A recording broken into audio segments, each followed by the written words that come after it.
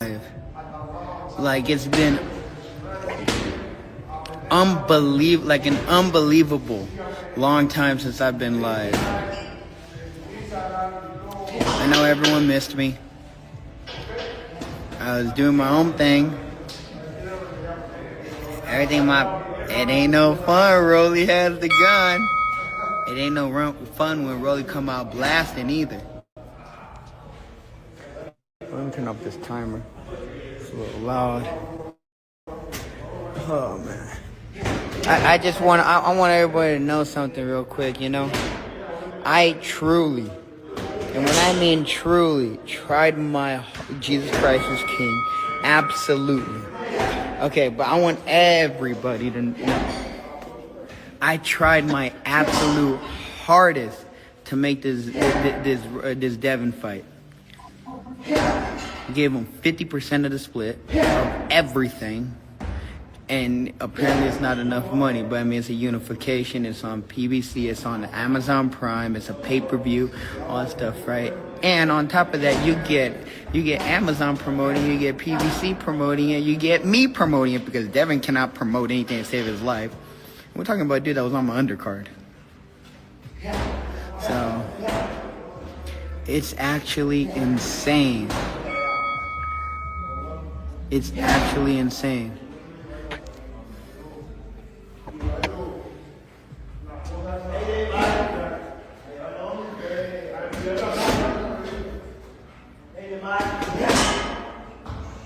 Yeah, I mean, obviously he's afraid to get hit. He's obviously afraid to get hit.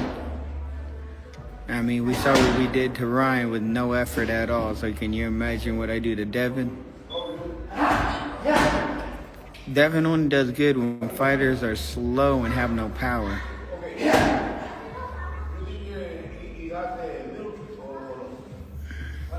Yeah, you know, I might give away like 10 pairs of boxing shoes to some kids. I'm definitely going to do that, actually. I'm going to do that right now. No, you call him Debo because Debo got hit in the face with a brick. You don't hit women. Oh, man, unfortunately. Unfortunately, Devin's a woman.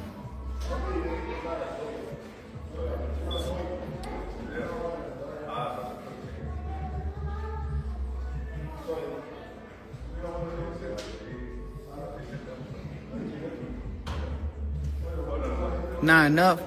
He ain't make anything when he fought Ryan. He acts like he did, but he didn't. I mean, bro, dude didn't do no pay-per-view numbers. The fight was a complete mess. Like, bro, he didn't make the money he said. I just wanted to start off real quick, no intro, no nothing, just straight to it. I'm tired of the damn overprotective support of the Hanos clan. Y'all wild, man.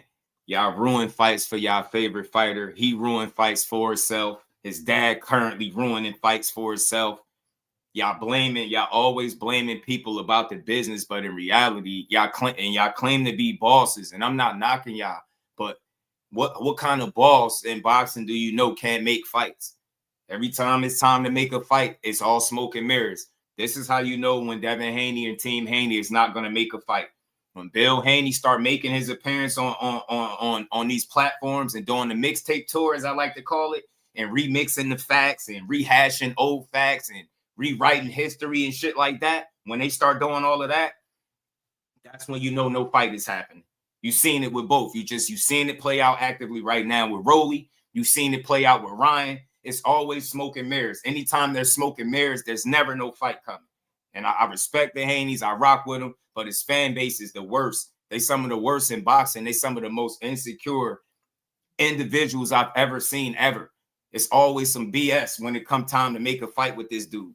So we're going to get into it. We just going to talk about what we know is out there with no narratives, no BS. We ain't pushing no BS.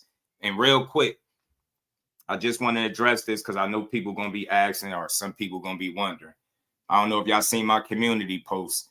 Somebody, obviously, we got a rogue wrench or rogue moderators. I don't know what to call them, but we starting over, man. So everybody in here, shout out to everybody that's rocking out with me. Let's talk some boxing. We gonna build, man. I'm gonna start passing the wrenches out after I figure out what the hell going on with who been blocking, doing all this unnecessary stuff. We gonna build this shit the right way. The people that's here is the people that's gonna get, you know, the wrenches, and we just gonna keep moving forward, man. That's what we gonna do. We gonna talk boxing, and we don't care about nothing else. Get what I'm saying? But let me say what's up to the fam. We gonna get to this. Cal Cooler Blessings family. What's good with it, bro? Blue Hustle, man. In the building. What's good with it, Blue? We gonna get to a boxing bill. What it do, man? Shout out to you, fam. You already know, man. Marcus, my dog, was good with it, Mr. In Pride in the building. You know what I mean? Knows her ass. I don't know how to say that. Shout out to Don Road. Nah, I mean, look, you can have your opinion. I ain't interchanging nobody's opinion. We just gonna talk. You blame the PBC. I mean, that's typical, you know. Shout out to my dog OP. What's good, Brody? How you feeling? Shout out to everybody that really rocks with your boy.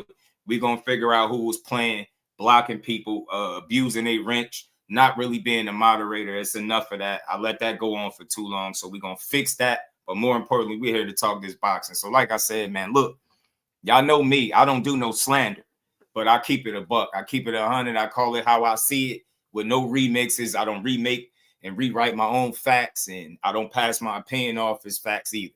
But in this situation, it's clear as day what's been going on, man. And I'm here to talk to y'all.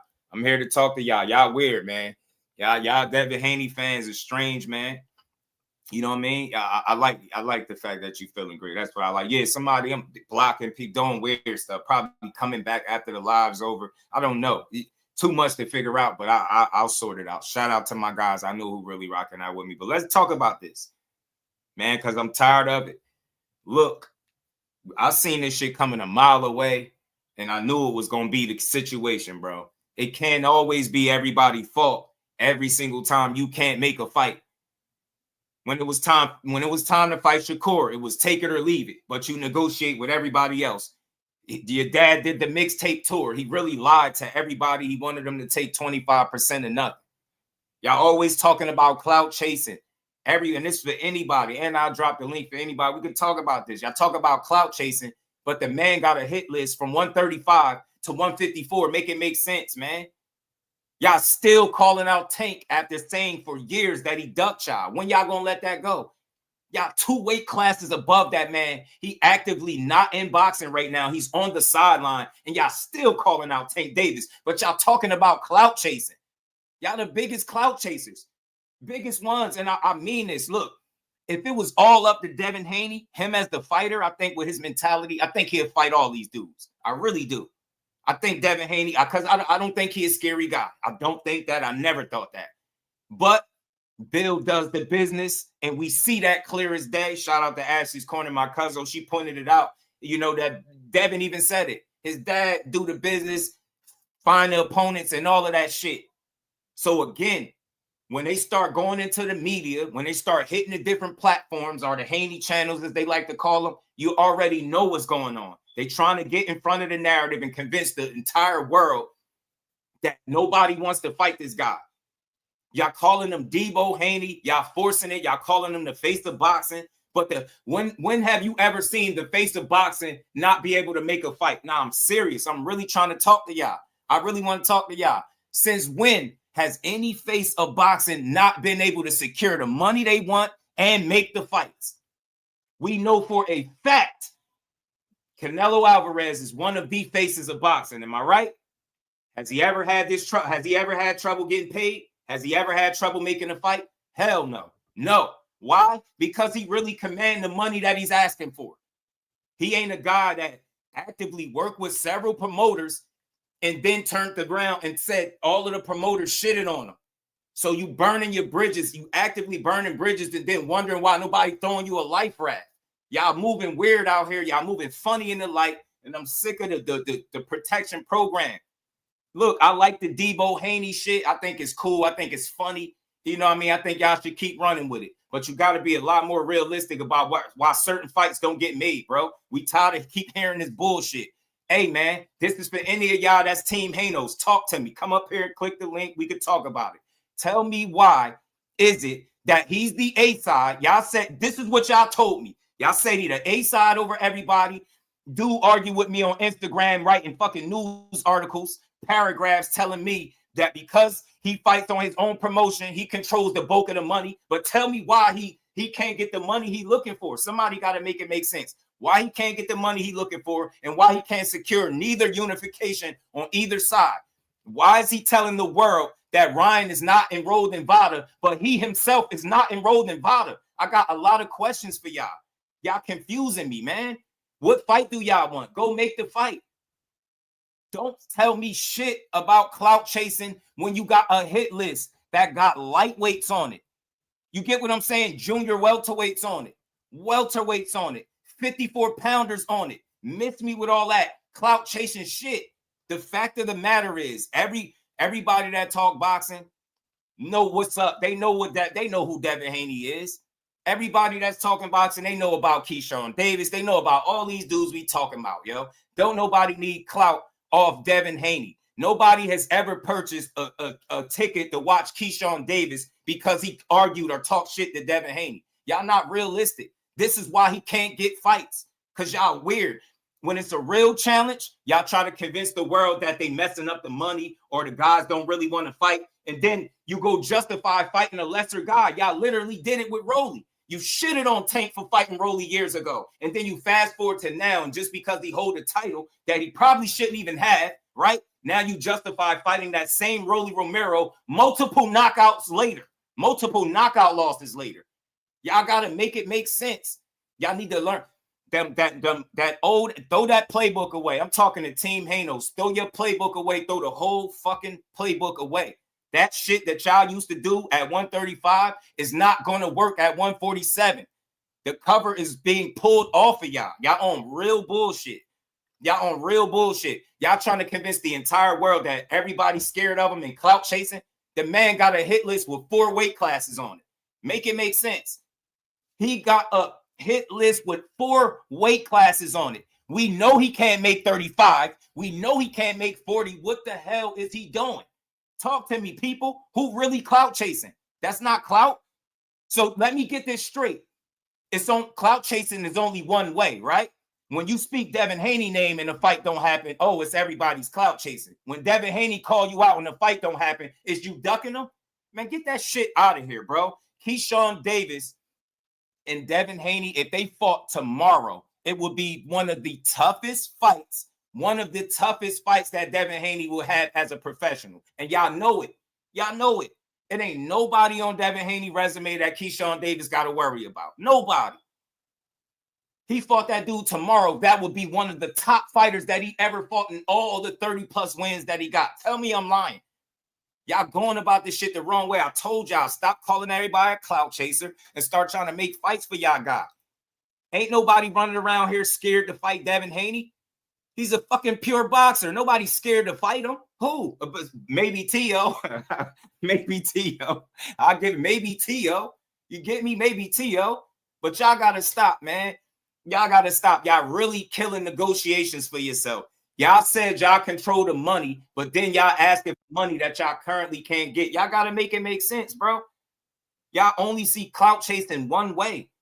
This shit is not clout chasing. All of these guys that are speaking each other's name are in or around each other's skill level. Some of these guys got more accomplishments, maybe more fights, but we all know who the cream of the crop is. So we got to throw that clout chasing shit out the window. It's a matter of which fight's going to be made. Is it clout when they call out Keshawn Davis and then Bill get in the interview and say, well, you know, Keshawn don't got nothing that Devin should want, so he's on the side. We're not really thinking about him. He called out Lewis Crocker. He's disqualified. Like, bro, make it make sense. When y'all was talking about fighting Lewis Crocker, it was cool. When Keshawn Davis started, that's the thing. That's the shit that trips me out. Y'all don't enjoy when nobody else is trying to make a fight outside of your guy. And you could be fighting the same dude. Fighting Roelly is a great move. Anybody else doing it, they ain't fighting nobody. They fighting bums. You got to make it make sense, bro. This shit ain't about clout. It's about who really trying to make fights. Until these dudes get in his weight class, I don't want to hear it. You get what I'm saying? Keshawn ain't got to move to 47 right now. Neither do Shakur. Why? Because their names are on his hit list. They don't move their careers based off what he want. So you got to be real. He's spending more time going at it with guys that's not in the weight class than dudes that are. That shit don't make sense to me. So I just need to know, man. Talk to me where all this clout chasing shit. Y'all going so hard to like prove that he's some boogeyman that y'all down, y'all slandering solid fighters. Today, I really heard with the last couple of days, Nair Albright is a bum. I ain't never fucking heard that shit until it came from a Devin Haney fan. I ain't never heard that. The man just damn near beat Frank Martin in front of all of us. And we all know how high people was on Frank Martin before and after the Tank loss. Albright go in there and get that man hell, arguably beat him. And then today, the conversation is that Albright is some unranked bum. I ain't never seen no shit like that in my life, bro. Boxing is trash because y'all too insecure. Y'all got one of the best fighters in the world. Y'all don't talk like it. You don't act like it. There's conversations I hear very insecure. Y'all don't know how to give nobody else credit. Everybody's a bum. Nobody's good. Everybody's clout chasing y'all. But y'all gotta wait. Y'all got a hit list. I need some understanding. How is it okay for you to have lightweights listed on your hit list at 147? Make that shit make sense. If this was anybody else, we'd be calling them out for it. And it's not that big of a deal, but I'm here to shoot them fucking narratives down. I'm tired of hearing it. Fact of the matter is, it don't matter who you think Devin can beat. If he fought Keshawn, it will be a good fight today, tomorrow, next week, next month, next year. Him and Roelly. I mean, I was in support of that, but they ruining the business for themselves. Y'all keep telling me he the A side, but he can't control the card. Make it make sense. What A sides is not sending offers, bro? I'm not understanding none of this shit. You're gonna blame Roelly. Now you can hear me, Jeff? It's the PBC fault now. Now it's the PBC. It's always everybody's fault when this dude don't make a fucking fight. He really be double talking too. Look how much money that he reported that he said he made against Ryan, and then went to Twitter and tagged Oscar De La Hoya and let the whole world know that he didn't get paid. This shit don't be making a lot of sense, man. I'm gonna say this, and I know this to be fact. Is he one of the biggest ticket sellers in boxing? No. That's not him. He's not one of them guys. Is he some guy that's some unknown, that some poop that people don't know? Hell no. He's fought on pay-per-view. People know who he is. He's very accomplished, bro. But that shit don't change the fact that he don't command the kind of money that his fans think he do. And that's the annoying shit, yo. He just don't. It's just a fact. If that wasn't the case, then he wouldn't be talking about not being able to get a guarantee and having to get the B-side guy and Roelly send the offer. When have you ever show me the A-side guy that got an offer sent from a B-side? That he so much more of a bigger star than. I need to know this. I really do. This should be crazy, man. Hit the like button, everybody. Shout out to everybody in the building. Hit that like button and we gonna build, man. Talk to me, Joe. I just had to get that out, man. They doing too much, man. Can you hear me? Yeah, I can hear you. All right. I just don't like when you said that Keshawn can beat anybody on Devin Haney resume, this and that. Like, it ain't been proven at all. Like, he ain't fought the caliber of fighters it's like an opinion. With the exception of maybe, I'll say Loma, yo. I'll give him the Loma. I mean, everything is old. Who on that resume would be better than Keshawn Davis? Take Loma off. You got about what, 31 fights, 32 other fights? Take Loma off, right? Or I'll give you Loma. Say Loma is, right? Now throw Keshawn in there with anybody else that he fought. You see any of them? I say him and Brian Norman on the same level. They both one-time champions. Bro, you thinking about it wrong. So you're telling me Brian Norman and Keshawn Davis is the same level of talent? Both one-time champions. The championship, do you think about accomplishments? That don't got nothing to do. All champions ain't created the same. You know that, bro. I get what you're saying, and I'm gonna acknowledge this because we having a conversation, it's not an argument. I just like to build. But I ain't arguing. Think about this. You know that as well as I do, bro. That they're not the same level of fighter. You see Devin Haney and Keshawn Davis going like Brian Norman and Devin. I don't. You ever ask yourself why he put Keshawn Davis on his hit list? Because he was talking trash. But he had 30. He was at 35. Think about it. You said what? He had 35. Everybody talks shit. Is not at 35. But you putting a guy that, you get what I'm saying? Like, y'all don't know what y'all want to say. Is Keshawn worthy or is he not? Who put people on hit lists, and then when that guy starts speaking up, now he's the clout chaser. Y'all still calling out Tank, bro. Bill got in an interview recently and still said something about fighting Tank. What the fuck is that? Seriously. The man is not active right now. We all know the situation. Why would you still be on any platform calling out Tank? Tell me what that is. After the last 2 or 3 years, you try to convince the entire world that he didn't want to fight you. At what point do you move on to know the people that want to history fight of that. Yeah, you know the history of that, and they always talk shit about each other. Tank say something about him like he ain't nothing, this and that, and then Bill come out and say something about him. Like every time it's time for them to fight, they always like, yeah, Tank be like, that nigga ain't shit, this and that, yada this, yada that. He can't take a punch, and then Bill come out, call the nigga a midget, and saying we want to fight, this and that. Like that's been going on for like 5 years now. So like that ain't nothing new right there. Yeah, it still don't explain though why continuously call out a guy like this shit gets old, and this is what I'm saying, right? I'll entertain this bullshit. Let's say, yeah, Tank didn't want to fight him when they was at 35, whatever. He ducked him. Let's say Shakur ducked him. How do you now at 47 get to try to run that same weak ass play over again? You literally opened your mouth, put your foot in your mouth when you said the biggest fight in boxing was you and Shakur. When people say that, you have to be willing to make that fight. They're not even willing to entertain it. It got to be on his terms, and that's the problem. I'm seeing it over and over. When he But can't get Shakur his the way, same way though. don't He the get the same fight. way. Hey, He look, like, dig this. they both 50% the with same. Roelly is trash, but y'all took hold on. what? 22% for Cambosis? Hold on. I'm not understanding your argument. Shakur the same way. I want a rehydration clause or no fight. And Devin Haney like, I want 147 or no fight. So I'm not really understanding your argument. Didn't he just do 44 with saying the same Ramirez? Thing. He just did 44 with Ramirez. You got Mickey Bay, and this is where y'all shoot yourself in the foot. I don't care what corrections they try to make behind the scene. Mickey Bay, who's your trainer that y'all like to go to and quote, he said that man can make 140. He sat up there and said that shit recently. And I don't expect that.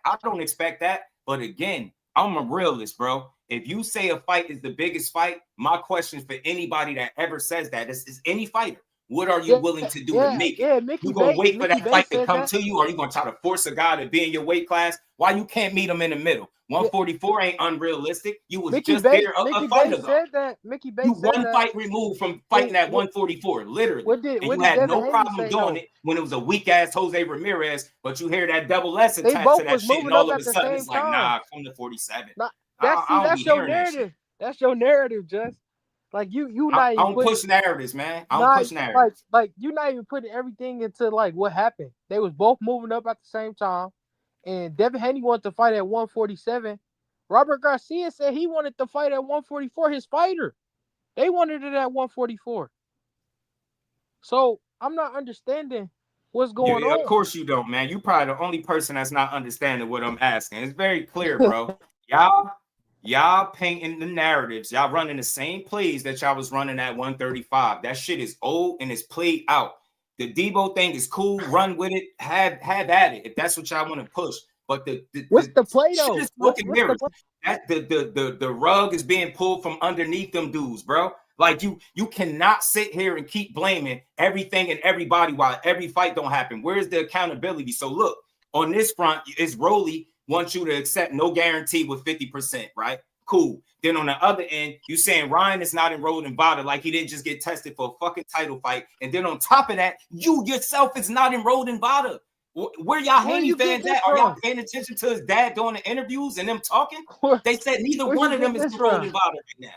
But on the internet, it's just Ryan. So again, it's bullshit, bro. Make a fight. Don't try to convince some. You're not going to convince not a single soul. And I give them the benefit of the doubt, but you're not going to convince me that Ryan Garcia is scared of you. Get the hell out of here. And that's where all this shit fall apart, bro.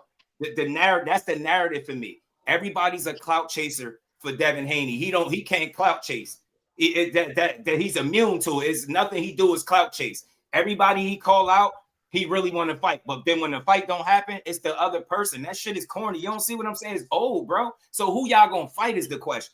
If y'all want to claim Roelly, y'all can't get the money. Ryan ain't enrolled in VADA, neither is he. Who you gonna fight? How long are y'all gonna be able to keep up this charade? You're gonna have to fight somebody. How long are y'all gonna push that y'all are the A side? This is where I get like this is just some deja vu stuff, because y'all always say like who he gonna fight, this and that, and he always end up in a good fight. So like I'm not understanding like why y'all pressing the needle on him. We still don't know who who Shakur gonna fight. So what's the point of that? See, but Shakur is not actively online crying and complaining Huh? about, and he ain't got two big ass unifications. Like he just went and made the biggest fight for himself. And when that guy wanted to fight him, guess what we got? We got a motherfucking fight, and they sold it out. That's what happens when people want to fight Shakur Stevenson. I'm so glad that Teofimo proved what I already knew for years. That's what it is. You heard his dad say it. Everybody said it. It was an easy fight to make. But when it comes to a certain somebody, you see Bill Haney get on these platforms and he do that mixtape tour, trying to control the narrative. Nobody is scared. Like, I try to say this shit both ways. Nobody is scared of Devin. Just say the business ain't right and leave it at that. Leave it at that. Like, say the business ain't right, and we got to find something that makes sense. I could rock with that. That's reasonable because I'm fair. Fights got to make sense on both sides for them to get made. If he can say that and move on, I'm cool. But the fans go way too far. And nobody's scared of this guy, bro. Stop. None of these guys scary. You pay them the right money, they're gonna get in there and fight. That's what I know. But it seemed like he dragging his feet, and he gonna end up putting his stuff on the sideline for a longer period of time. Watch what I tell you. Y'all said that at 135 he was dragging his feet, this and that. He ain't got no options. Like y'all always say that at every weight class. See, you can't say me. Yeah, right. Nobody said it happened. Nobody said money he was had good with options at I'm just saying, y'all, like you nobody said, that's all I'm doing. Hold on, but nobody said he never had no options at 135, bro. At 135, it was the fact of what his Jenny was saying on who he would go fight before they left the division, and it never happened, right? Everybody gave Devin credit at 135. He went up there, he did what he had to do, beat Lomachenko. He ended up beat George Kambosos, right? Become undisputed again in scraps. When he beat George Kambosos and became undisputed, that's when all the confusion and all the bullshit started happening. On the simple fact of Bill Haney, right? Knew Shakur was right there, knew he was coming up. When the fact of, oh, they try to lowball him. Then he tried to play that Tank shit. Somebody can fight Tank, but they didn't want to fight Tank at 135. They wanted to fight him at 140. Knowing Tank wasn't going up to no 140. Didn't want to really do the rematch with George Kambosos. You skipping. Wait, hold on, bro. Hold on. He never No, I'm brought not up no skipping. 140 stuff. I'm not skipping. I'm When he not was at skipping, bro. 135. Bro, you can't tell me Skipping. nothing. You can't tell me nothing when we had Bill on the panel when we watched the whole situation I'm go down, saying bro. you skipping. When You he when he skipping. when he when He he didn't fought George want Tank to Kambosos, fight up right? there at 140 till he got to They 140. I'm wanted saying to you fight with skipping. Tank, bro. Let me cook, bro. They wanted to fight Tank at 140. Tank went up and beat um knocked out my man Mario Barrios, right? He had the regular WBA up there. Bill Haney had a rematch with George Kambosos after they beat him the first time. It was at 35. Bill Haney kept running around this motherfucker talking about, oh, we don't have to rematch George Kambosos. Oh, do we got a rematch up or do we got a rematch for the belts? Oh, we can fight Tank, but if we fight Tank, we can go to 140 and fight Tank for the belt at 140. I think you got the Right? timelines messed up. Right? That's what I feel I don't like. have the timeline. No, the timeline ain't messed up, bro. Whatever the situation is. The thing is, the fact of the matter is, when it comes to Devin, like my man saying, they trying to make him out to be this big ass boogeyman. That he ain't a big boogeyman. He's a hell of a fighter, right? A dangerous fighter. And can beat these cats. But when it comes down to it, I gotta quit acting like, and I ain't gonna even say you because I don't even know who I'm talking to. But niggas gotta quit acting like that Devin is just the A side and he's running the table like he's the face of boxing and he got This shit wrapped this is up why in I the wanted to hole. and real quick. I just Yeah, want to say this go ahead, because bro. if he's an A side, right? How many A sides do you know can't secure the money and or fights? Something doesn't make any sense Right? at Because all. when there you go. Because when it comes to the A side, just everything should be on the table ready to get played out because they got the money to make it happen. They should be running the show. They should Yeah, have this ready and that ready, but somehow shit don't always work. And then you always bring it up, oh, we are on promotion company, but we never see shit happen on Devin Haney promotion. They just happen to have their name that's on what the shit. Bradley was just. Yeah, Bradley to was have just it talking going. about But that. yeah, He bro. was just saying, like, yo, they basically telling y'all, look, we'll pay for Roelly since y'all promoters, y'all pay, and it's like it's no fight now.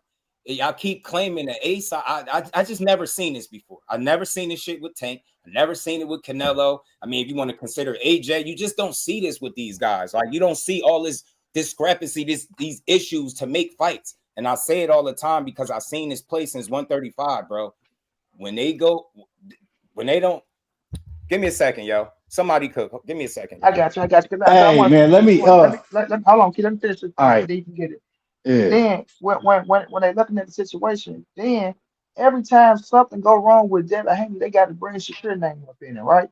Shakur capping, Shakur this, Shakur that. If Bill Haney don't cap his ass off, been the number one capper since he stepped on the scene with motherfucking Devin Haney, and ain't nothing wrong with it because he running his mouth to get his son to get him where he at. But when they talking about capping and contradicting itself and shit like that, man, we can go back way back when and showing that Bill Haney Go back. contradicted I himself want to hear all you. the way Go up back. to now, Go bro. back. We not leaving 135 until we fight Shakur Stevenson. We not leaving 135 until we fight Shakur Stevenson. He told him he was coming back to 35 too. Yeah, one coming back to then when you look at the situation, when it's time to really fight him, they don't want to really negotiate. They want to sit down and talk about a 25% flat fee, knowing damn well that man won't go get that when he was deserving more. I remember Shakur said he wish he would have took the deal too. Hold on. You ain't never heard Shakur say you wish he would have took no deal. Pull that shit up. He said he wish he would have took it. Why did he say he wish he would have took 25%? Why would he say he wish he would have took 25% when he was guaranteed 40 That's no matter what he said. Go look on the million. He said if the sanctioning bodies would have came back and told him all he was worth was 25%, he would have fought him for it. That's the only time he said that. He was, and again, never mind that. Bill Haney is fucking bogus. That's the 25% is gotta be the best like marketing ploy he ever pulled. Like that shit was a great PR move, should I say? That's a PR move. 25% of nothing is fucking outrageous, bro. I keep telling y'all, this is what kills the argument. If you don't know how much the guy was gonna get paid, what fighter do you know in the history of the sport is gonna accept a fight without knowing exactly how much money he getting paid? Who? So why y'all shitting on Devin Haney? Make offers? Nah, because y'all was on another channel arguing with some more Hanos fans, and they told me you can send offers without knowing how much money you getting paid. They said promotion and venue. Make it make sense, idiots. Hey, I've been watching boxing, bro. That's one of the first things a fighter is going to know how much money they get. That's paid. What Dev just said. The PBC just did to him. Like, y'all Joseph. Which I want. Joseph. Everything boxing. Hold on, let me say this real quick. Yeah, pick and choose which I want to hear in that interview. He said, and after he said it was a solid offer, he said, what did they give you? He said a venue and promotional. That's it. He didn't say nothing about no guarantee, no nothing. Hold on. Let me say this real quick. Let me say this real quick, because Joseph, when I told you, when you was on my panel and I said, okay, 25% of what? Who was putting up the money? I said, because the money that Devin Haney is talking about, when Devin Haney kept going on every platform saying that Shakur Stevenson was going to make more money than he's made his whole entire career with all of his fight purses combined, right? I went and added up his last 5 fights, right? At that point, and he had made 10.7 million just his last 5 fights alone. I didn't even add the rest of the fights, right, in his whole entire career, right? So with that being said, I said, okay, well, he gonna have to at least make $11 million only taking 25%, right? I said, so who is gonna put up all of that money, right, for Shakur to make 11 and for Devin Haney to make in the 24, 25 million, right? Who's gonna put up that money, right? I told you, I said Bob Arum, he came and said the offer wasn't even real. He wouldn't go put the shit up, right? So I asked you who was gonna put it up. You know what you told me, nigga? You told me that Devin Haney Promotions was gonna put it up. Devin Haney Promotion could do the fight. Hold on, no. You said no, don't cut me off. Don't cut me off. Don't cut me off because you said that shit. You said that shit on my panel. Hold on. No. You said that shit on my panel because me and you had a whole debate about that shit, right? And I said, how much DHP? You said that, nigga. You said that because make it no. You said that. You said that, right? You said DHP promotion. Expose Now, me if I said that. now, hold on. Let's go forward. Well, DHP Promotions got a chance now to put up that bag that they was talking about. They were talking about you, that his fans was talking about, including you. Where the bag at now? I never Why said they that. can't put up the bag for the Roelly fight now? Me. Don't hold on. Why they can't put up the bag for the Roelly fight now? My mouth when you ain't got facts to back it up. I'm not putting no words in your mouth. You said it. So that's you said that. So prove me wrong. Prove me You wrong. said that. On my panel, you said that because never said that. Hey, because me, hey, bro, I don't make up shit. Me and you had a whole debate about this. I think you making up shit right now. Me and you had a whole debate. Now you want to act like you ain't saying. Pull it up. That's what I'm saying. Now you ain't want to act like you ain't saying. That's what I'm saying. Pull it up. Man, come on now, bro. Pull it up. ETB. This could be so easy. You don't got to do that. You don't got to do that, fam. He on some. It ain't like that man can go straight back to it. You know what I'm saying? Remember So let me say this show real it quick. was. This could be so real easy. quick. Hold on, y'all. Hold on, please. so Can I just easy, say man. something real quick? Now, just do. I was on the panel with you on Flicker Fire's panel when he said that. Bro, the fact it was of me the and matter you. is, You the see what I'm Devin saying? Haney And I matters, just man. hold on. Y'all have to quit all this goddamn capping and rapping and slapping and tapping. Money. Let him cook. Let him cook, money. Let him cook. We can't hear both of y'all at the same time. I don't hear him talking, bro. I don't hear him talking. Oh yeah, he probably can't hear me. I don't know why, but that's you what I hear thought he could hear me. Blue, what you said? Okay, now what I'm gonna say this, I was on the panel the other day. Now they basically said they cooked me because, and I told them, I said you guys are BSing because Flicker Flyer said when he was up there, he said, "Oh man, talking about I ain't gonna fight for free. You want Devin to fight for free with no guarantee? He ain't gonna make no money." I said, "What you mean?" I said, "He's his own promotional company, and if he believed in himself, Bill Haney and Devin Haney believed in themselves, they would put the money up for themselves. He wouldn't do that." He said, "This was Flyer and Joseph was saying." Am I right, Joseph? Did you guys say? It's the problem, bro. Did y'all say? He the only A-side that want hold everybody else to put up the money for him. And when they not willing to do it, then they act like they being blackballed or done dirty. Yeah. I think Roelly and Devin is some big ass fight because it's two belts on the line. It's not. It's not gonna be no crazy ass ticket selling fight. I don't think so. And that's what the whole problem is. If y'all come back down to earth, reality, then y'all will understand it. You seeing the shit actively play out. I just want to ask some simple answers to questions. If he an A-side, I want to entertain this because that's what came out his mouth. He keep claiming this over everybody, right? How the hell you said the same shit with Ryan and ended up taking less? And now you trying to run the same play again. I'm A-side. Prove it. Put up your money. Make DHP stand on some shit. I'm tired of that. Y'all talking. Somebody wrote a fucking news article to me in a paragraph, like on Instagram, telling me how he fights on DHP, and because of it, they control the money. If that's true, then what is the problem right now with making this fight? Why is Roelly sending anything and y'all trying to shit on the PBC? That's weak as hell. For a fighter, if it's not working, just say, yo, I can't get the money I'm looking for and move on. But y'all don't stop there. Y'all, this guy ducking me. Oh, this guy's scared. This guy ain't invited. This guy clout chasing. Like at some point, that all them narratives is gonna fall by the wayside, and you're gonna have to fight somebody. They've been told by this shit years ago. He asked for a lot of money. They said it for years. He was overpaid. I always knew this was gonna be an issue. When you say you your own boss after working with so many promoters and then saying all of those people fucked us over, why would anybody go to bat for you in any type of way? And without Turkey, who just made your last two fights, you having this problem that you having. This is what it's confusing to try to listen to these dudes make a fight. It's always the same rhetoric. You can never just move on, say, yo, it didn't work out, so we moved on. It got to be a narrative. That's the shit I don't like. Everybody not scared of this dude. You get what I'm saying? Y'all trying to really convince the world that Ryan don't want to fight y'all. I gotta ask a question. I gotta ask a question real quick. I'm gonna hop off. Let me ask this question, right? Who, since everybody's scared of Devin, I just want to say this, right? Name me one A-level fighter that Devin Haney separated himself from. Joseph, you should know. Name me one A-level fighter that he separated himself from in the competition when he fought. I know we ain't this quiet. Yeah, we ain't this quiet. I didn't hear nobody talking. Say it again. So you didn't hear me. I said. I swear to God, I didn't hear nothing you said. I said, since everybody is afraid of Devin Haney, right?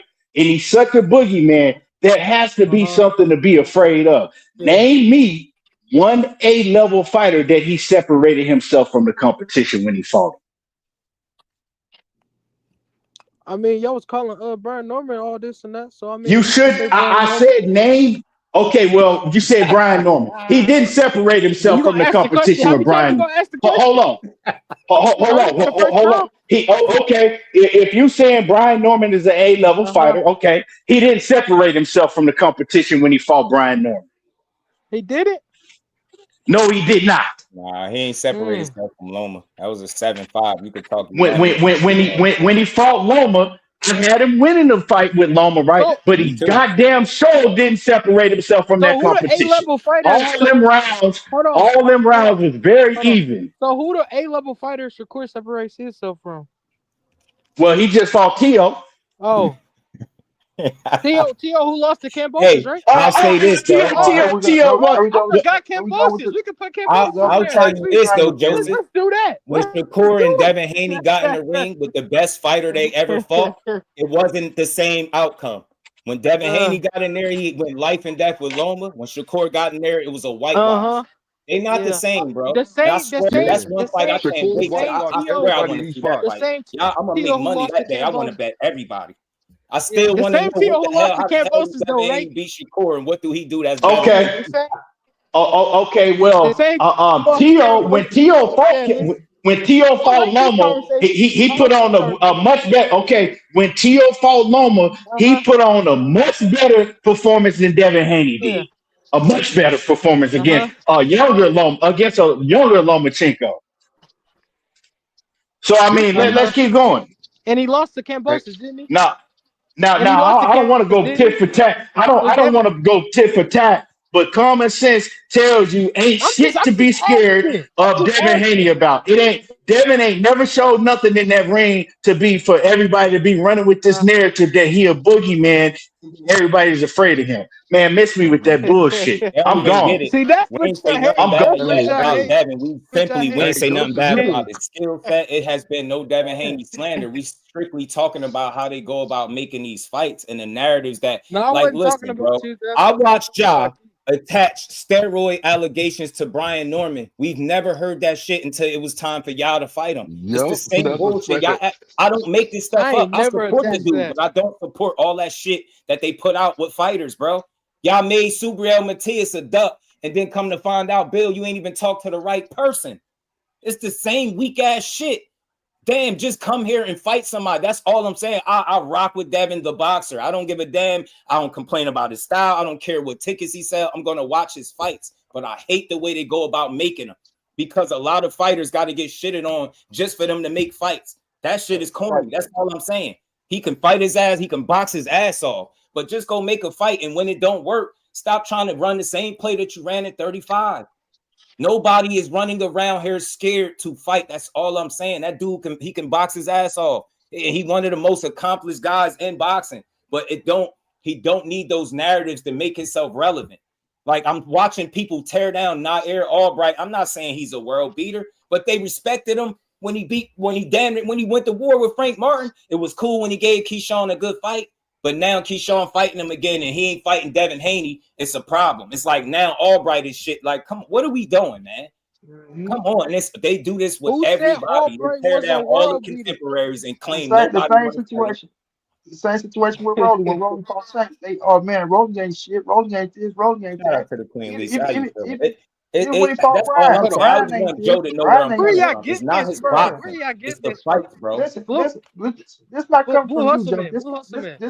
This coming from all the goddamn. This coming from all the. Do you ever hear me call Roelly nice?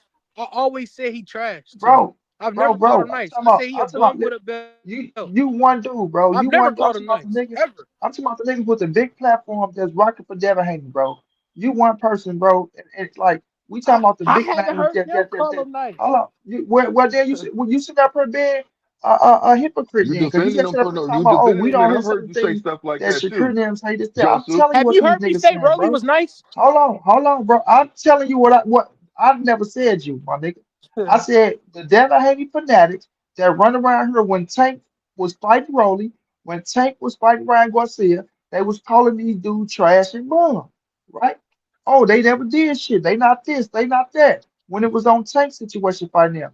But then when Devin Haney fighting, they become these world beaters and they this and they that and all this shit. Even with the Ryan Garcia shit the first time, right?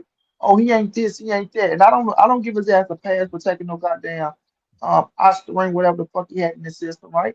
But he want this, he want that. Now trying to make a rematch, everything has to do with, oh, he's not enrolled, he's not enrolled. Bro, when it comes down to making a fight happen, That's their sign the contract. stipulation. Hold on, bro. When it comes down to making a fight happen, get his ass on contract first, right? Get the fight ready first, and then start blasting his ass about is he enrolled or not, this, that, and third. Then we'll believe if he Hey, want to or he don't want to fight him or not. you know, But other than that, it's all bullshit. you know what I want to point out? I want to point out something. The difference in how they move. Roelly wasn't just about, he wasn't publicly like, trying to one up Bill and Devin Haney. He wasn't doing none of that shit. He was behind the scenes making it happen and really sent the offer. They was just talking about it. That's the shit that be killing me. Like, before we even get to all this trying to make it seem like he ain't being treated right, y'all can't claim that shit. Because when y'all offered Shakur 25%, it was fucking cool. 25% of nothing was the wildest shit ever. But then now you get 50% with Roelly, and y'all get told to put up y'all own money. And it's like, yo, they doing us wrong. They got to pay us. And what A side can't get the money they looking for? Seriously, I just want to know. It's a genuine question. What A side can't get the money they looking for, and why is that? Like, somebody, my guy, I don't know if you in the chat, OT, you could come up because he's speaking about this A side stuff too. You get what I'm saying? Like, has anybody ever sent Tank Davis an offer to make his fights? Nope. Yeah, I seen somebody do it. Who? I seen Devin Haney send him an offer, but like y'all don't think that's real, you know. Where Devin Haney send him an offer, bro? Y'all think it's real. This man said Devin Haney. This nigga, you getting cooked right now, Joseph. You getting cooked right now, bro. I You ain't getting getting gaslighting us, bro. Problem. You talking in circles and ain't answering no questions, what I bro. You believe don't the know problem nothing. is? Bro, this is so easy. Without the to financial backing, he commands a certain amount of money. He get paid when he fight. That's a fact. But he commands a certain amount of money, and without somebody backing him, it seems like he's not going to be able to get the money that he's asking. We don't even know what he asking for. We don't have to know, Joe, but we clearly know he's not getting it. Do you understand what I'm saying? Exactly, we know he's not getting it. He's saying the money ain't right after saying it was a favorable offer that made sense to me and my team. Now, hold on. Stop. How is it favorable? How can you make a comment saying something is favorable and then act like you don't know what it is? You shot yourself in the foot. So why are you leaving out what he said after that, though? That's double talking. You can't say it was favorable and it made sense to me and my team. He said this. What did he say after that, though? When they asked him, when Max Kellerman asked him, what they offer you? He said they offered me promotional. It's like you missing it. Else. He said that, but no again, money, no nothing about so how can he come to the conclusion, bro? You gotta listen. How could he come to the conclusion that it was favorable if it wasn't no money involved, man? I'm not a dummy. Make it make sense. What the fuck do favorable mean? So you telling me he said it was favorable and then decided to say, and it made sense for me and my team, and then you now telling me it wasn't no dollar amount attached to that comment. So how could anything be favorable? You telling me promotional? He said they had promotion and they had a venue. He didn't say you nothing telling about me that made it a favorable offer, Joe? Promotion and venue. He said they gonna negotiate the rest. Like, if y'all listen to the interview, money, bro. That's exactly, bro. Promotional and the venue. Come on, bro. Y'all be acting. Y'all be playing. I think y'all be playing slow, because you can't be this naive, bro. You're not listening to what he's saying. With no money. No, you're not listening, bro. If he said it's favorable, how can you come to that determination with no money being attached to it, bro? Seriously. Like I want to know that. You get what I'm saying? What does favorable mean? So you telling me he's making that comment in your favor. He's making that based off promotion and venue? That shit don't even make sense, Joe. You get what I'm saying? Favorable means This what I'm there's saying. money involved. Y'all take clips and then y'all leave out the other shit he said Nah, behind that's it. yo, That's all I'm you saying. because you want to ignore what he said because he said something else that makes you comfortable. I want you to look at the whole thing what he said. I Don't just take seen that this part. shit. I Don't played it on the cherry-pick channel that part. multiple times. Like that still doesn't change what he just said. Even Ness on the Boxing Voice, who's a big advocate for them, is saying the same thing. He said, yo, y'all said one thing and now y'all saying something different. He was advocating for y'all. And he's confused as to how you say one thing and then now it's something different. Come on, man, that's double talking. He be shooting himself in the foot. The problem is deal with this shit behind the scenes like Roelly. Y'all force Roelly to start talking about this shit because y'all run to the internet where we know that's how the first way you kill a fight. When you start putting all the business on the internet, when you're trying to go to the internet to sway public opinion instead of getting that shit done behind closed doors like Roelly was doing. That's real, bro. Y'all, they run to the internet, and now all the people the biggest fans of Haney got to push narratives on these fighters. The fact of the matter is, Roelly was serious about making a fight, but on the other end, you can't say that it's just the PBC and Roelly fault. Where does Devin come in all of this? He always the one getting shitted on, but it was cool to offer 25% of nothing, but you can't take 50% from the PBC. everybody always clout chasing.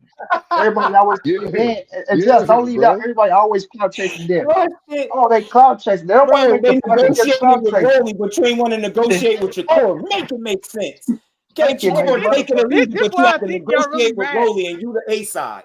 After he sent the offer. Y'all keep bringing up that Shakur stuff because he little boy. Hey man, y'all hold on. Just let me get this out. Let me get this out. You see what you just said? You see what you just said, Jeff? I mean, Joseph. See, that's the whole narrative, bro. That's the whole. Hold on. That's the whole narrative with the Devin Haney fanatics, bro. That's what's wrong with y'all. Oh, y'all think y'all mad because he's little boy. He never little boy Shakur Stevenson, brother. He little boy. Hold on. You can never little boy somebody that's been beating your ass your whole career, my G. Hold on. Oh no, it don't sound good because his daddy already came out and let it be known. His daddy already came out and let it be known. So this is the situation right here because he couldn't little boy him. That's what pissed y'all off, right? Because Shakur stepped on the scene and y'all see that he's whooping ass, right? Hold on, let me finish, bro. Hold on, bro. Let me finish, bro. He stepped on the scene, right? Took that offer. Hold on, bro. Hold on, fam. Shakur stepped on the scene, right? Shakur stepped on the scene. His own daddy put out there that Shakur been whooping his ass since a kid, right? That's how they measure themselves off of him. So Shakur started coming up in the game, right? You looking at him. You know he's a threat to everything that you got going on. You know he is. So when it come down to the come down, you want to jump. That's the reason why he want the rehydration. Hold on, fam. Let me finish, man. You're right. Hold on, let me finish, man. Because first of all, his line ass team and his line ass promotional channels out here. Hold on. They opened up their mouth and said, "Oh, well, Shakur and Devin was supposed to fight, so they got to 147." They already made a pact that they was gonna fight at 147 for all the marbles. And Shakur came out and shut that shit down. Easy, man. I heard Shakur say the same shit. Hold on, bro. You want to keep telling me you never heard Shakur say he's gonna fight that 147. You never heard Shakur say he's fighting Devin at 147. They just know at 135, right? And listen, let's be realistic. At 135, Devin was going up to 140. I don't blame him because he know he was gonna get his ass whooped by Shakur at 135 because he couldn't make the weight. Hold on, bro. He couldn't make the weight no more. I'm sure. So I was okay with him going up to 140, right? My whole thing was the capping that his daddy was doing and the way they ran to 140, lying on the man's name. That's all we say. Quit lying on people's names, bro. Quit lying on people's names. They try to big his ass up to make him seem like he's something that he's not, bro. You feel me? Yes, he ran. Yes, he ran. So quit capping the line on the nigga name to try to make it feel like you bigger than what you is, bro, because you're not bigger than Shakur Stevenson, and you ain't better than Shakur Stevenson. About that 25%. That's all whatever you say. He's mad about it. Bro, we not mad. We talking, my that shit nigga. is fake, bro. So let's go. Go ahead, You can't ask for You somebody to can't even accept compare. something without knowing what they're gonna get paid. That's You foolish. can't even compare the two situations. One dude was undisputed, had all the belts. Shakur wasn't bringing nothing to the table. Was So he a yeah, mandatory? 25%. Hey, let me say Was he a this. mandatory? Hold on. And Let him go, Jeff. Let him go, Jeff. Turkey offered Tank a fight. Turkey offered Tank the Devin fight. Remember, he said he wanted 3 Ferraris, and then he said it was fake. And then There was later on no in the damn interview, offer, he man. said, That was just the Hold talks, on. "Come bro. on, No bro, offer went out stop to it, Tank Davis stop for no it." Haney, Let's man. be realistic. I just Hey, making Jeff, shit up. let me shut that down. Just let's be realistic on that point, right? On being realistic on that point. Tank was with fucking him and Al Heyman doing their thing, right? We talking about the Right. cats that was right there that was ready to sign with Turkey. They can make the fights happen. You No, but saying y'all that? Hold on. You just said one dude was undisputed, right? Okay, when you're Devin. undisputed, you still have mandatories, yes or no? Right? Now, hold Yeah. on. Let's answer this question. So, if you got somebody right there that's So your mandatory, we know what. certain Hold on, sanctioning let me bodies, finish. Hold on, let me finish. We know what mandatory mean, right? The mandatory mean you're up next, yes or no, right? Yeah, so So that what's Shakur means, only the wait a got minute, let me hold on. mandatory that's why So he that term? got means one Shakur belt. was. Hold He on, got wait a minute. suspended. That One means mic, that Bill. okay. One mic. Hold on. Now check Hey, this out. just That do, means Shakur was up just do. next for Moni Devin can't Haney. hear He had anybody, no. bro. Hold on. Yeah, he had Shakur up next for Devin Haney. So when you have a mandatory right there, you come to the table and negotiate, right? So if you're negotiating, you have to sit down at the table and say, okay, well, I want this, I want that, I want this. And if you can't come to a agreement, we all know when you don't come to an agreement in negotiation when you're in a mandatory, the sanctioning body of that belt step in and say, well, guess what? This is what the purse gonna be, and this is what this guy get because he brought this, and this is what this guy get because he brought that. Shakur Yeah. shit was on the table was 40%. This is what the sanctioning body said. This is not Money Brown. This is not just Bill. Incorrect. This is the hold on. This is the sanctioning No. body saying, No hold on, sanctioning fam. body mandatory Let me finish, 40%. bro. Bro. I have the fucking articles.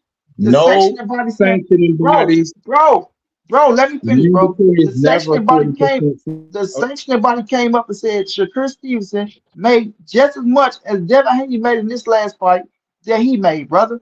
This is written down in the articles from this ain't me just talking. I got this shit saying this shit The, plenty of times. you know what the They came out problem and is said, too, Money? They keep saying what somebody didn't bring to the table. Did that stop him from offering Loma a fight and negotiating with him? I'm sick of hearing this shit. The belts ain't Nope. the yeah, end bro. all be all. Yeah, he had all the hardware. But again, if he didn't bring shit to the table, then Devin Haney would have sat still and allowed the sanctioning bodies to make a decision. He fucking vacated the Mm-hmm. title after asking There you for go. extension Hold on on. what you giving time on what to do with the shits. It's very simple. I don't You ain't understand why putting people everything can't get in that through order their though. head. And Then stop they making try to like Devin Haney. justify, You know, well, Yeah, no, he like can't he's a go to the let me stop sanctioning say making this. bodies because yeah, and he stop didn't making bring like none to the Devin. table. That's Yeah, bullshit. Let me say And this. like y'all Devin Let was know me it. bringing say this. 100 million to the table. Let's act like Devin wasn't no fucking like he's $100 million fighter or We some not shit. finna forget. We not Hold finna on, he just forget. Curse did. Hold and on. look in the Curse George. fighters Wait a make minute, considerably less. and listen to this. And in the George Kambosos fight, he still took less. He took less in He both took fights. You 22% feel because me? he ain't He had took less. nothing. George Kambosos No. had. They dumbass let George Kambosos fuck them, and Bill was looking stupid in That's that second fight. That's because That's he all. wanted. So That's because because you he let George wanted Kim, undisputed. no, So because you let George Kambosos fuck you after one. Wait a fighters minute. take the pay cut No, for they what thought they the want. title. Let him They finish, thought Shakur them bro. Let him title was finish wanted so going his to you get can him belts. respond, ahead, Michael. bro. Shakur wanted his belts. What they And thought was on top of that, you don't go go. to one thing. Go. Shakur was never called as the mandatory. First of all, mandatory He never got was the called. mandatory, Hold bro. on, You're but lying. no, he was in line to be the mandatory. It was He was never the no, mandatory, no, he wasn't. He wouldn't have had to go petition for it. bro. He No, didn't have to Bro, petition to and be then, no now mandatory, bro. listen, bro. not can y'all just listen? Go ahead. Now, Go ahead. not if And you're then gonna on just top of say that, what you want. Like we that's all for follow the one situation. station I box. don't know what And then alternate fact you coming up with. my The God. fact y'all keep trying to over Look, explain the you shit. The ain't fact let it me don't talk. matter That's what why I sanctioning never body. even got They nothing. was gonna make a determination, period. And before You that do could not, happen, he hightailed it out of there. you cannot, To put you all this shit cannot to go bed, for one he sanction told about y'all it for all the belts, bro. his goals was to You beat do not go for Lomachenko Yeah. and one then move sanction up to about it 140 for and become all world the champion. belts. Ain't that what he did? He didn't have You another don't, fight at you 135, and he wasn't don't know gonna what you're have talking another fight at 135. Y'all don't know what narrative y'all want to run with depending on the day. Was he drained at the weight or was he not drained at the weight? Which one is it? Like y'all don't even know which one narrative y'all want to push. Then when it ain't the money shit that y'all trying to explain, you get what I'm saying? Then you say you move the goalpost to something different. The fact of the matter, if you wanted to fight that man, you would have been willing to negotiate with him the same way you did with everybody else. Did you say Shakur didn't have shit? Neither did Loma. You negotiated with him, didn't you? You didn't give him no take it or leave it, nothing. And you offered him a fair fucking opportunity to fight you. But when it's Shakur, nah, take 25% of nothing. Get out of here. Y'all Devin Haney fans don't got a fucking leg to stand on. Explain to me why the only person he's ever given a take it or leave it offer to is Shakur Stevenson. And we all know it was a bullshit offer with no substance because the promoter told y'all from day one. And y'all still said it was a real offer. That's the fact of the matter, bro. He went on the boxing list and then he didn't say that, Joseph. You know he didn't say that. Yeah, yo, accept 25% of the fight, and then I'm gonna shop the fight around to man. Get that dumbass shit out of here, man. Who do you think you are? Just like y'all tried to do the bullshit with Gary Russell years ago. That's all they do when they're not gonna make a fight. It's all smoke and mirrors. They in the media and they allow their fans to do all the heavy lifting for them. And we know no fight is coming. So why Shakur said something different then? Why he said something different than what y'all saying? Man, what do you say different, bro? You just make you ain't got no. You gotta show us you just saying anything right now. Yeah, you just talking. So show it, bro. You can't tell us. You just talking, bro. You cooking yourself, bro. We seen Bill Haney offer a punk ass 25% that he was never gonna take, bro. I know y'all mad about the offer, but can I say this? Shakur said he got a call from the higher ups. We didn't even know an offer got sent until who? Shakur went to Twitter talking about never offer sent. First of all, I got a call from the higher ups talking about Devin Haney want to fight this and that. Who he say? The top rank higher ups. He didn't say nothing about Bill, this and that. So that's how you know the offer was real. Bob what said the offer you talking about, bro? To cover for Shakur Stevenson. This nigga just talking, bro. Man, this man talking about an offer that Bill Haney talking about a 25% flat fee. Yeah, flat fee. Hey, how you gonna tell somebody to take a flat fee who don't know what that fee is? Yeah, let me say this real quick, man. Like, Shakur and his team too smart to be dumb like that, bro. I feel like y'all would have never screwed him over like that. That's the problem. Y'all not gonna screw him over in negotiations. How y'all allow Kambosos to do y'all for some belts that you eventually vacated when it got hot.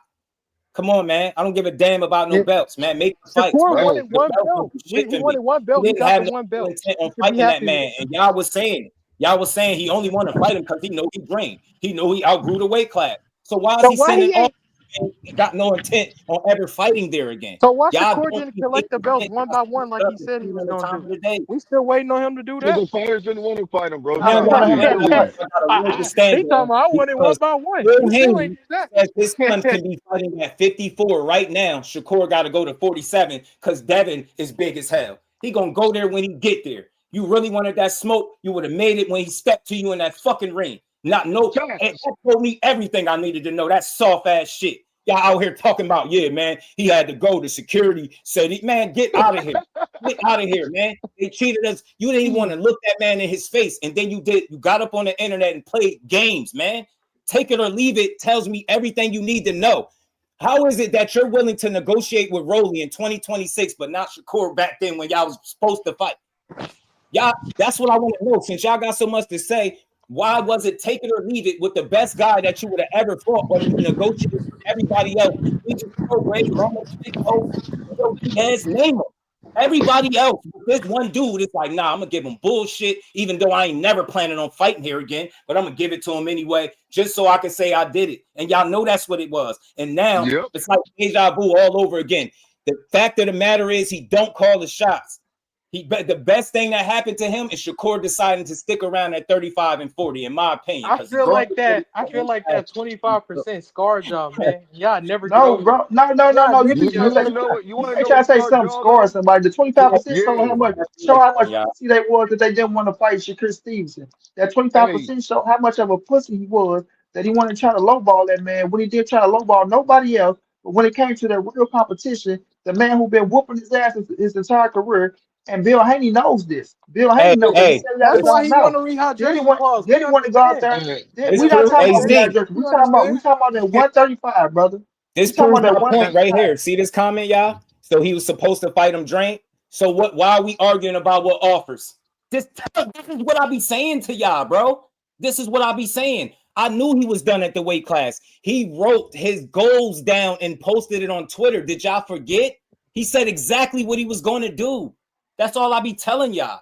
That shit you never planned on fighting again. That comment tells me you understand that as well.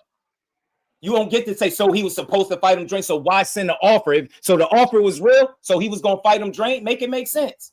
See what I'm saying? Y'all shoot yourselves in the foot. I'm glad you asked that question. You know he never was getting in there. And look, it's not about being scared.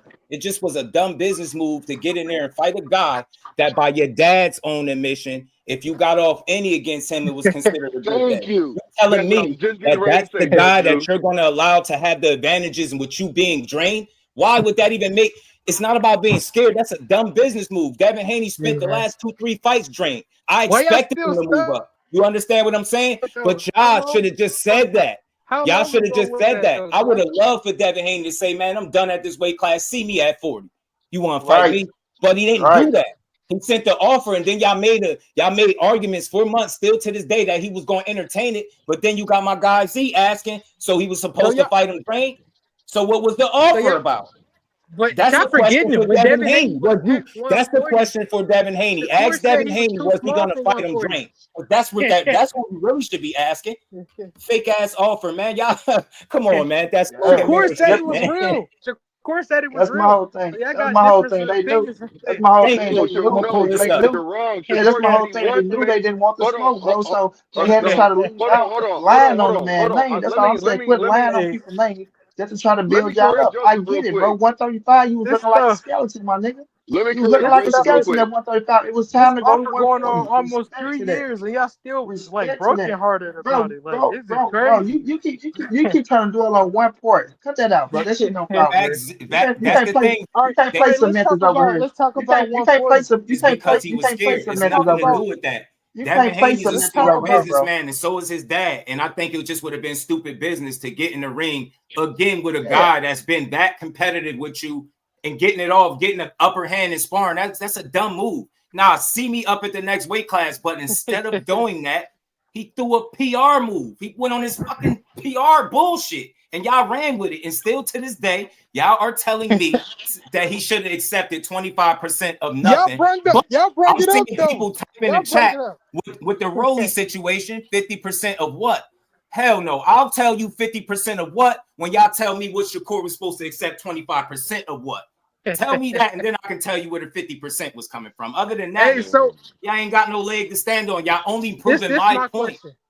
He do shady business, and when that same business is being thrown at him, it's considered bad business. Get the hell out of here, man. That shit be smoking mirrors.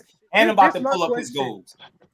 This is my question. But Joseph, let me say this real quick. First of all, hold on. No. I was trying to get this off. I didn't want to interrupt. Blue talking. I can't harping on this. One mic, please, yo, so everybody can hear us, yo. Just one mic. This is old news. Why y'all harping on this?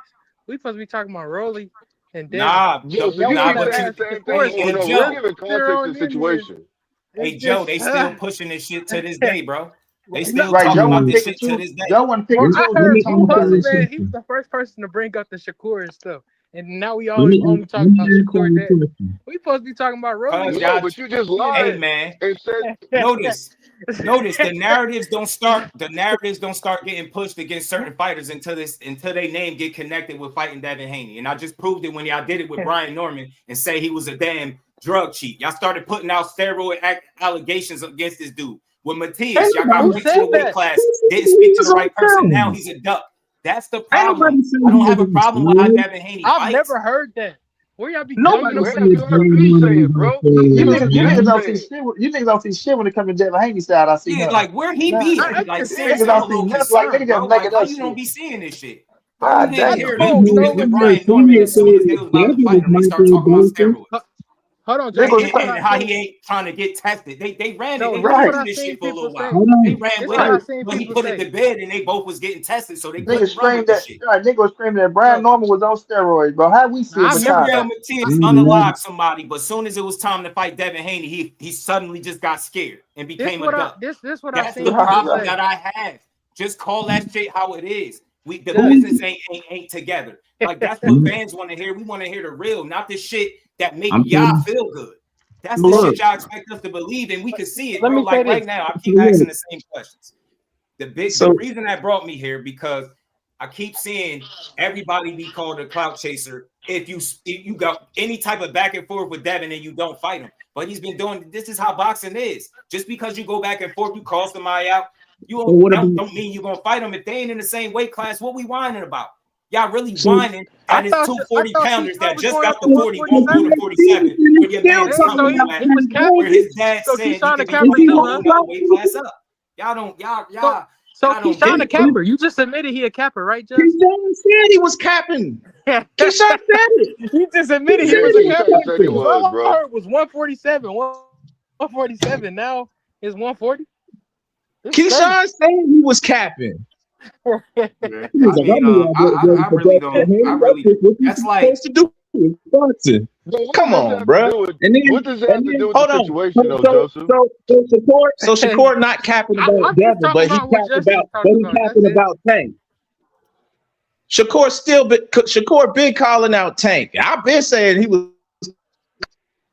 don't want him for real, but your mic he's still doing it. So he capping out Devin. Your mic kind of cutting out. What you just said? Oh, my fault. I'm in the car. So I'm saying like Shakur is a clout chaser because I don't believe fun, man. Notice, I just want to say this real quick. There's been no boxing slander. We just talking shit, y'all. We just having fun. There's no boxing slander, but I ain't going for the narrative. We ain't shitting on none of these fighters. Yeah. I don't believe. Ain't no slander, but we talking about fan base. Ain't nobody shitting on no fighters. Yeah, I be the whole active squad got me confused, man. The whole active squad is clout chasers to me. I don't care. Shakur, he called out. He acts like he want to fight Tank, and he don't. He don't really want to fight Tank, man. He just working. When the last time he called Tank out? He called him out. When the last time he called Tank out? Because Tank told the whole world that he turning his back and he not fighting. And from that point, Shakur said, "Don't ask me about him." He told everybody consistently, every interview I've seen, he said, "I don't want to talk about that dude." Yeah, that's a fact, bro. Don't die on that hill. He ain't talking about it. And again, if they want to prove that Shakur don't want to fight him, I mean, put it to the test. Somebody get on the phone, have more than a preliminary discussion. That's the problem. Like, I talked to Shakur team directly. The biggest crime in boxing is the fact that it's only been a preliminary conversation when it comes to that fight. And that's a crime. I don't want to blame neither fighter. But boxing is gonna miss out on one if we don't get that. So you could spend your years talking about how Shakur don't want it. The other ones could spend their years talking about how Tank. But if we don't get it, what the hell does it matter? You get what I'm saying? The fact of the matter is people don't listen.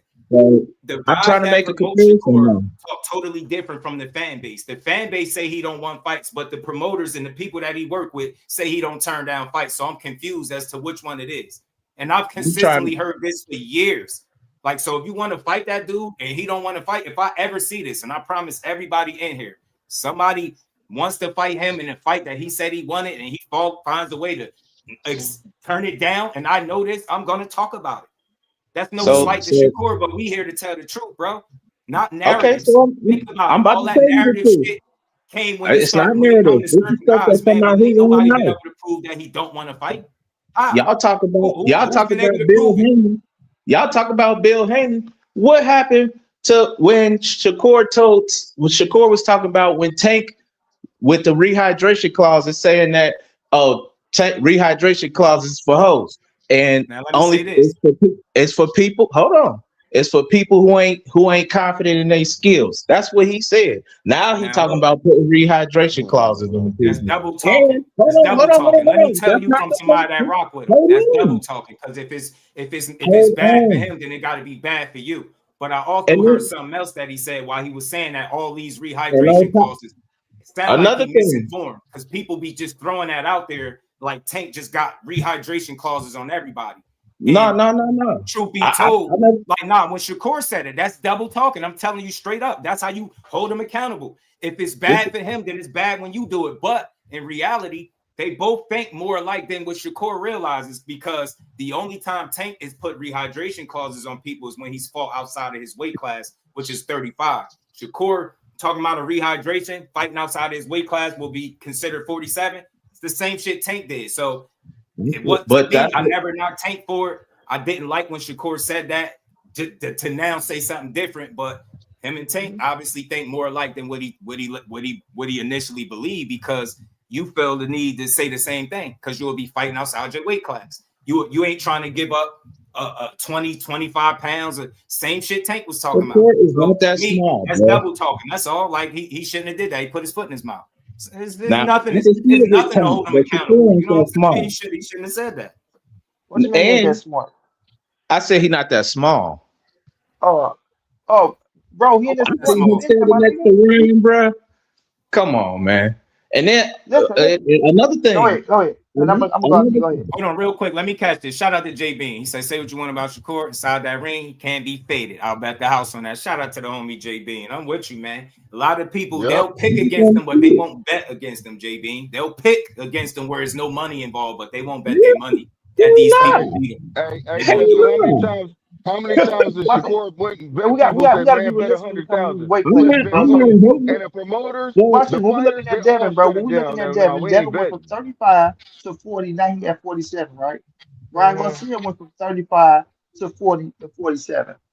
Tank came from 30, right? Tank came from 30, 35, Shakur 40. Yeah, both from him and Tank came from 26. That's what I'm saying. Yeah, Tank came from 26. You're right, but that's what I'm saying. When we look at Shakur, he's in his fourth division, yo. You know what I'm saying? How the Baltimore boys say, yo, he's in his fourth division, bro. Yeah. In his fourth.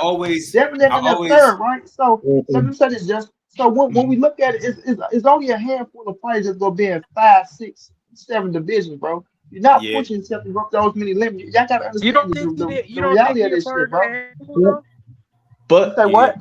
Man, Pitbull at 40. And he looked like a damn meatball. Where Pitbull started, though? Nah. That's what we gotta say. Where he started. Let me say this. If Shakur is great as I think he is, I think he could fight at 147. I do too. Y'all ain't got that much faith in. Y'all ain't got that much faith. Nah, I think. Hey, you got to consider this, bro. Just think of it like this, right? Just think of it like this. He started at 126. He in his fourth weight class now. As great as Terrence Crawford is, and we all just watched what he did. How old was he when he went to his fifth weight class? Was he 28? You get what I'm saying? Shakur got to think about life after 147. He's not. I never, and this is me personally. I don't care what he tweeted 6 years ago. I never seen him campaigning at 47. When I mean campaigning, I mean you move there and you fight there for a while. Now taking a couple of fights, maybe, but I just don't see him doing that before he figure out. You get what I'm saying? I feel like that's gonna be a last stop for him. You get what I'm saying? And sometimes people can't understand that because they feel like the opportunity is there. And look, would I love to see it? Yeah, but I look at it past 1 or 2 fights. You got Ryan there, you got Devin there. You don't got. It's not like it's the glory division that it used to be. So it ain't no real rush. And I respect what he said. He made it clear. Look, I know what I said, but I'm not going up there right now. I'll fight 135 to 140 fighters come get your issue. And people still complain. Well, he said this 6 years ago. Well, Devin Haney said he not fighting that weight classes no more. Are we bitching about that? Acting like 144 is so foreign, like you ain't just fight that a fight ago. You one fight removed from that shit. Come on, man. So, just I'm gonna say this: these guys can change their minds, and we just gotta accept it. The same way we change our minds in real life. All this little narrative-based shit, like it don't really mean nothing. I just want to know who wants to fight. And Shakur made it clear: 135 to 140. That's where I'm at. I'm not going to 47 right now. People got to shut up. I can see if he's stringing you along. He's like, yeah, man, I'm about to go up there. He didn't say that. They pulling up a tweet from 6 years ago. You know how ridiculous they look? You know, imagine saying something 6 years ago and then not doing it, and somebody really criticizing you for it. Shut up. He gonna do that shit when he feel like it, bro. But he literally, if he'd have went up to 47 after just having one fight at 40, he would be campaigning in about 3 different weight classes if they didn't strip him at 35. And there's nobody currently that you asking to do that shit. And I'm standing on that. There's nobody that you asking to do that. And then I hear people with the argument, well, we ain't asking him to fight at 35. Don't nobody ask you to fight at a lower weight class when you move up. Don't nobody care about that. 35. Nah, they want to see the fights because you got people saying Raymond Moritai. Where's Raymond Moritai at? So don't tell me what people not saying. They keep saying that's a fight they would like to see. They said he was ducking him. So you got people saying Gary at 40, Moritai at 35. You get what I'm saying? And Devin Haney or Ryan Garcia at 47. You literally having people saying fight at 3 different weight classes. No, this is stuff he putting on himself. He the one started arguing but with Ryan again, it's Garcia. based off a tweet from 6 years ago. That's y'all being weird. Y'all pulling up and y'all think y'all got a leg to stand on. He told you what it was. I'm not going up there right now. Let me say this. What's the problem? You the one that was going at Ryan Garcia. Hold on, let me say this, bro. Let me ask you this. Who called who out, bro?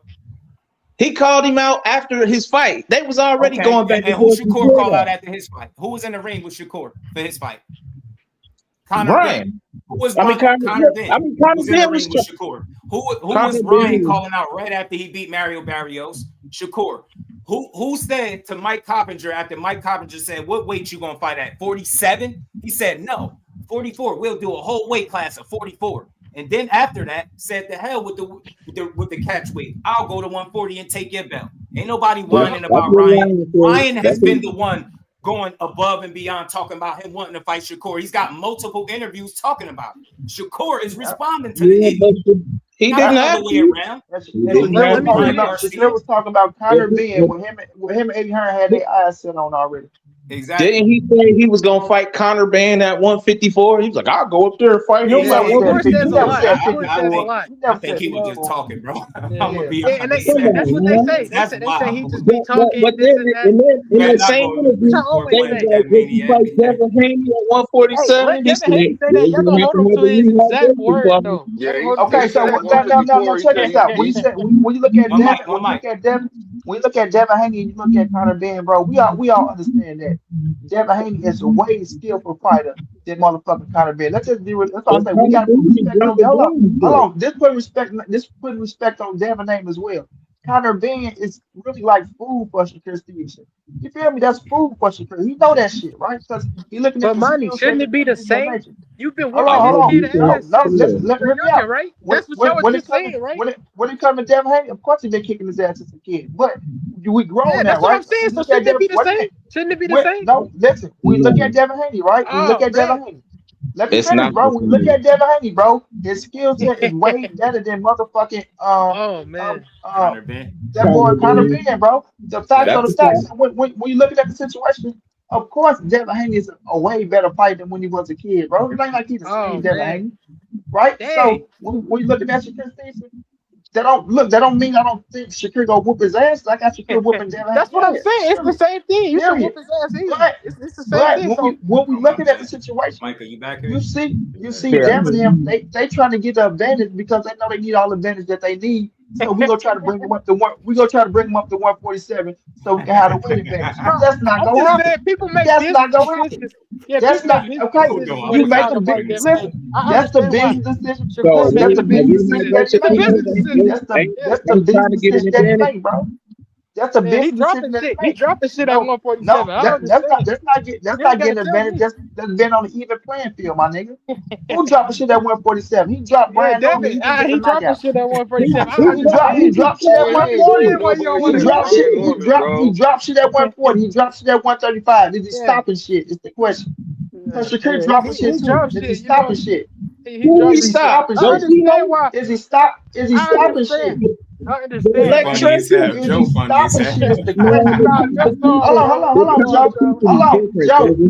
Joe. You said he's dropping shit. Is he stopping shit? The competition is different, bro. He just breaks. No. Is he stopping shit, Joe? Yes or no? Hold on. You talking about the drop? Is he stopping? Joe, is he stopping? Yes or no? Yeah. You stop. He make you stop by the hospital. That's what he do. Yeah. You better crack it, Joe. You better crack it. Somebody want to talk about that, bro. Go ahead, Chap. Go ahead, bro. Buddy, you my homie, though. You my homie, bro. It's all love, my brother. It's all love. Oh, what's that? Shout out to Marcus, man. Real quick. Shout out to Marcus for the 10 piece in the cash app. Hey, man, Joe, read that up there, man. What that say? Remember that? Y'all remember he tweeted that? Now go ahead and argue with me again how he was going to fight at 35. Because of what? Go ahead and tell me when you got this shit. Remember he posted this, and this was a flex low key because he beat Loma, gave the belts up, moved up, and beat Regis and took his belt. But you know what I'm saying? He go to business in back-to-back fights. But this they right go to Bob here Arum told for me that all I fourth needed fight. to know. Why you pulling that up though, Dust?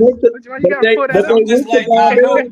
This is exactly what he said he was going to do, and this is what he did. Y'all told me he was going to fight back in at 35.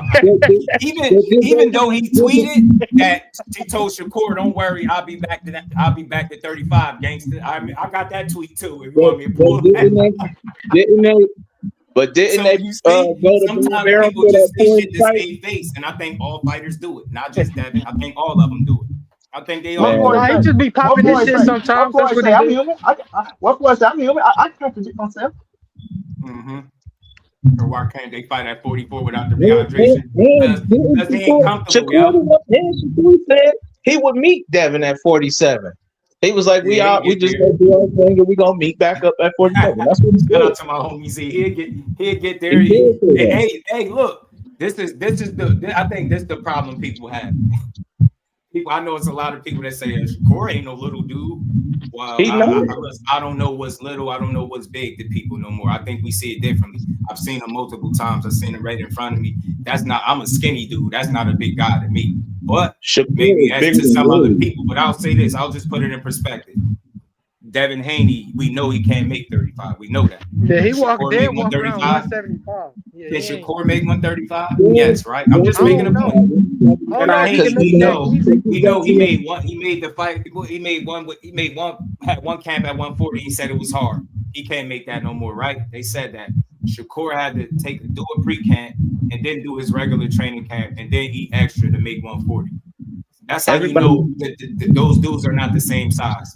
There's two weight classes that Shakur can still make comfortably, and Devin Haney can't make neither one of them. I think that's part of the reason why he's going to take his time moving up. That's just me. I think he's thinking about longevity and beyond 2 fights, because if we being all the way honest, there's 2 big fights up there. It would be Devin, it would be Ryan. And I'm with both. I would love to see them both. But I think he considering longevity. Again, that's 2 fights, and they could be there for a little while. So maybe you could clear up some smoke at 35 and or 40.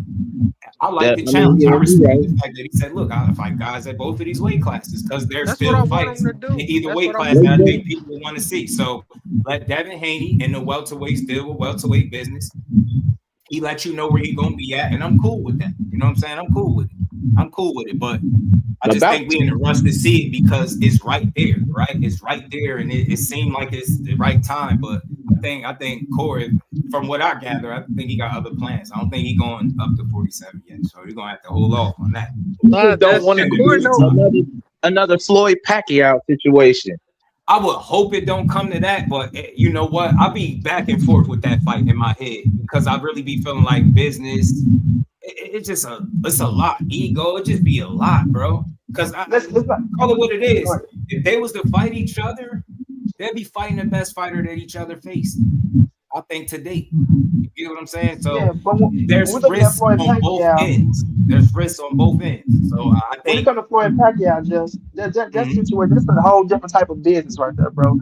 So it's not gonna get to the Floyd and the Pacquiao situation because that shit was growing for like they came up in the same situation together. Like when we looking at these dudes, the money ain't gonna be the money. They go if it do happen, because if you ask me, I don't think it's gonna happen with you and Devin Haney. I'm saying if you ask me, on the simple fact of the weight class and what's gonna have to transpire, because neither one gonna want to give up. I ain't gonna say A side, because when you look at it, I'm not gonna say the A side is bigger on each side. You know what I'm saying? I'm gonna say they even for it, right? Because nobody is really superstar status type of shit. Just Canelo and Tank doing what they doing, right? But they are making millions of dollars. I'm not gonna take away like these are millions of dollars. Now it's gonna have to be some give and take in the situation, but the main thing is gonna come down to the weight. Like we all know that's gonna be the number one thing in this business outside the money. It's gonna be the weight, bro.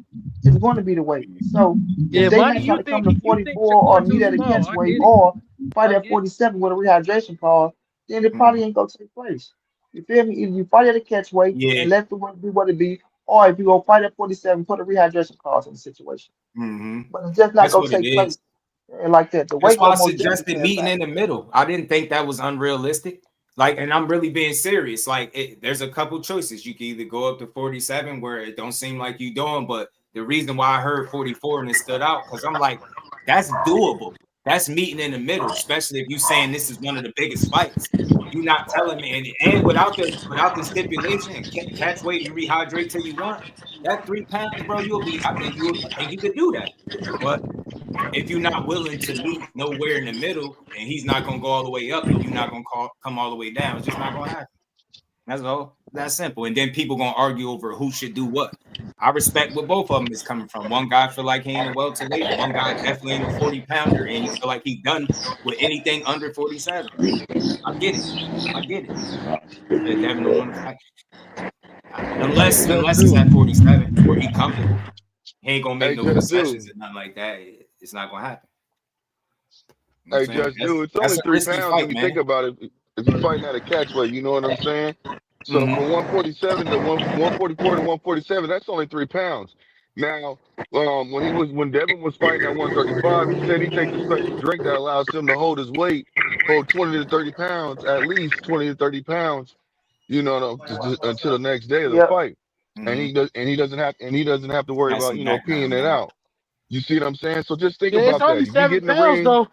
It's only 7 pounds, though. Joseph, let me finish, bro. Let me finish. So if you have this fighter that's taking a drink like that, we'll just say 144. You add on 30 pounds. What is that?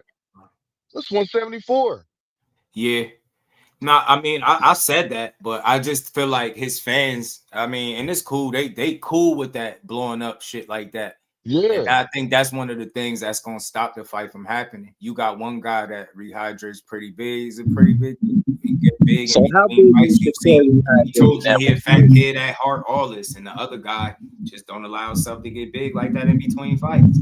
Case in point, 2 to 3 weeks, maybe less than 3 weeks. But why would Shakur get right back in the gym, killing it. Like, so he just don't allow himself to get that big. People don't want to accept it. Yeah, exactly. But it's the reality. I know this. I ain't just talking from a fan just guessing. And what that dude was big, I'd be like, man, he lying. His ass big, but nah, I know more than a lot of people that just be talking. I ain't going to speak on something I don't know about. You know what I'm saying? But it's real. When you got to eat extra and still come in a couple pounds under, that should tell you everything you need to know. If he was a big guy, it wouldn't even have to been that. You would have just cut weight and just went about it that way. It would just been that simple. Yeah. But people are forcing dudes based on what they think in their mind to be bigger than what they are. Like, I knew people was pushing it when they said, "Oh man, he need to be at 54." I'm like, yeah, you're an idiot, and you're a complete idiot.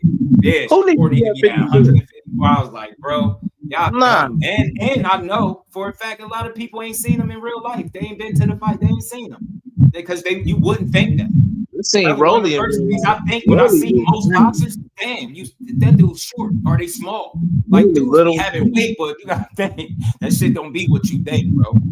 I seen Roelly. Somebody right now, if you seen the dude, you would probably think he's like 180, and it'd blow your mind if he told you he was like 160. You probably think he was close to 200, but everybody don't carry their weight the same. And he a dude was so why y'all talking about Devin like he a monster or something?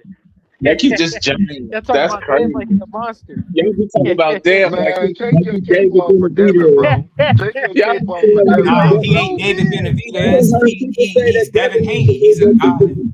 When he was fighting at 135, he was coming in the ring at like 165. He's a dude that when he moved up to 140, you get what I'm saying? You added 25 more pounds on that. It's a big guy. That's what he said. So it's not that he's David Benavidez, but not everybody puts on that much more weight. You like per se. I done heard people say he was the same size as Boots. Nowhere. Yeah. I don't know if to say that though, because Boots is big, bro. I don't think Devin is more like, I think he's just going overboard, bro. Like, come on, man. I'm like, I just think the dude like to eat, and I think him keeping himself small, I think, trying to accomplish what he was doing at 35. I think by the time he moved up, he was already behind the 8 ball a bit. That's why you moved up, and it still was difficult, right? You kind of, you deprived yourself. And I think when he moved up, you see, he got some weight on him. But at the end of the day, man, I always say this, bro. I'm not a fan of that 25-pound shit, but I am a fan of how he works. And he gonna kill himself. He gonna make whatever weight he need to make, and it's gonna be. I just look at it like if you're a person that tells me there's weight classes for a reason, then you got to understand where I'm coming from. If I say you weigh 140, but then come in as a super middle or a light heavy, you get what I'm saying? There's nothing crazy about that. To me, it is. Like, so think about it. Everybody was doing that. We have a screwed up sport, bro.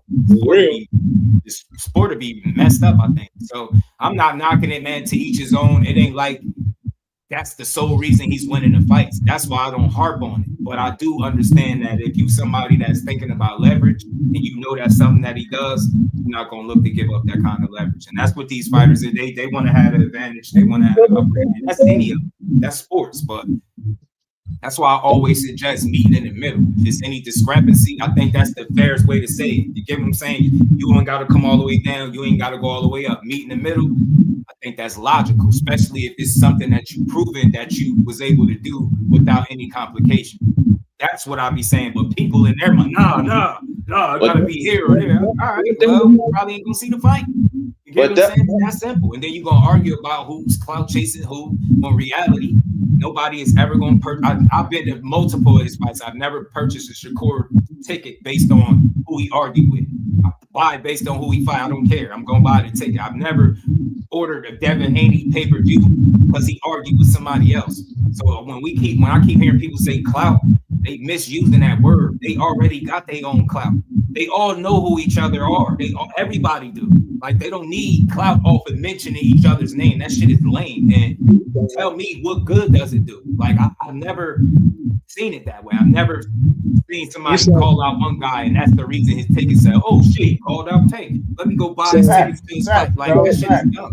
That's so Keshawn going at Abdullah Mason ain't boost his visibility.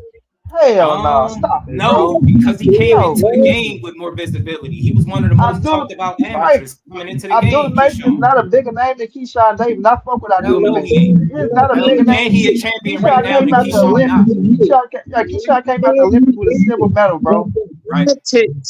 The antics are just like him calling out Devin Haney. Yeah, but I'll say this: will it bring some sort of attention to itself? Yeah, it could. That's fair. But do you know what's really bringing the attention to Keshawn?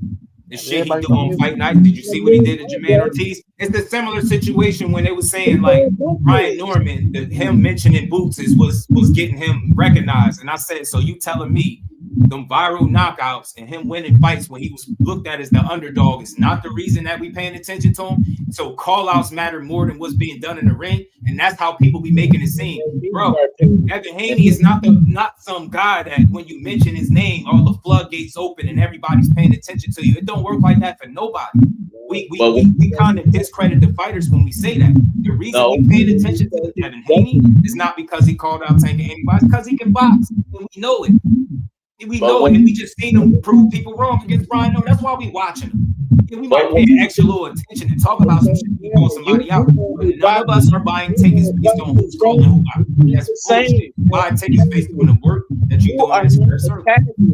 It's not the same. A call out is not antics, bro. Shout out to Binance TV. No, it's not antics because it's just part of boxing. It's not a call out if you already got a fight lined up, and it's not it is antics. All you doing is wolfing. You know that fight ain't gonna get made. You know Jay Prince ain't gonna make that fight. I mean, you know that fight ain't gonna get made. Y'all got the same don't they got the same fucking manager? I like that you pointed that out because I say that all the time and I agree with that wholeheartedly. It's funny. You said that, and I'm not referring to you. You see how you was able to point that out when it comes to Keshawn? But my guy was here. He clicked the link. He probably popped out. GQ was saying, you get what I'm saying? Shakur and Keshawn is scared of Abdullah Mason. You get what I'm saying? But he ain't willing to point out that who signed at Jay Prince last? It was Keshawn. But before that, who was there first and who came after? It's like, I don't see him putting his fighters in there together, but I damn sure don't see Keshawn being scared of Abdullah Mason. You get what I'm saying? He's not even been in front of the same type of talent, bro. That shit it's just crazy how people be prisoners of the moment, man. And I know when people, all you got to do is have some power and people they'll just abandon all logic. You can beat anybody. Never mind pedigree, who you've been tested with, none of that stuff, man. Those guys been moved. It's night and day how they moved it. Night and day. And if we really being 100, if it wasn't for Keshawn screwing up, Abdullah Mason probably still be searching for a world title. Still be searching for the world. He'd be right there because he gonna be one of them ones, but people be anointing these guys without even seeing them tested. We'll say 2 world-class guys, the spirit of a dude that just had his toughest fight with a guy, and I'll say, in my opinion, that Shakur and Keshawn beat the hell out of Sam Noakes. That it won't be no back and forth, nip and tuck. It won't be no close ass fight like that to me. No, it won't. And the reason that fight went that way is because the inexperience, bro. He's still learning. He growing. He passed in every test with flying colors, so it's no knock on him. But we just be putting these dudes on pedestals and saying they could beat any and everybody without having to prove shit. It's annoying to me. Don't be having fights lined up. They have dates lined up. Yeah, that's not clout chasing. No, it's not. It's not. It's not. Shout out to Big B-Lo. What's good with it? Clout chasing. He's brought up when discussing the these man. IQ. But you already got a fight lined up. And you know the fight not going to get made. That's definitely clout chasing, bro. He was calling out. I just don't. I don't think people need clout. I just think that's how boxing go. Like if you a guy that's standing on business when you get in the ring, I don't care about it because you call somebody out. It didn't happen. This box, we see this shit all the time. My thing is, ain't nobody call his bluff. It's crazy. We mad at the call out that Keshawn was doing, but we not mad when a guy puts his name on his hit list while Keshawn is at 135 pounds and this dude is currently at 47. Like if we're gonna do that, if we're gonna play that game, we gotta call it out. Shit out all the time, bro. And they be telling me that don't make no sense. Until they started saying his name was on the hit list and all this dumbass shit. Then when he started responding, oh shit, Keshawn clout chasing. But again, a fighter at 147 that has a hit list from 35 to 54 is not clout chasing. He knows him and Tank ain't gonna happen. That's not clout chasing. He knows that Shakur ain't gonna happen. That's not clout chasing. You see, we can do this shit all day. We can do it all day. So no, it's not clout chasing because we already know who these guys are. That's that shit. This is entertainment. We forget boxing is entertainment. If the only time they talked to each other or talked about each other was when they was fighting, think about how much we wouldn't know, we wouldn't see. Should be kind of boring. So I like a little bit of call. I like people talking shit. And why I don't mind Keshawn doing it, I just seen him fight the best opponent today. And I seen what he did. He barely lost the round and he stopped him. He did everything he said he was going to do. Why are we mad when a fight don't happen? If he was calling people out, and then when he getting in the ring, he looking like shit and struggling. Now I'm saying clout chasing because you won't even look like you remotely in position to fight this dude. But we all know they fought tomorrow. Whether you pick Devin or not to win, you know that'd be a good fight. Sean Davis will be one of the absolute best fighters he ever fought. So miss me with that's why I don't look at it as clout. They end around the same level to me. Yeah, Devin got far more accomplishments, but you heard Tim Bradley, who's a Hall of Famer. I ain't gotta say it. He said, you know what I'm saying? He felt like Keshawn got far more tools. He'll win the fight if they fought right now. You get what I'm saying? That's just an opinion, but again, that's coming from I think that's an educated opinion. That's coming from somebody that box for real. So from somebody they can't clout off each other. The ultimate clout is beating that fighter, not calling him out. That's the clout. That's the only way to really get the clout for real. You want that clout from associate your name with that guy, you gotta do more than call him out and talk some shit. You gotta beat him. So I don't be tripping, man. It's boxing. We see it all the time. As long as I've been following this shit, I've seen people call guys out and not fight them. I've seen it a bunch, but what's more important to me is how do you handle yourself when you do get a fight. You know, so I did hear a little bit of double talk. I heard them calling out Keshawn, right? And then when he started responding, they said, well, he don't got nothing better than Shakur. He called out Lewis Crocker, so we're not really thinking about him. But just not too long ago, they was talking about a fight with Lewis Crocker. So it just don't make sense, man. At the end of the day, I know I wouldn't see a Devin Haney and Keshawn Davis fight right now because Bill just told me why I was. He don't got nothing that he should want. And that's more business. That's not him being scared, telling the truth, bro. Fight him for what? That's just the risk with the reward might not match John the keeps risk. saying he want to fight Devin. Keshawn the one that keeps saying he want to fight. Keshawn is the one that keeps saying he want to fight Devin. Remember after the fight, I want Devin Haney. It's a matter of when he gonna do it. I don't know. We just don't know that. You know, whenever he make it to 47, I think that's when the conversation to really be for real. But remember you wanted Frank Martin in his face. What he say? Nothing. You said nothing. What'd you say? He could fight right now. He at 140. What's up? I mean, so he fighting somebody he already beat. You really think after he just fought Nair Albright and went to hell and back with that dude, you think the next fight for Frank Martin is Keshawn Davis? Now, I like to say Keshawn asked about that because I would love to know what happened with that. Remember, Earl was talking a lot of stuff like, I don't got Frank Martin beating no Keshawn, bro. I don't at all. He told Frank Martin to his face he'd fuck him up. That's what he told him. He told him straight to his face he'd fuck him up.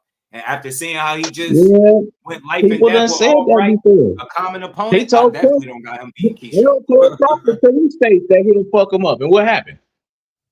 What you mean? So that don't matter. It don't matter what people think. What are you saying? You saying what happened to Frank Martin? I'm telling you what he said to his face. It's not up for Keshawn to make the fight with Frank Martin. Tell Errol Spence is the guy. He just got back after getting knocked out by Tank. Y'all think it's up to Keshawn if Frank Martin's fighting? He didn't even know what he was fighting. He said it was on the business why he ain't been fighting. So that's a PBC thing. You ever ask yourself why losing the Tank was almost like a death sentence? Come on, man. He lost the Tank and ain't fought since then. And then he fought. He comes back, gets the fight with he was the only one. He was the only one. Fight, no, don't do that. Don't do that. Because he was the only one. Everybody that fight Tank becomes famous. Don't do that. No, the fuck nobody knew who Pitbull was until he fought Tank. They do not. No, they don't. No, they don't. That is a mirage. Frank Martin ain't no more famous than what he was. Who? Famous. He's so famous that he ain't had a fight. How long he was out the ring and when he got back in there with Ramses after losing the Tank? It was like 2 years. If you're so popular, why would you keep a popular fighter out the ring? Don't make a lot of sense. Nah, man, that's a mirage. All these guys don't get bigger. The only one that really was proven with was Pitbull Cruz. Pitbull Cruz is the only guy that following and everything grew. Pitbull famous. Tank after the fight. Nobody else. Y'all just be saying that. Nobody else became a bigger star after losing the Tank. To prove me otherwise. Oh my God. Who? Oh name my God. Name them. I just started naming too. So name them. Mario Barrios. That's one of them. Nobody knew who Mario Barrios ain't never been a star in the sport of boxing, bro.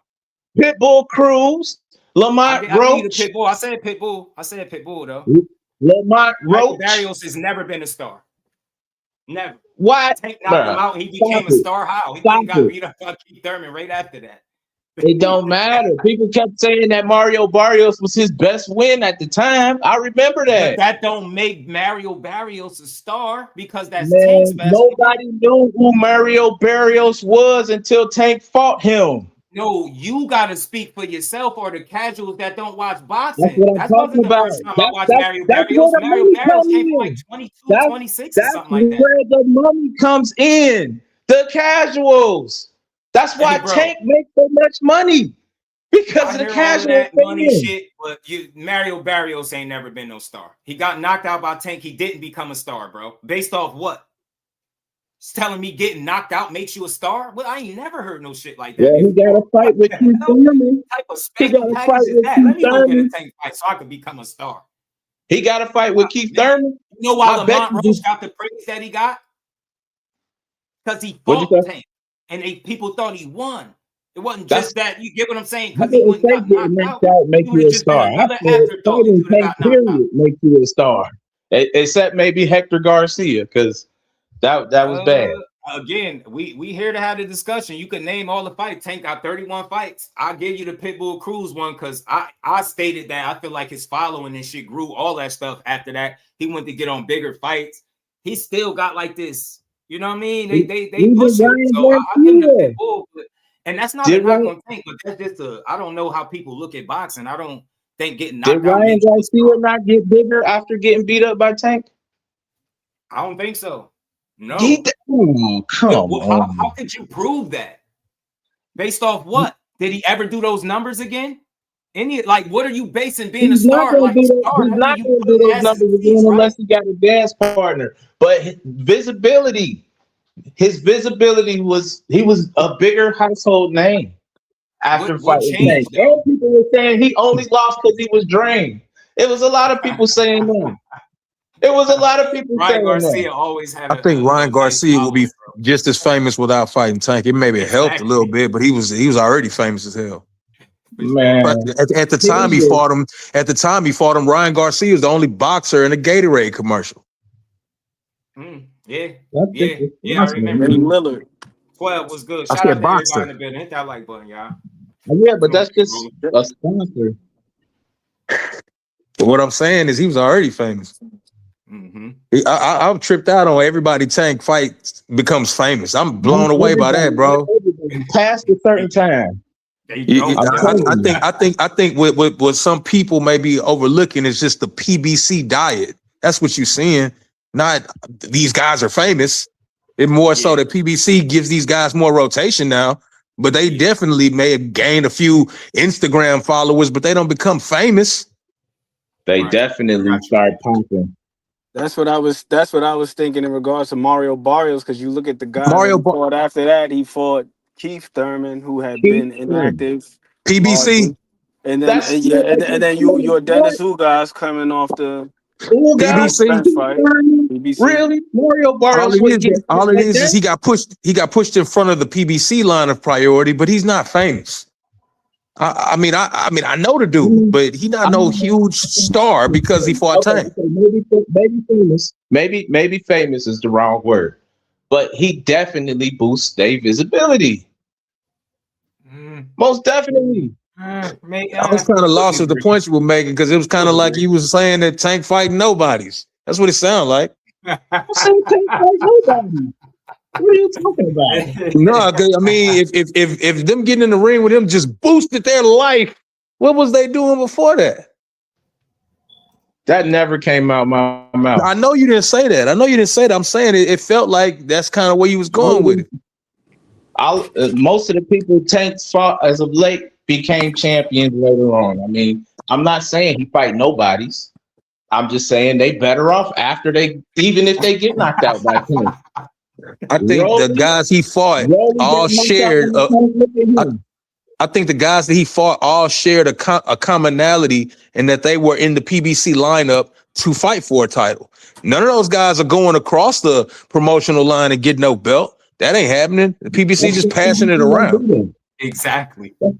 These dudes ain't going out and beating people on ring cards or collaboration promotional cards. It's not that. It's just PBC is passing their household belt around. Who did Mario Barrios beat for the title? He was given that title. He was elevated. Same thing with Ryan. Like all these dudes was given opportunities that we don't know if they really get tested the right way. Will they keep it? Like becoming a champion is one thing, but can you really hold on to that belt? Top rank is the best. I don't know how that has anything to do with somebody that knocked you out. Like, sound like you saying the guys got better after he beat him? Like, so that makes a better win on his resume. I think they got more visible. You only get credit for the guy you fought. They were visible to watch us. We were able to watch them lose.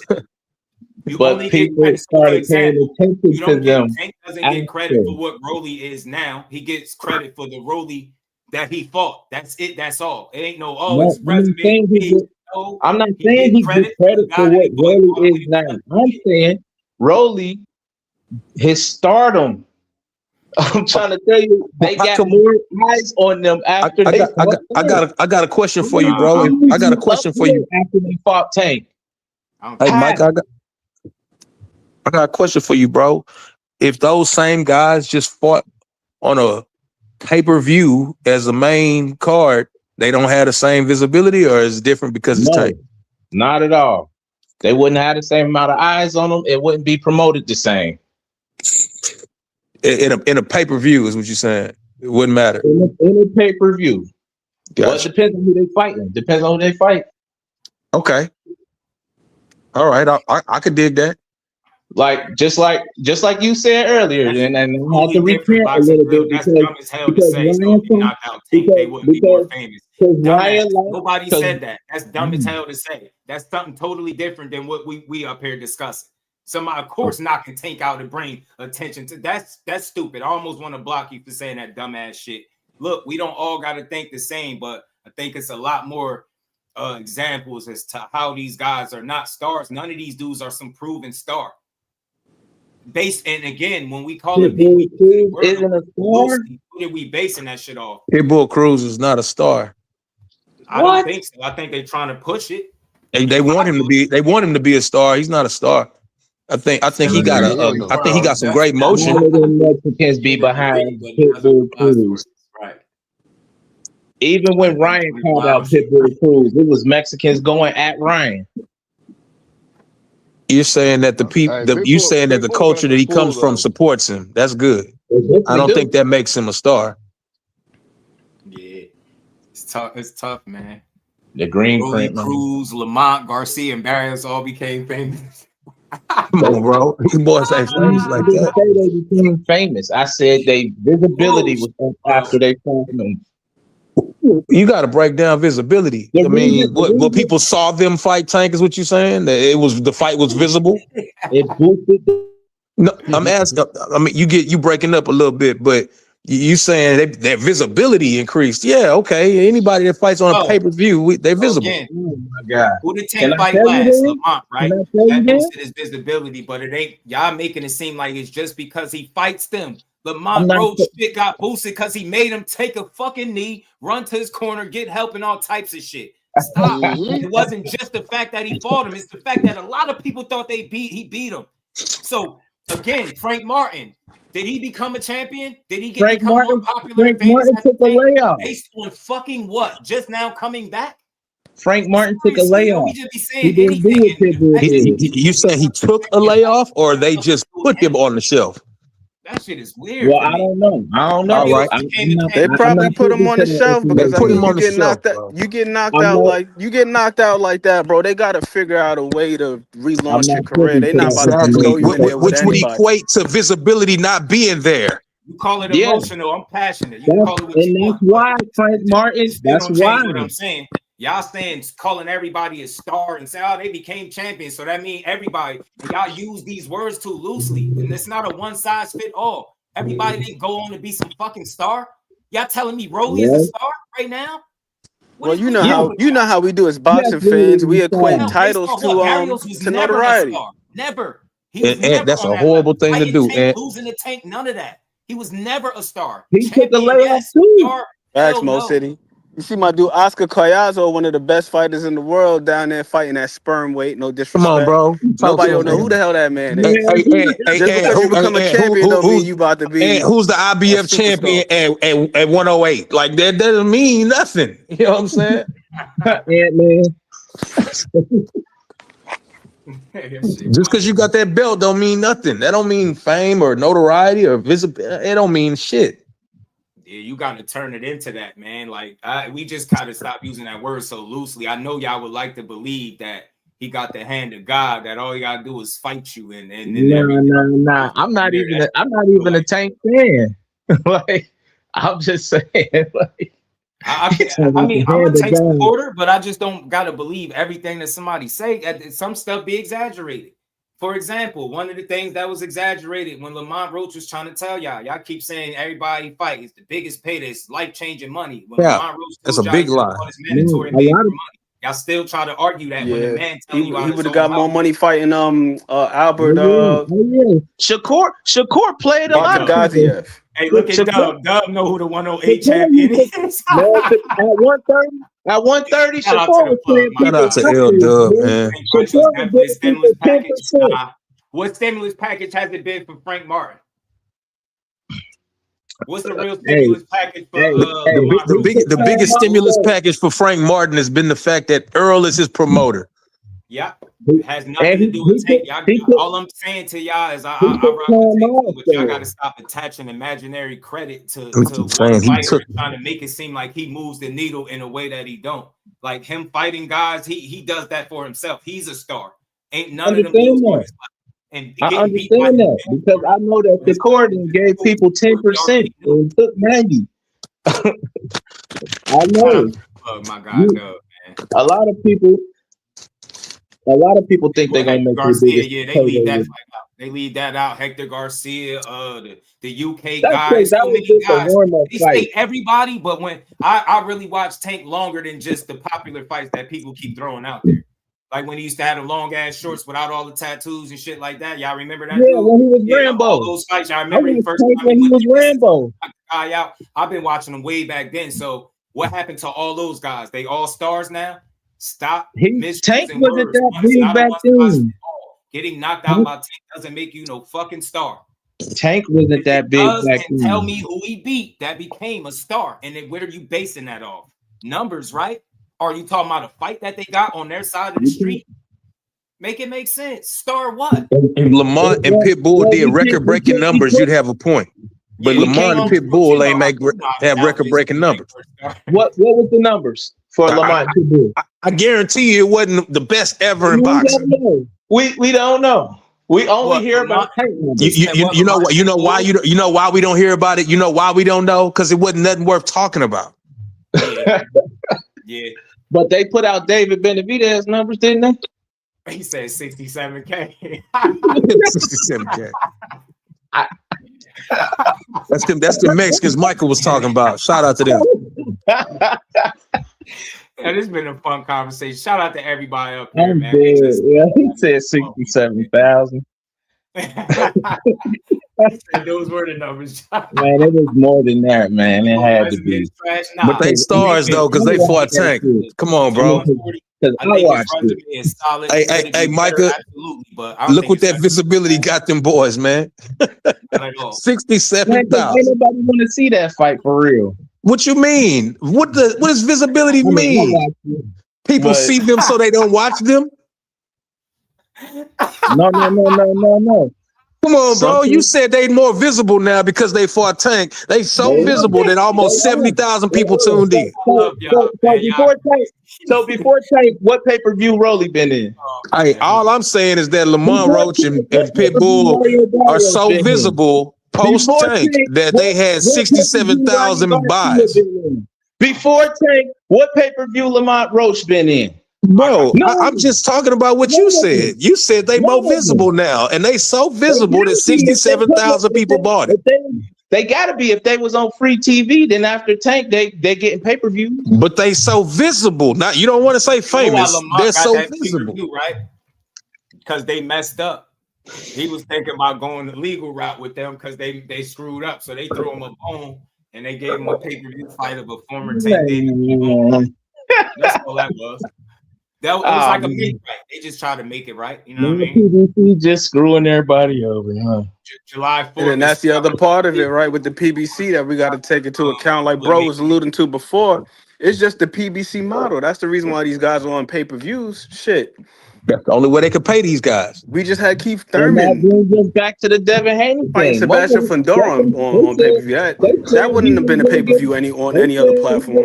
No guarantee for Roelly, and he wasn't gonna make no money until they recoup $6 million. You got that from Bill, right? That's crazy work. You got that from Bill, right? Yeah, but I gotta take that with a grain of salt, bro. Like if he's as big of a star as they believe that they are, you take that chance. Contracts, offers, when you keep claiming that you're the face of boxing, that's where people be laughing at Bill. When you try to all this trouble that you're having making fights, respectfully, if you were the guy that you were saying you were, you wouldn't have these issues. If DHP was what they was trying to say that it was, he wouldn't have these issues. He has those issues because losing to Devin Haney is a career death sentence. No, Micah. That's adding sauce to it. The truth is he has those issues because tell me who he's signed to right now. Yep.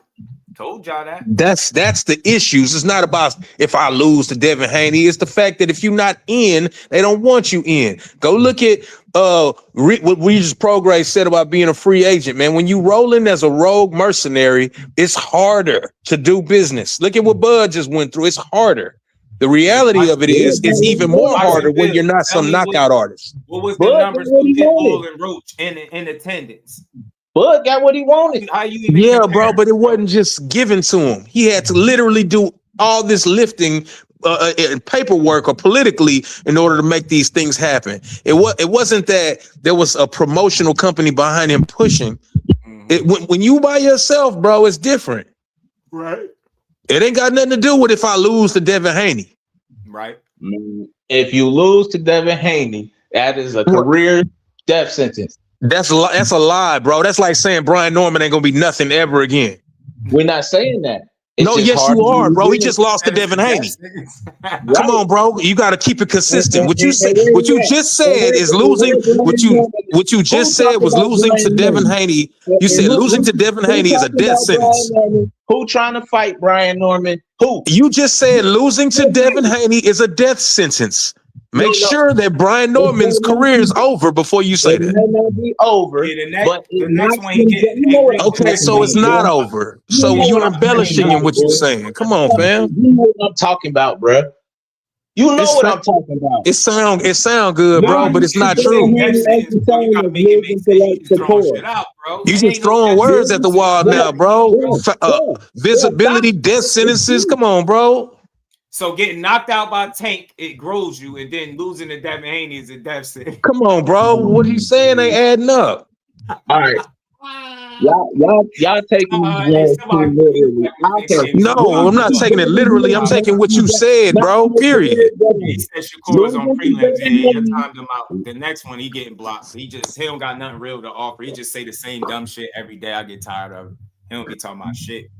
Losing to Devin Haney. Man, consistency facts. That's my guy right there. Shout out to CJM. OCD be on. Yo, this brother said that Shakur was on the prelims of Baturviev Bivol. That's not superstar status. Was pretty good before the gate number.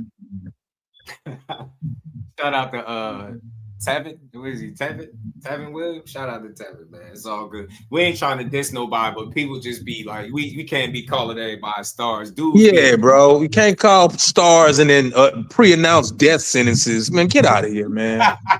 Come on, bro. Lomachenko lost to Devin. He became a champion after the fact. I guess that was a death sentence, becoming a champion as you retire. Lomachenko, if you there, man, I'll put you on. Where you at? You can't say you lose to somebody. It's a death sentence, bro. After he fought, after he lost to Devin Haney. I ain't gonna lie to you. I didn't hear what you said, but what you said before is stupid. You just said something stupid. No, bro. You said it's a death sentence. Losing to Devin Haney is crazy, bro. I'm not saying. You are saying that. You said that exactly verbatim, bro. What are we doing? Listen, I was being facetious, and you know it. I was being facetious, and you know it. I'm tired of people saying this, bro. I don't know it, bro. I'm assuming you being yourself, and that's off. I don't know what I'm talking about. If you lose to Devin Haney, your career is knocked down a whole lot of pegs. It's not the same. It's not the same. Based off what? Can you give us an example? Wasn't Abdullah just fighting what's my man's name for the IBF recently? Yep. A couple months ago. Can you give us an example of what you're talking about? How long ago? Can you give us a couple examples of what you're talking about? Abdullah, how long ago was that? What, when he just fought for the title? No. That was a few months ago. He lost to Devin Haney. He fought Raymond Mortai for the IBF. Bro, I'm not talking about when he fought for the title. All he did was name somebody Devin beat, bro. Come on, you know what he did. Yeah. Come on, bro. Stop hiding, bro. Come on from up out of there, bro. I see you, bro. Come on from out of there, bro. Come on from up out of there. Answer my question. George Kambosos lost to Devin Haney. And seemed to go on a world champion fighting spree for some strange reason. He was in there fighting for the IBF versus that was a death sentence. That nigga was good, man. No, how good he is and his career being dead is not the same. Come on, bro. That's a fact. Hey, I want to ask y'all something real quick, man, because bro said after you fight Tank, your name. You talking about fighting? You talking about because he fought Richardson Hitchens? He fought for a title, fam. You missing the point. Man, that was a Desi Williams. Desi Williams' name, bro.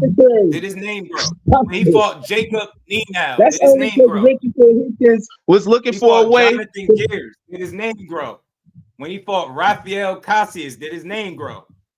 Eric Jamar Goodall, James Franks, Joshua, I don't even know how to say that last name, Hector Lopez. This nigga taking roll for the warehouse workers, bro. Who is that? Y'all just be saying shit.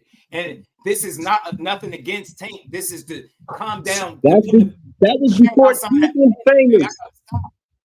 That was before Tank was getting famous like that, and you know it. You reading stuff from back when Tank was like fighters was at the fight losing to Devin Haney. Give me all the fighters. What I really think you want to say, Micah. What I really think you want to say, you ain't big enough to say it. But I didn't know these guys until Tank fought them. That's damn near what you want to say. I said that. What are you talking about? Oh, okay. If you said that, bro, hey, bro, that shit. Cool. Cool. I'm not about to go back and forth with you, bro. My bad, bro. You. I knew who Pitbull Cruz was. I said the casuals didn't know who they was. The casuals bring the money. That's what I said. What are we talking about casuals for, bro? But I got you. You made it clear for me though. You made it clear. One fighter that don't need a dance partner. That used to be more of a true statement. That's becoming less of a thing. I hope you're paying attention. I really don't like to have these conversations because it forced me to tell the uncomfortable truth, and I know how that makes y'all Tank Davis fans feel. You know, the maniacs. I know how that make y'all feel because y'all want us to repeat all the same shit. Yeah, fighting him makes you a star. And then when I asked you, he got 31 fights. I asked you to name all of the stars. You can't fucking do it. Like we gotta stop doing that. We don't gotta. Even if you got some examples that you think you could draw from, shoot them, throw them out there. But let's have substance behind the shit that we saying. Yes, it'll. I think the only reason we talk about Lamont is because of how he fought him. Had he got knocked out like Frank Martin, it probably would have been the same shit. Y'all gotta stop being selective. It might be one or two names that fighting him may have done something for. I don't give a fuck what the boxing world say, because the boxing world don't all speak on Tank. It's his fans saying that. His fans, they think anything he do turns into gold. Yeah, just fighting him is enough. That's gonna be enough for you. He'll need a dance partner. Hey, if that's the case, I really believe that. You really believe that he's so special. If that's the case, I really believe that. Hey, bro, if that's the case, bro. How much was he gonna make for that? Hey, if that's the case, that means he was gonna make Jake Paul famous, bro. Jake Paul was already famous. Jake Paul was the A-fan. Jake Paul messed up. Tank was gonna make him famous and have more visibility. Tank don't need a dance partner. It's crazy. Jake Paul was the y'all write the rules for y'all favorite fighter, boy. Everybody need a great dance partner. If he didn't need a great dance partner, why would people be still questioning his resume and asking for certain fights? Hey, Micah, are you money? Micah, are you But y'all better pay attention to them numbers because y'all don't know what y'all think y'all know. All these numbers that y'all brag on, tell me what they are. Tell me what Lamont and Tank and Lamont did. Micah, are you equating the A side to being famous? Yo, can you hear me? No. Yeah, Max, okay. I can hear you, bro. Question what up, though. man? How you doing, fam? Talk to me. What's Tank, good? right? Hold up once. Like B side, hold up. There's A side and B side, right? I think it's clear, right? Tank can compare to like the whole boxing world, right? Tank is the only clear A side, right? No, that's not true. He was the B side to Jake Paul. That's not true. Come on, don't. No. Hey, Mag. Let me answer your question. Well, let me talk to you. Just so you know, this ain't me debating you or nothing like that. But if Tank goes to another promoter or another promotional company to make a fight for a guy that's an in-house guy, it's a good chance, depending on who the guy is, that he possibly won't be the A side. I don't believe that. Well, that means you're saying that Tank is just so much greater than the world, and that's not true. No, I'm talking about the boxing game, bro. I ain't talking about the world. I'm talking about boxing. I'm talking about the world of boxing. When I say the world, yeah, that's what I'm talking about. No, it wouldn't work like that. I mean, don't get me wrong, bro. I get what you're saying. He got a lot of drawing power, but you know what I'm saying? There's a possibility that let's say Ryan has a belt right now, right? And let's say they fought on a Golden Boy platform on the zone for Ryan's belts. Tank would not be the A side. Yes, he would. I don't think so. Nah, bro. I can't. I can't do that. I don't think that's true, bro. I think that Ryan's promoter would foot the bill for everything, which would be the A side. But that would be Okay, but I mean, that'd be okay, Tank cool, because Say that again, brother. I mean, people are saying that the PBC is broke though. So Which is I didn't hear you, Mag. I'm sorry, bro. Now let me real quick, bro. Because we had a rogue wrench, yo. Somebody was blocking a whole bunch of people, so we just started over. Don't panic, y'all. I know who the regulars is. That boy said we had a rogue wrench. Stay tapped in. You had a rogue wrench, just yeah, that's what I call it. A rogue. I seen you took her. I seen what you said on people the come in, like they come to your channel and they block people based off arguments that they had in other chats. Like that has nothing to do with me. Like you can't block somebody because you feel like it without me giving you the okay because you get agitated with my comments. So I seen way too much, so I had to just hit the reset. We gonna fix it. I know who the regulars is. I know who here. Let's keep going. Let's keep building on this box. Let's keep having this. I agree that Tank creates stars, bro. Tank creates stars, bro.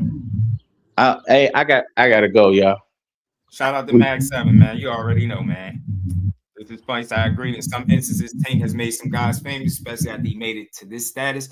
Yeah, he made guys famous in a bad way. For me, it's the discussion for me. Like this is for me, as far as that famous stuff, I think it worked the most for Pitbull Cruz. Because I think that's the only guy we could really see that his following really grew substantially. Roelly too, though, Just. You know what I'm saying? So him, the reason Roach was getting talked about because people thought he actually won the fight.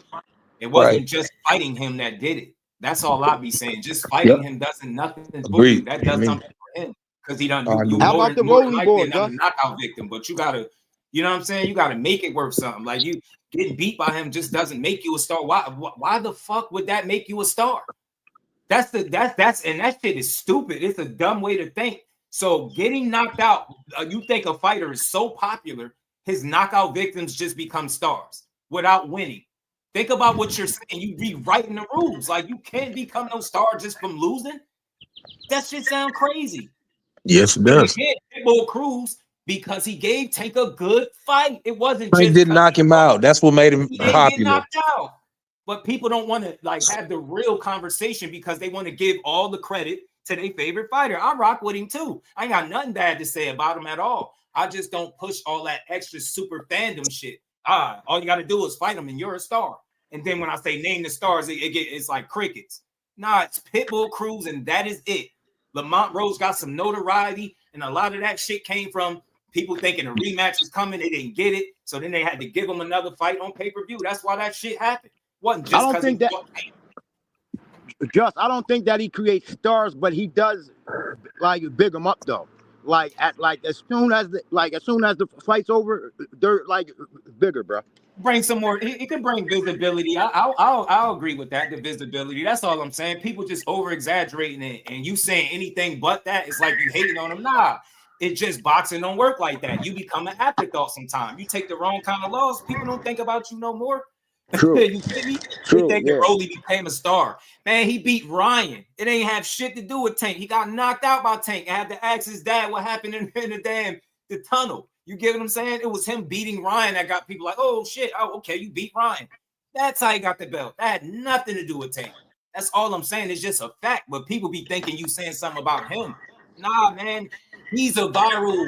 He's the guy. He moves the needle. He can go, upload a video like I was saying with the broken crossover and people is laughing at it like me. I know I got a laugh out of it. People making videos like he's viral like that. He can tweet videos about it within an hour and he can delete. Like that's him that moves the needle. He does that for him. But can he? That's a fact. I don't know what Hector Garcia just tweeted. I don't know.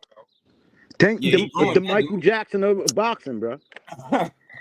For real, bro, he is. Shout out to Big Dog Willie. He said Tank is the ace side over everyone except Canelo and Jake Paul. And I just want to say this.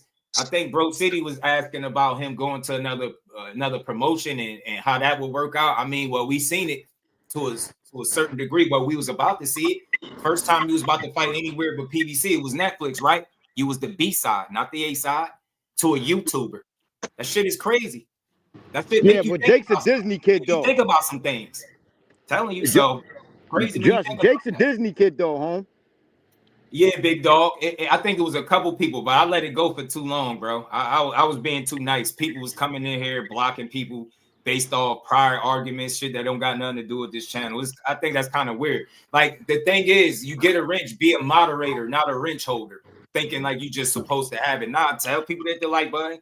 That's what that's for. But moderate the chat. But people just they argue with people and then they'll block them based on who don't got a wrench. I ain't playing that shit no more.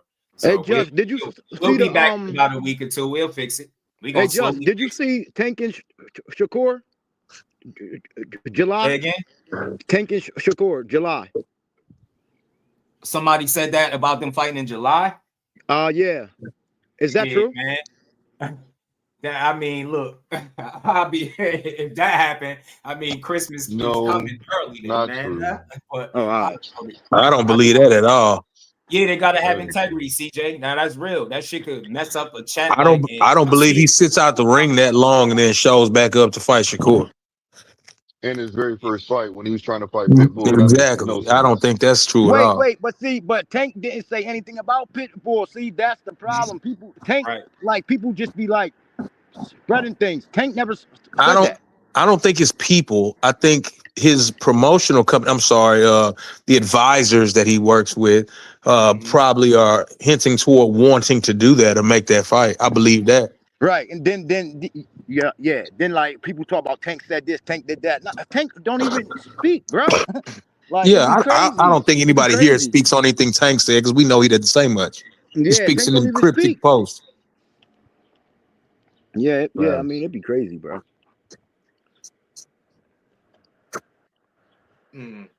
Yeah, I would love to see that fight, man. But to me, man, certain fights it's like certain fans I feel like be wanting to see them, but a lot of them don't. Like when I was hearing all the resistance that people was putting up with that fight, like they were saying the fight wasn't happening because his performances wasn't good. And that shit pissed me off because people was really like for years they pushed this shit. And I'm like, yo, if that was true, then Frank Martin never finds his way in the ring with Tank. Because that was coming off his toughest fight with Artem, right? You get what I'm saying? You don't make it in there. It's like too many excuses, man. His performances wasn't good. People walking out on the fights. So you telling me he's waiting for him to look better, be better, and then fight him? That's one fighter ever. So you gonna wait for the guy to get good and then fight him? It just be dumb. Or we ain't taking a pay cut from the trainer. Shout out to Coach Calvin saying he ain't gonna let us do what we do, and then people having find ways to explain that type of shit. Like because they didn't take that wrong. I think that dude is a risk, whether you think somebody can beat him or not. That's cool. But he's a risk to whoever's on the other side of him in the ring. He's a risk to everything they built to this point. And I always said the same thing for Tank. So it's like that's a risky ass fight, and I haven't seen him take that kind of risk just yet. Say what you want. All this, he knocks him out shit. That shit sound good, but man, you can't fit it. I mean, shit. After you seen the Lamont Roach fight, you still think he just goes out there with ease and knocks Shakur out? Hey, John, hold up though. I know people probably gonna be pissed off at this, but I gotta say this, bro.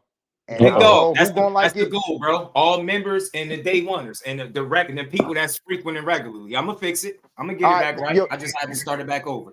That's all. So about the Lamont fight, right? Mm-hmm. Now listen, I'm a diehard Tank fan, right? Mm-hmm. Clearly. Clearly. But I'm not gonna say Tank through the fight. I ain't gonna say that they. Oh my God. Had an agreement. Hold up, bro. Just let me cook real quick. I ain't gonna say that they had pre-talks. I ain't gonna you cooking with fentanyl, bro. Be careful. Hold up, bro. Hold up. You know what I mean? Then I'll let you cook. But I'm going to put this out there. Oh shit. That Tank that we seen up in there, that ain't the same Tank, man. That odd Tank. People said that already. Like, I don't know if it was Tank going through his problems outside the ring, or if he just told Lamont, yo, look, man, I'm going to give you a payday, and we're going to just go in there and spar. Because people said that. They said it was a sparring match. They said they wasn't even really punching like that. I'm just saying, bro. That's all I'm saying. Bro, did you watch the fight, bro? I know people gonna get mad. You watched the fight? You watched the fight, right? Of course. Did you think that they was just playing when they was throwing punches? I mean, they was I'm talking a asking you. lot. I'm asking you. I don't care what people be talking about. I'm asking you. You think they was just playing? Truthfully, yeah, because Tank was in there talking a lot to him, bro. And I don't know So what they Tank was talking talking, about. so that means he wasn't throwing punches for real. I'm just saying, like, the whole build-up Mayweather was did the same off. thing, right? Everything was off about that. Everything was off What about was off? I didn't everything. see anything off, but go ahead. Please tell me about What? the You talking off. about the like he came in and he was like, yo, listen, I ain't gonna talk too much because of his he you know, I mean, you know, his family's here, and I mean, I ain't trying to really, like, the whole thing was off, bro. But you whole thing was equating off. that to Tank. Yeah, You're not Tank was like, saying yo, that bro, you Lamont brought your may have mom made here, it that bro. way or not. Tank was There's like, bro, no that you brought your there's no mom here, chance dog. Lamont made that fight the way it was. I'm talking about from everything, from the conference that you talking about to the fight. Lamont ain't had nothing to do with that. Yeah. I mean, truthfully, I think I think that they, you know, didn't know each other, bro. Okay, so them knowing each other, don't you think the fight will be a little differently anyway? Well, yeah, I think it would be a tougher fight. Would you say that was a tough fight for Tank? Yeah. All right, well, we good, bro. What we talking about? No, but I'm just saying, though, I'm not. But only thing I'm trying to tell you is, was that the same Tank, though? What you mean the same? It wasn't the same opponent that he be fighting. So why would it look the same? Saying that's his best opponent? What I want you to tell me is that Lamont went out there and did his thing, and that's why Tank may have looked a certain way. Not Tank didn't eat eggs and bacon this morning, so he's not happy about, like, you know. I mean, personally, Tank beating to me personally, but you know. Okay. But all right. I'm just saying, bro, that whole build up, the whole thing was off. Like, the whole build up was off. I didn't think it was off. Shit going on. Tank, like, there was a whole lot going on. Then the press conference Tank coming there like smiling. Then he was like that. The whole thing was off, bro. And like I'm not saying that he do it. Fam. I'm just trying to tell y'all, it's something wasn't like. I think this is what you're doing. This is just my opinion. This is what you're doing to make sense of what you saw, in my opinion. But in reality, you saw a guy tested by a guy who knows him pretty well. And you're saying all these things were off and it didn't make sense, as opposed to giving Lamont his props and moving on. No, I'm giving him his props, but no, you're not, bro. You said that Tank didn't find the right shoes to wear and the right belt to match, and he wasn't feeling well about life. And Lamont's mom was there, and bro, I don't want to hear that shit. Tank threw that thunder at Lamont, and he landed it. It's just that he ain't go nowhere. But period. Didn't Tank say that though? I don't gotta hear Tank say it. I watched the fight. Tank landed some nasty shots on Lamont. He ain't go nowhere. The press conference though. I don't care about what was said in the press conference. I saw the fight. I saw Tank throw something at Lamont that normally would have took a guy out, and it didn't take Lamont out. He was still there. I don't believe that though. See, that's what I'm telling you. Tank was pulling them punches, bro. I'm sorry. Hold on. Let me say this real quick, fam. Now, you remember when Tank said he took the knee because he didn't want to get knocked out, right? No, he never said that. He did say that. He did say that. Braid. He did say that. He did say that. He said I didn't want to get knocked out. Knocked out because of the braid cracked me in the eye. Okay, you saying the same thing bro just said. Continue, bro. Yeah. I mean, no, I just wanted to bring that point to the table because he's saying what he's saying, but if that was true, if he was just playing around or if he was some friends in there, he wouldn't have did that, bro. Facts. What? He wouldn't have took no knee because he wouldn't have been in fear of getting knocked out because they just in there playing like you think. Mm-hmm. No, wait. No, hold up. Wait, that's not true, bro. That's not true. Bro, you still gotta fight, bro.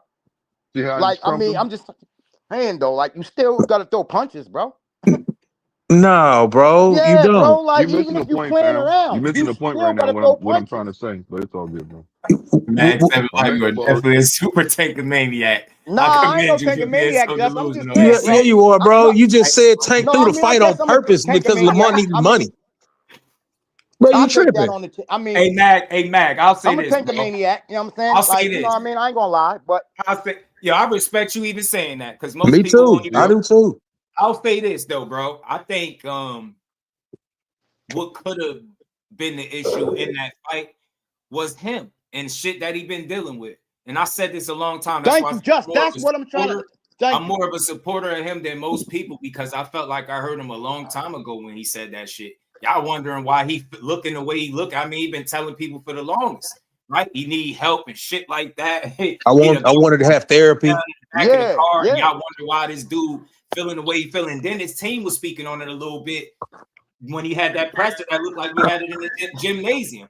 They like, yo, he the face of boxing and treat him like that. They said you would have never did that to Canelo, and then you seen the energy they had. So I think it was just personal shit that he was dealing with that led to his performance being that way. He almost slipped up, let Lamont Roach get one up on him. That's why I want to see the rematch. So we could put all that to bed. You could say that he fully focused. It'll run it back. But I heard that's what they was planning on doing until this situation came back about. So you never know.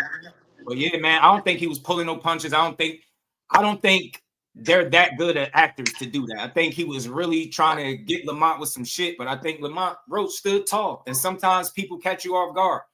You know what I mean? Your toughest battles come from people that you least expected from.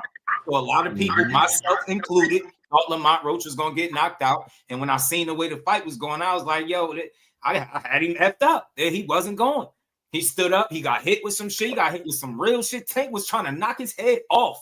Man, bro, he had to weather some storms a little bit, like some shots, a little. Tank was trying to, he was trying to get rid of him, but Lamont Roach just had the answers. And I think the fact that they was familiar with each other kind of played a little factor too. But I don't think I just think that shit catch up to you, bro. Like you not being in the right state of mind, not being fully locked in, outside the ring shit. That shit affects you inside the ring. I'll give him that, but I won't say that he went in there and didn't try to win. Now, dude was trying to win, but I mean, the whole shit fell off. He looked turned off. He looked like that's what I'm saying. Thank you. That's the only thing I was trying to prove. That shit could affect you. I don't know, but he didn't let him off the hook. He tried to win that fight, but and Lamont tried to win too because he hurt him a couple times. How to kick up, you just wasn't able to do it, right? Like I'll say this, in all honesty, it seemed like he was just looking for reasons to try to hype himself up and put himself in a better mood. I would say that with little shit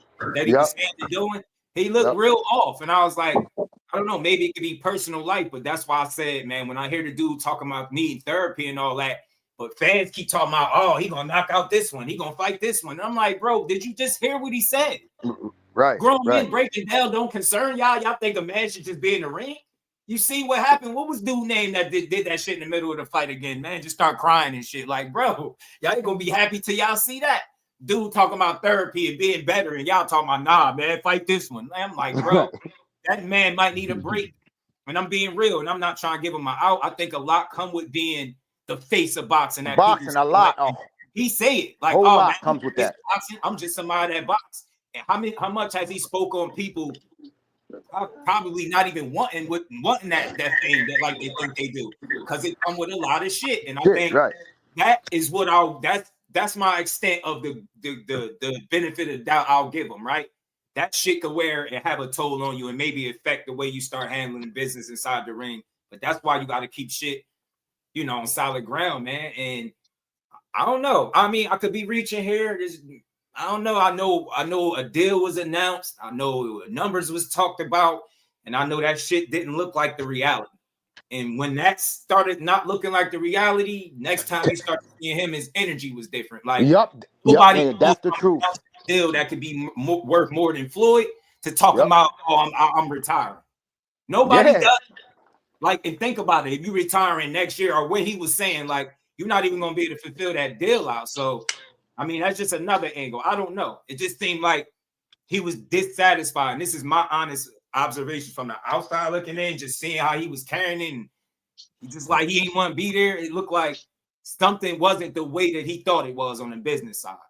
And I could be wrong as hell about that, but he looked. No, I don't think that you're wrong. Just no. Hey, I respect that, and all that could be true. All that can definitely be true.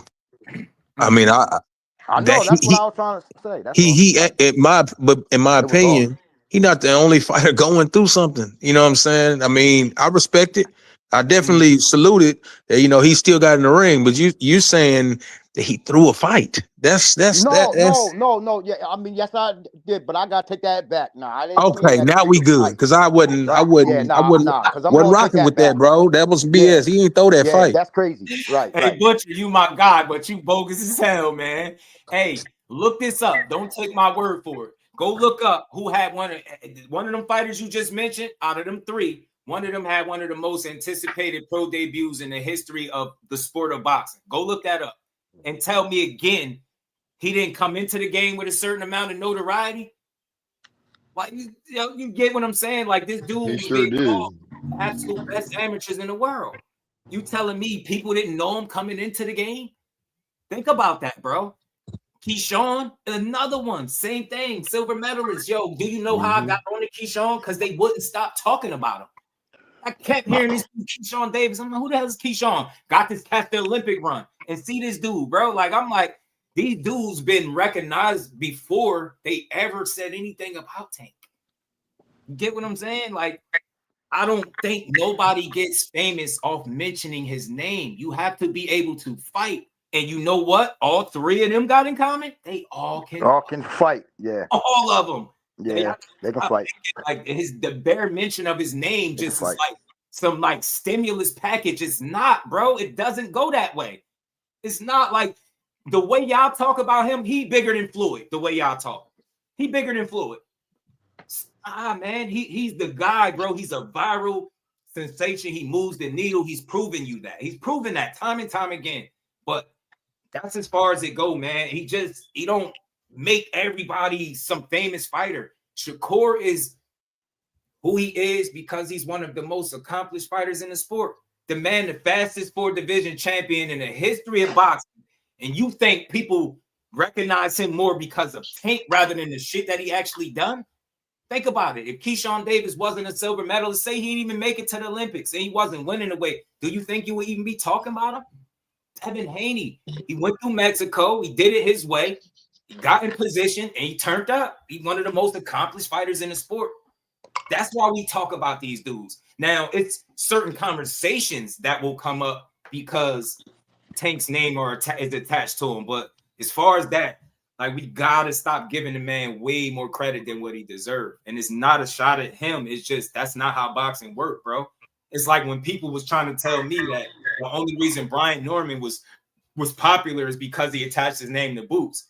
And I'm like, what would you think remember more about a fighter? A call out that never materialized into a fight, or him knocking 6 weeks out of somebody, or being an underdog, going on the road multiple times and knocking dudes out in back-to-back fights? What would you remember more? An empty call out that never materialized, or the work he put in?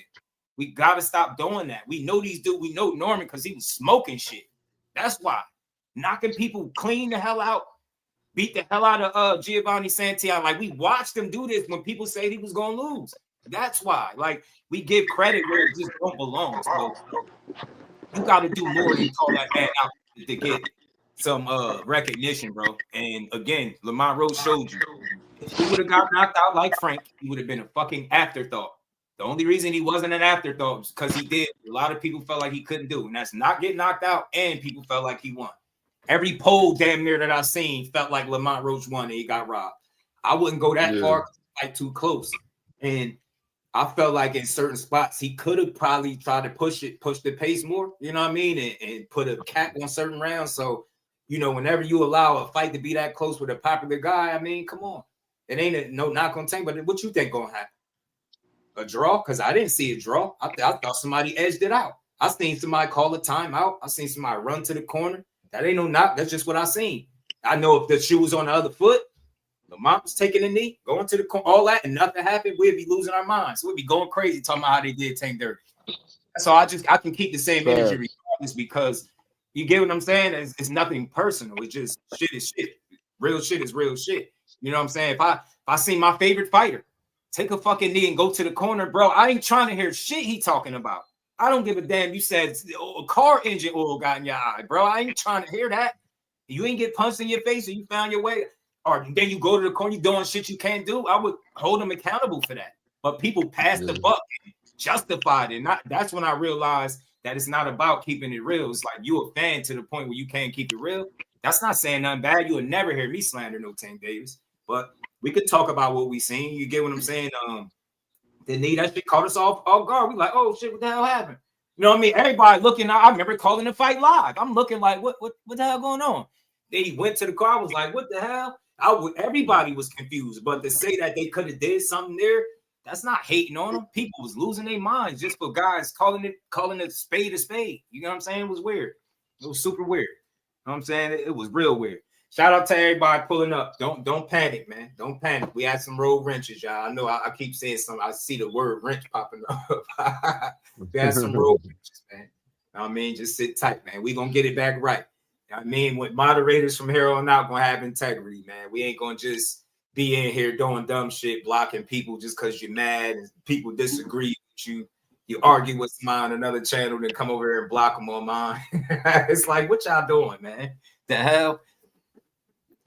Yeah, I seen some people get timed out a couple of times just for them speaking their mind. They wasn't even trying to oppose. Right. They wasn't even saying anything salty at all. It just shout out to the Butcher too. Appreciate the love, homie. Yeah, but all them dudes could fight, like I said. He said these are the top brass of the Tankamaniac army. Shout out to my dog, Big Dog Willie, man. Nah, nobody got a name. All right, watch this. Just watch this, y'all. Teachable moments. These are conversations. Just don't do no arguing. I get passionate, but I don't do no arguing. I like to hear people out, right? Shout out, what's his name? Drace Dio. Hey, can you name the people that got a name faking like they wanted wreck with them? Now watch this. Watch. Teachable moments, y'all. Teachable moments. Name the guys that was faking like they wanted wreck with them and they got popular because of it. Just name me them people. Yo, y'all always strike out, man. So let me get it straight. You know Devin not because of what he's done, right? Wasn't he the youngest undisputed champion? So you don't know him more for that and what he's done in the actual ring. You know him because he called Tank out before. And Shakur. Yo, who they been saying had the best defense for I don't know how many years? Shit, since he been there. Who got like the highest plus minus ratio for the last I don't know how many years since they've been there? Like, so you telling me those things don't mean nothing? Like, it just, call Tank out and that's gonna mean something. Never mind who you beat. You ain't gotta beat nobody, but you can call Tank out and you can beat a man. You really believe that shit? Damn, you named the wrong two. You named two of the most accomplished pure boxers in the history of the sport. The history of the sport. That we know them because they accomplished, bro. We know that. Them two together, something that had nothing to do with Tank. Remember they sparred? Go look at that sparring. Go see how many views that sparring got. It has nothing to do with Tank. Damn, man. The first time I heard about Devin Haney, it was a Kid Austin. No, not the first time. That was one of the first beefs I heard, the Kid Austin shit. But I've been heard about Devin Haney way before Tank Davis. And if you watch boxing, you got to know about a Shakur Stevenson way before that conversation even come up. You get what I'm saying? We've always seen Devin Haney in the background of Floyd videos too. Yeah. Young kid. And Floyd Sr. used to talk about him highly. And then he got that big boost when he was leaking sparring footage as they was traveling cross country to spar everybody, you know what I'm saying? When he first came in the game, you know what I'm saying? But he was trying to make some noise, and it was an original idea, his father and son just going across the country whooping ass. Don't get me wrong, man. I know about him because of him. Yeah, let's talk fashion. What's good with it, my dog, man? Nah, don't worry about it, Big B-Lo. I don't know exactly who it was, but we're going to figure it out. It's going to sort itself out. Because I know it's gonna be a couple of people that's gonna feel some type of way. Cool, see you. But for the that's gonna keep pulling up like it ain't nothing, it'll sort itself out.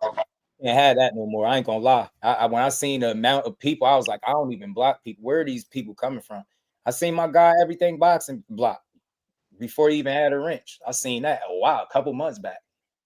I'm like, man, how the hell are you blocking people that really support? That's crazy. So, question for you, Just a question, right? They're not the man though. They want to be Tank. Yeah. How old are you? Do How you old are think you? I swear accomplishments are on my life, politics? bro. Anybody that thinks that, you are a super fan. You clearly like, and I mean this, like, and behind the hands could attest better than I can. You clearly don't know Shakur if you think he want to be anything like Tank. They don't even move the same. They don't do the same shit. I don't even want to get into Nah, it. That's false, bro. that's too young. That's too young of a statement for me, man. Like that's a key. That's a kid's thoughts. Like, come on, bro. That's a grown man, bro. Y'all weird. Y'all super fans, bro. Like, do y'all think about it? As we came up as youngins, what was our most? What was we most influenced by? Right, your peers and the people you hang around. Right. So a lot of the stuff that we critique these guys for, and we like, I don't know, we make it a negative. It's regular shit. Like, I've heard people say Devin Haney want to be like Tank because he got leg tats. Like, so Tank Davis created leg tats and he the only one that could get them. Like, you know, like he the only one that could wear, I don't know, whatever type of fashion shit they be at. That's the young people stuff. But you get me? It's like we sound like idiots, bro, when we say shit like that. Tank is Tank, bro. Devin was a rich, young, successful fighter. Why the fuck would he want to be Tank? Only a super fan of him to say that, bro. That's the same thing with Shakur. Them dudes all carved out their own paths. Why we can't just respect them? I would never be too much of a fan of Shakur that I'm gonna try to, you know, shit on everybody else to make him look good. And the day I do it, everybody in here, panel included, call me out. You see me try to lift him up and shit on somebody else, call me out for it. You would never see me do that. Never. That shit is weird, man. Them some of the most successful fighters in the entire sport, bro. That's why we know them.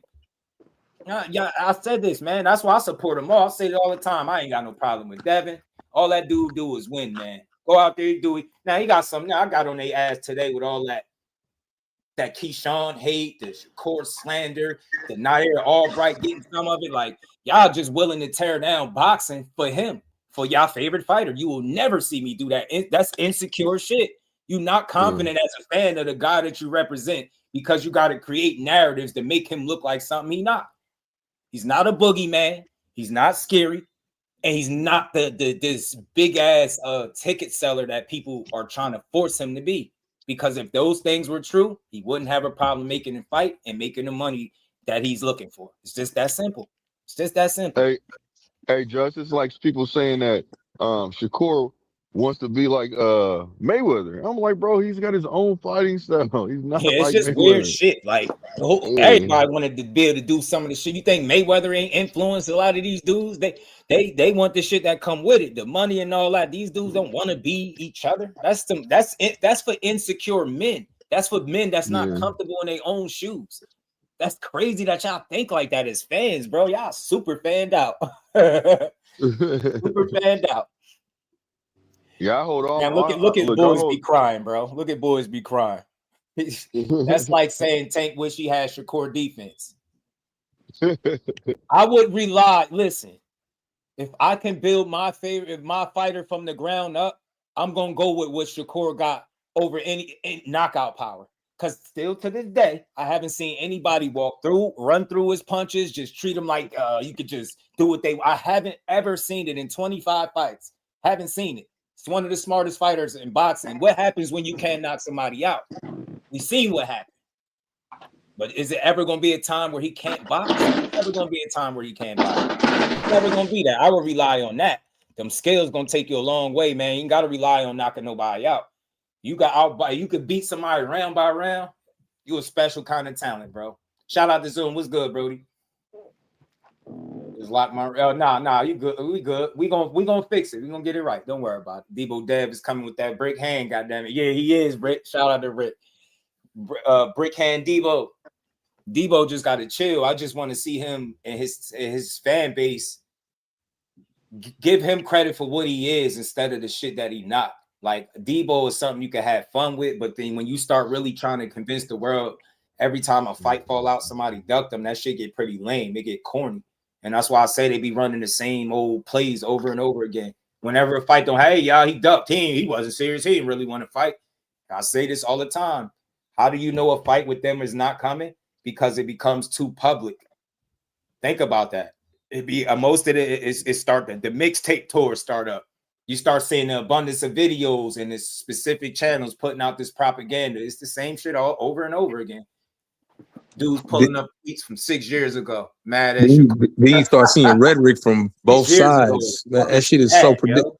That shit predictable, Jess. You start seeing rhetoric from both sides, and this person said they ducking, and this part. I mean, it gets stupid. I'd always rather that the fights get made and no one know nothing. I'd rather that. Yeah, Boxing Bill about to be blocked. He gonna be one of the first people to be blocked. I'm tired of that elementary school shit that he type every day. And I know you boys be crying. You gotta get off Tank dick. And I usually don't talk like that as a man, but you need to be told just like that. You gotta stop, man. You gotta stop. Where was all that power? What was it? March 1st? Was all that power then? You're not gonna be able to knock everybody out, but you're gonna always be able to box. That's just my opinion. I'll say that. Not gonna knock everybody out. So I'd rather be able to rely on skills than power. Smarts and skills than power. Not saying that, you know, Tank ain't got no skills and smarts, because he do, but y'all just y'all in fantasy land, bro. Keep talking about power. Yeah, I think Tank. I still haven't heard was crazy though. Breakdown as to how he'll win that fight, because all y'all keep talking about is a knockout. Anybody, I'm saying this until they prove me wrong, and this is just my opinion. Anybody, the first thing they talk about when they fighting Shakur is they knocking him out. In my mind, you already lost. Because I think your mentality, you already think wrong. You already approaching it the wrong way. You think you're gonna get it. Yeah. Because you punch hard and he's a boxer, you just gonna manhandle, and then this is gonna go bad for you. I've seen it so many times. They talk all this power shit, and then when you can't land it, he ran. Even when he stood right in front of you, they still gonna find something. So, nah, he don't spend his time trying to be another man, bro. You know what I'm saying? You just gotta enjoy boxing. Tank a bad man. I can't wait till you get back. I hope that all that legal shit get put to bed. I hope some of these rumors that we hearing, hopefully they are true. You know what I mean? But I'll tell you what I did hear. I mean, they was planning on bringing him back from what I hear into this situation. Obviously, took a turn and whatever it is, and now I'm hearing that they don't have no timetable as to when he coming back. So I see people saying this is why I say people not really fans, they super fans. Like you're putting a man in real. Where are y'all getting the news from? I'm dead serious. Like, I'm all jokes aside. And I've been in enough of these circles. I talk to enough people. A lot of us be knowing some of the same people. Where are y'all making this shit up from? You're not getting it from his team. You're not getting it from him. Where are you getting it from? That he's fighting anybody. It's like we keep putting the man in fights. Yeah, I ain't gonna be happy. Tank gonna be like, man, if I fight a guy, you know, he could tell y'all anything. We gonna ignore it and put him in another fight. No, you gonna knock such and such out. Tank over here telling y'all he ready to get money and be on the island. Y'all still talking about fights and shit. Tired of y'all shit. and look, this is for y'all super fans. He don't even rock with that shit. He don't rock with that. Do y'all ever seen Tank check somebody for being a dick rider? I've seen it. Yeah, he be checking content creators too. Yep. Not like that, yo. A dude to try to, y'all seen a dude say to Tank, hey man, the game ain't the same without you, man. We miss you, man. This and this, man. He called dude a bitch. Yeah. So like, dude, fuck you. Like, something. I'm like, yo, Tank wild, man. Tank don't be trying to hear that shit. He don't, bro. That's why I call myself a real supporter. Cause I rock with him. I ain't never got nothing negative to say, but the shit that y'all push, it be wild, man. Wow, Shocky Foster versus Ray Ford, we're gonna win. That's a good fight, man. Look, Shock coming off a great win. I think momentum matters in boxing. That dude is a really good boxer, bro. I'll say this quick pick, and Ray Ford, my guy, but he gonna have some trouble closing that gap. I can tell you that, yes, man. he is. I don't think it's gonna be a bad fight either way, but I could say that my early thoughts is he gonna have some trouble trying to close the gap on Shock. He's smart, man. He's a smart fighter. I call it sneaky power. You know, Mo said, you know, I call it that. I call it the sneaky power. That dude, he'll punch a little bit better than people give him credit for. And he got dog in him. Both of them do. So I think we're going to look for a good fight. I just hope it don't be a cool boy step type of, I know Ford can't go like that. You know what I'm saying? We can't go like that out there in Camden. So I know he been talking. He won it. I know he confident. But Shock could fight, man. And I ain't no fool. So I think right off the bat, what he gonna do? He gonna have trouble trying to stay from being at the end of shock punches. You know what I'm saying? Hey, So Just, you want to know something? What I was thinking of when I heard that fight announced, and just kind of how you gave your assessment on how you feel about Raymond Ford. He gonna have to, close that distance. It's gonna be a little bit harder for him, right? I agree with you, but I also think that when Shakur made that statement, go fight, go fight my young boy. You see what I'm saying? And then we fighting. I think that fight about to happen for real because I just don't see Raymond Ford being able to pull it off because he's a little. I mean, he seems like maybe he might be working on some things right now in this camp where he can surprise me, really, really, surprise me. And I'm with it. I'm not saying he can't win. What I'm saying is I just feel like Oshaki's gonna be able to pull off the win, and then that's gonna make it to where Oshaki and Shakur are about to fight. That's what I'm trying to say. Yeah, man. Nah, Shock. He gonna be a tough guy to deal with, and again, because when you can box and you got physical advantages and you know how to use them, he ain't no dummy. He'll put himself in a lot of bad positions. You know what I'm saying? And I think the more the fight matter, the better he going. You know what I'm saying? Approach it. I think he know. And I seen what he did the last time. People counted him out and people was picking against him and talking crazy. I believed him when he was saying that shit. He was saying like, "I'm gonna show y'all." Like it's selling it, and then it's really talking that shit. And he was really talking that shit. He wasn't selling it. He was dead ass. Like, yo, y'all all out here counting me out. Okay. Like he had that kind of energy, like, bet I got y'all. And he kind of got that energy again. Like, man, y'all don't think I could win? Cool. Watch this. You know what I'm saying? So look, I love Ray Ford. That's my guy. But it's gonna be a rough fight for him. It's gonna be tough for him to close the gap and get in his desired range to get his shit off. That's what I know. Like that's not gonna be easy to do. So I like said Foster, my opinion's overrated. I feel you Foster gonna whoop Ford. Dude, I ain't mad at it, man. It could happen, but I think Ford gonna put up a better fight definitely than Cool Boy. I don't think it's gonna be that. And I got faith that he can make it a fight for real. You know what I'm saying? We'll see. Man, I'm so privileged, bro. Just listening. Got shot. Yeah, of course you got shot with the knockout. Because you a dick rider. That's what you will say. That's what dick riders say. You say shit. I expect you to say that. Just like he knocked out the last dude he fought, right? He was an idiot, man. Tell him you got about one more comment. I just don't appreciate nothing he has to offer is like a substance. It's like all kiddie shit. Like it's just got to be a kid. And I don't want to be like talking crazy to no kid, but you got to be young, bro. Got to be. You keep talking knockouts and shit. Like you got to be a casual, dude. Got to be a casual. I mean, what's shot record, yo? Watch this. What's shot record? And name 5 of his fights. Go. He can't do it, bro. He can't do it, bro. He can't do it. He can't do it. This is what a real dick rider is in real time, bro. Sorry, you gonna get this work, man. You weird every day in here. I don't even know why you come here. I swear I don't. Hey, look. Hey, check this out, Josh. You want to know what I call extreme fanboys? I call them pole dancers. Yeah, that's what he is. He not the pole dancers. Over there in the other, I call them pole dancers, bro. What they say, be showing out, and this is the reason why I do it, fam.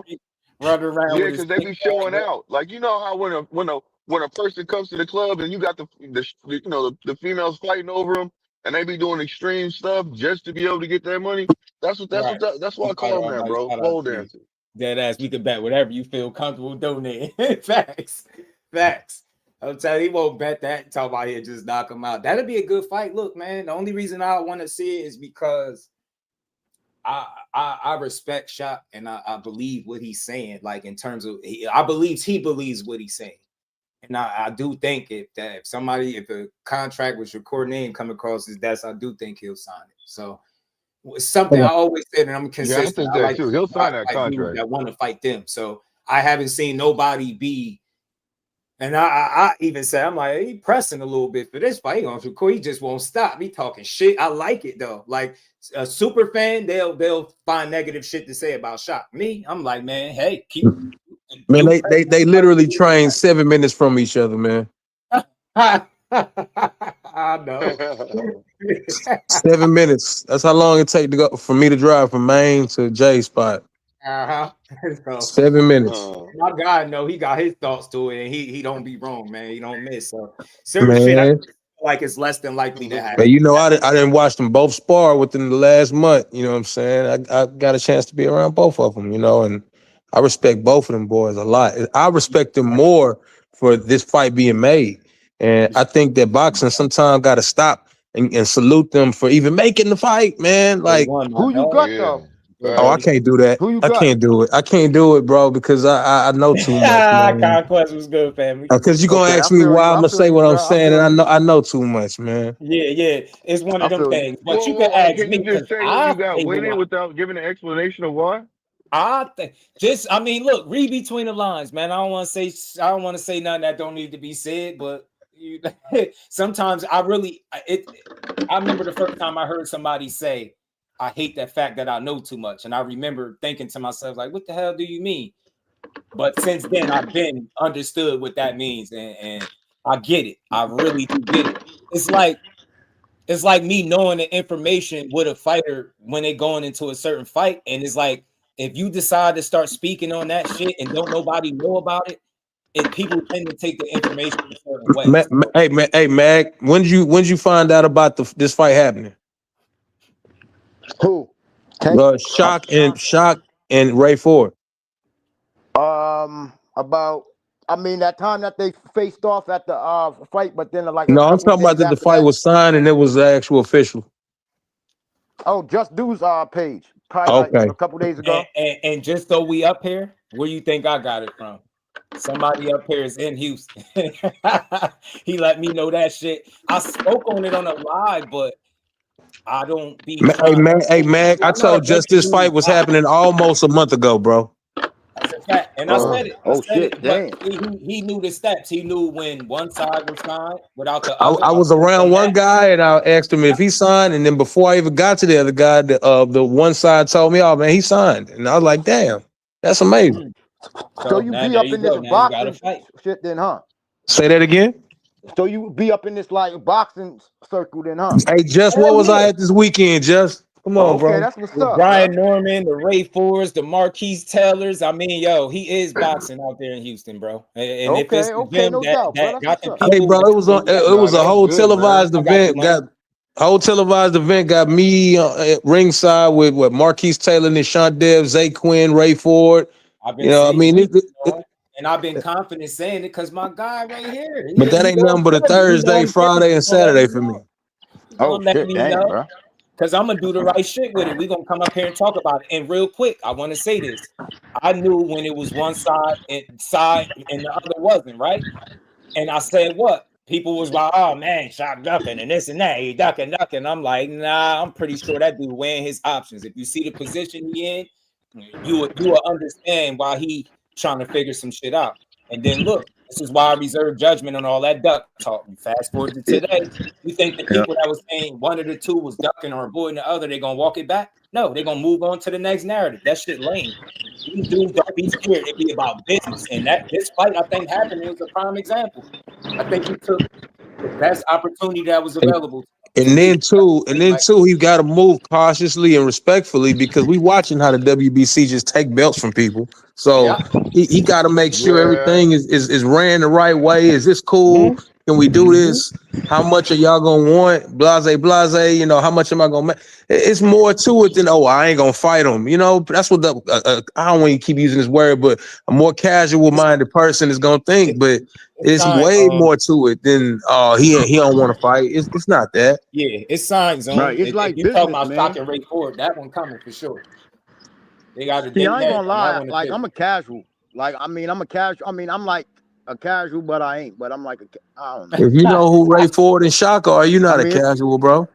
Right. Yeah, but that's the point that I think that should happen. Just like I see dudes keep talking about Shakur and Oshaki, right? It's just my opinion. Maybe y'all might disagree with me, or a lot of people might do. Oshaki does nothing for Shakur, man. And I'll tell you on the simple fact of we know Shakur not going down to fight him. Yeah, because I seen them. They talking about in the chat, Shakur ducking and shit like that. Because I was just on another nigga. I wasn't on it, but I was listening, and they talking about what Shakur. What there's only one fight for him and what he need to do. Respectfully to all the dickheads out there, bro. Shakur can do whatever he want to do. He's a 4 division world champion, bro. The man is one of them ones, and I just hate when people try to take their favorite fighter and try to maximize what's on their plate and then minimize the next man who done even more than your favorite fighter. You know what I mean? Because you think because your favorite fighter got a bigger buzz, which is Devin Haney and Shakur. I know y'all probably on a whole different subject. I'm sorry, but when we look at Shakur Stevenson, bro, the accolades that he got and everything that he's done in boxing, he can do whatever he want to do, fam. But when it comes to Shakur Foster, I feel like, and I said it before on your platform, just him and Ray Ford, they on the same level. Shakur is on a different level. You know what I'm saying? If he get the fight, salute to him. I'm never knocking nobody for getting a big time fight for themselves. But if Shakur beat Shakur Foster, bro, it's not gonna catapult him or do nothing for him. Because Cat still gonna find excuses to discredit him to say things like, "Oh well, he was supposed to do that. Oh, he came up, he brought the dude up to fight him, but this, that, and the third." You feel me? I just feel like there's bigger things out there for Shakur Stevenson right now than Shakur Foster, and the skill level is not the same. And to me, it's just gonna be a one-sided fight. And at the end, they go find excuses to discredit Shakur once again, like they're doing with bigger name fighters that he whooping their ass and things of that nature. But I believe Ray Ford deserved old Shakur Foster fight, and that's the level that they're on. And Shakur is on a whole different level. I don't know about that. I'm just saying, like, I think if they're boxers, then like they're all up in the same ballpark, bro. And like the dude's a champion, so I mean, I know Shakur got the accolades over him, but he's a boxer. So I mean, and no, that's the same thing I feel about Tank too. Like everyone talking about Tank, like Tank don't. I mean, like dude don't deserve Tank fight and this and that. Nah, I don't believe that. Dude's a boxer. Tank ain't God, bro. Like he gotta prove it. Mm-hmm. Like, you know what I mean? So all that about like this dude's too big and all that, then that means then a person ain't ever gonna get a chance. Shakur Foster made that fight happen, made the Ford fight happen. Listen, bro, do you know what it takes to? Do you know Shot could say hell yeah to anything, and if the other side doesn't say yes, the fight doesn't happen. But if that statement were true though, just that means that Ray Ford got a contract with Shock's name signed on it, and that's not what he got. Right. And it was somebody that did sign first. If I'm in, And it wasn't Shock. So exactly. So it's like, well, what are we doing? My bad, y'all. I ain't see y'all back there. I had got up and moved. But yeah, man, look, I like Shakur Foster, man. He doing everything a fighter's supposed to be doing, and he stand on business. He getting in fights and he winning them bitches, and there's nothing. He's doing nothing wrong. I always gonna support a guy that just that's all he want to do. And what I respect even more is when he couldn't get the fight that he said he wanted the most, did what a lot of people don't do, even if it just so happened that it played out that way. You know, a lot of people like, oh, hey man, fight Savage first, dude. Man, this shit happening. Not saying he did it in that exact way, but it's happening like that, and I respect it because a lot of people wouldn't have did it. They'd have stayed focused on Shakur, whether they could get the fight or not. He said, all right, hell, I can't get this one. This one is here. I want it. I love it, yo. I ain't got nothing bad to say about Shaq. It's gonna be a hell of a fight. And like I told you, Ray Ford is my guy. It's not gonna be an easy fight for him. I know this, and I'm rocking with him. I don't say anything just because you're a Jersey fighter. No, that's not gonna be an easy fight. But it took both. Ford wanted to fight. Oh, already Foster could have went another direction. Yeah, maybe. Because I think, he felt like his options was running out, and you always got options. Shaq was a champion, so something would have worked out. But I think he made the fight that people want to see. One of the ones that he could make. He couldn't get the one he wanted. All right, well, he got something else. So I like it. I like and just do. There sure is a lot of Shock fans all of a sudden. That's why I'm just like, they can't name 5 of his fights though, big dog. They can't name 5 of his fights. There's a lot of Shock fans all of a sudden out of nowhere.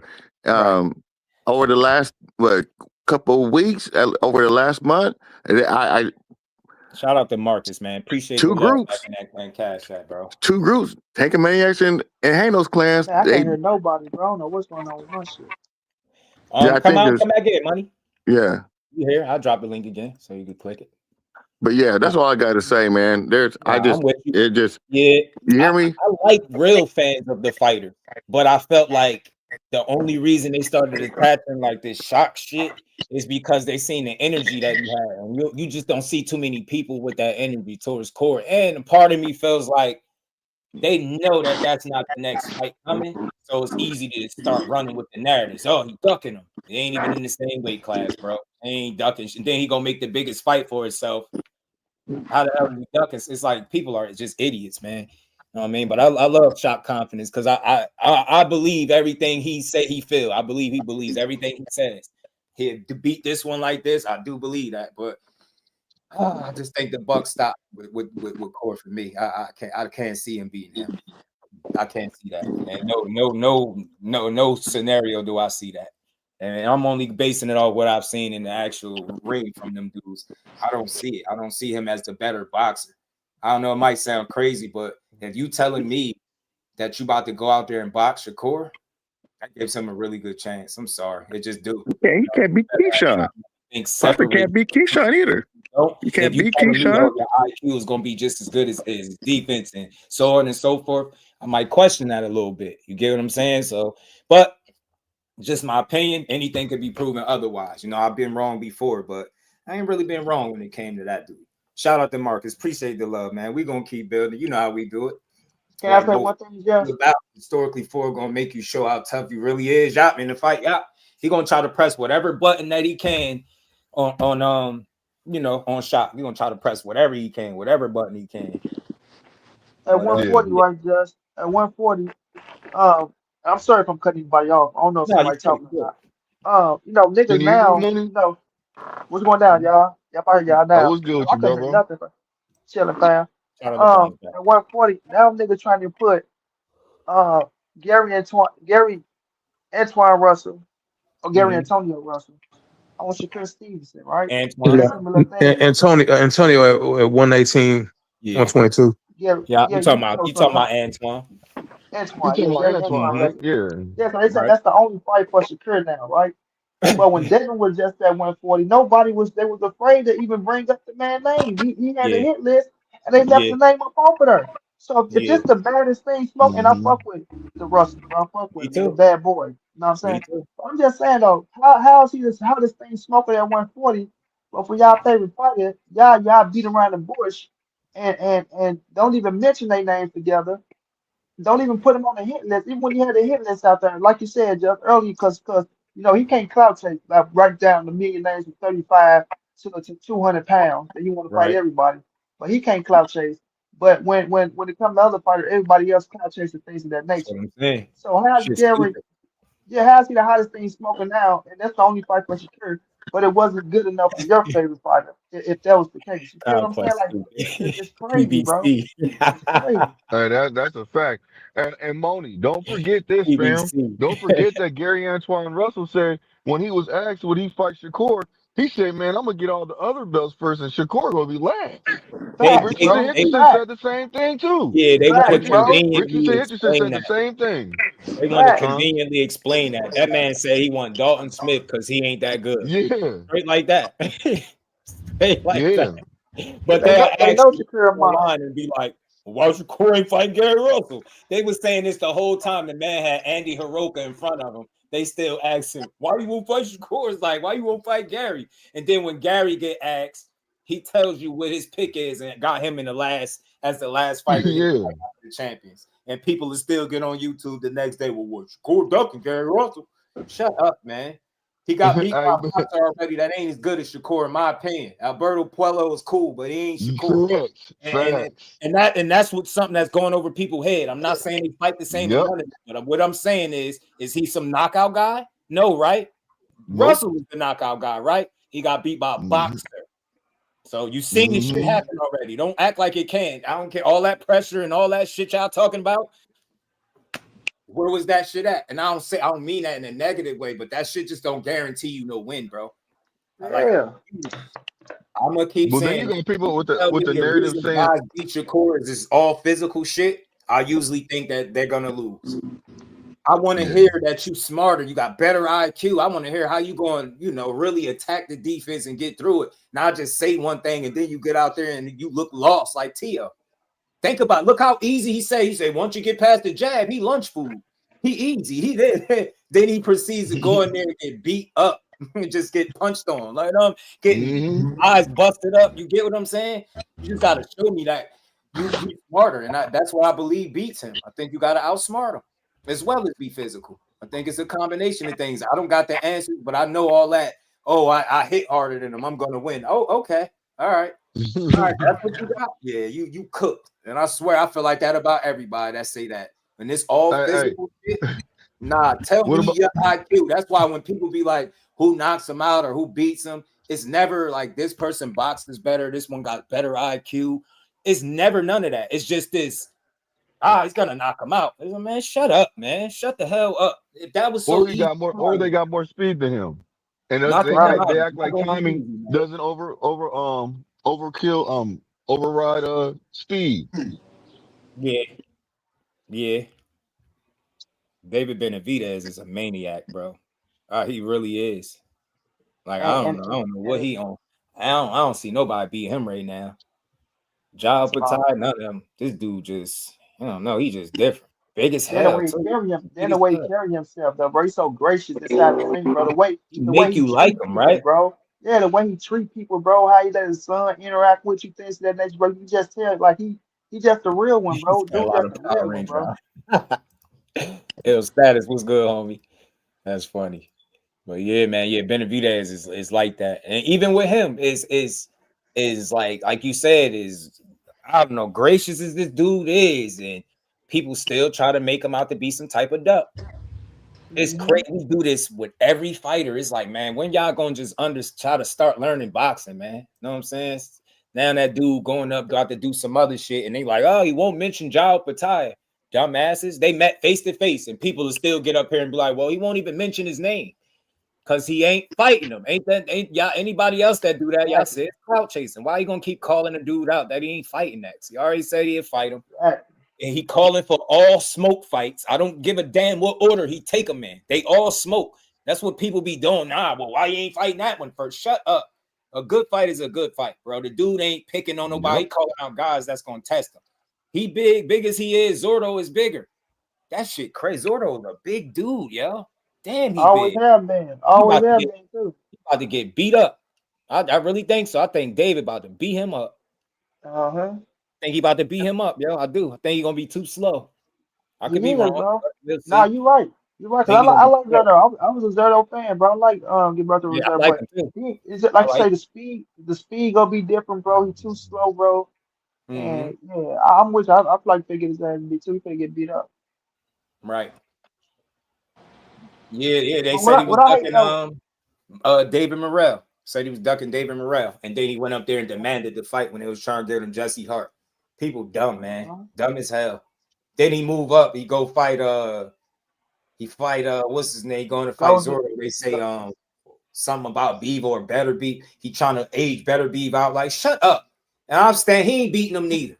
I love to see that shit. I swear I don't think he winning. That old dude ain't beating Benavidez, bro. What are you gonna do? Stop him? Nah, not after seeing them two Beaver fights. And I know Styles make fights and he don't fight like Beaver, but nope.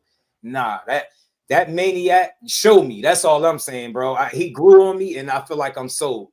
I'm sold on Benavidez, bro. You gotta have something special to beat him.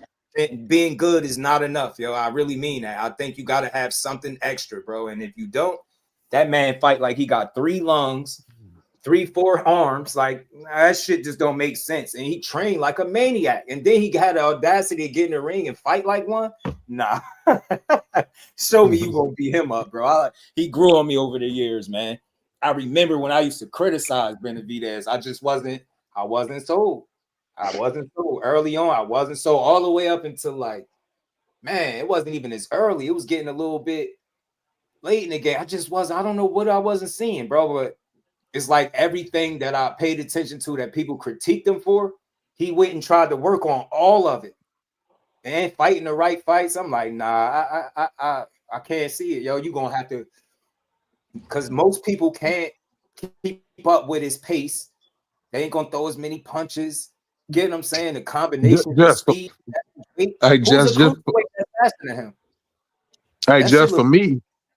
For me, bro, it took me a second to get on to him because I thought he was just way too big for the guys at 68 at first. That's what I thought. And then when he moved up, I was like, oh man, he really liked that. You know what I'm saying? You know, I guess I just wanted to see him against like-sized guys, his you know, in his range, and him doing it because a lot of those guys he was fighting in 68 were small. You know what I'm saying? But you know, he went up a weight class and still doing these guys like ragdoll. So you know what I'm saying? I don't think you're gonna have to make a creative player to beat him. Right. I'm telling you. It's just like you better have something. Like I'm telling you, because all that, it's like good luck. Pick your poison with that maniac. I mean it, yo. He trained a certain way and fight like that. That shit, he put everything into it. So you really got to beat his ass, and it just don't seem like it's a lot of people that's gonna be able to, I don't know, make the cut, man. I'd say good fights, but right now I just got him beating these guys they throwing out here. I don't feel like nobody has 75. If Zordo had, yes, I do. If Zordo had elite hand speed, I think it'd be a good fight. But I don't think he got the hand speed to keep up with David. That's what I'm saying. I think it's the hand speed.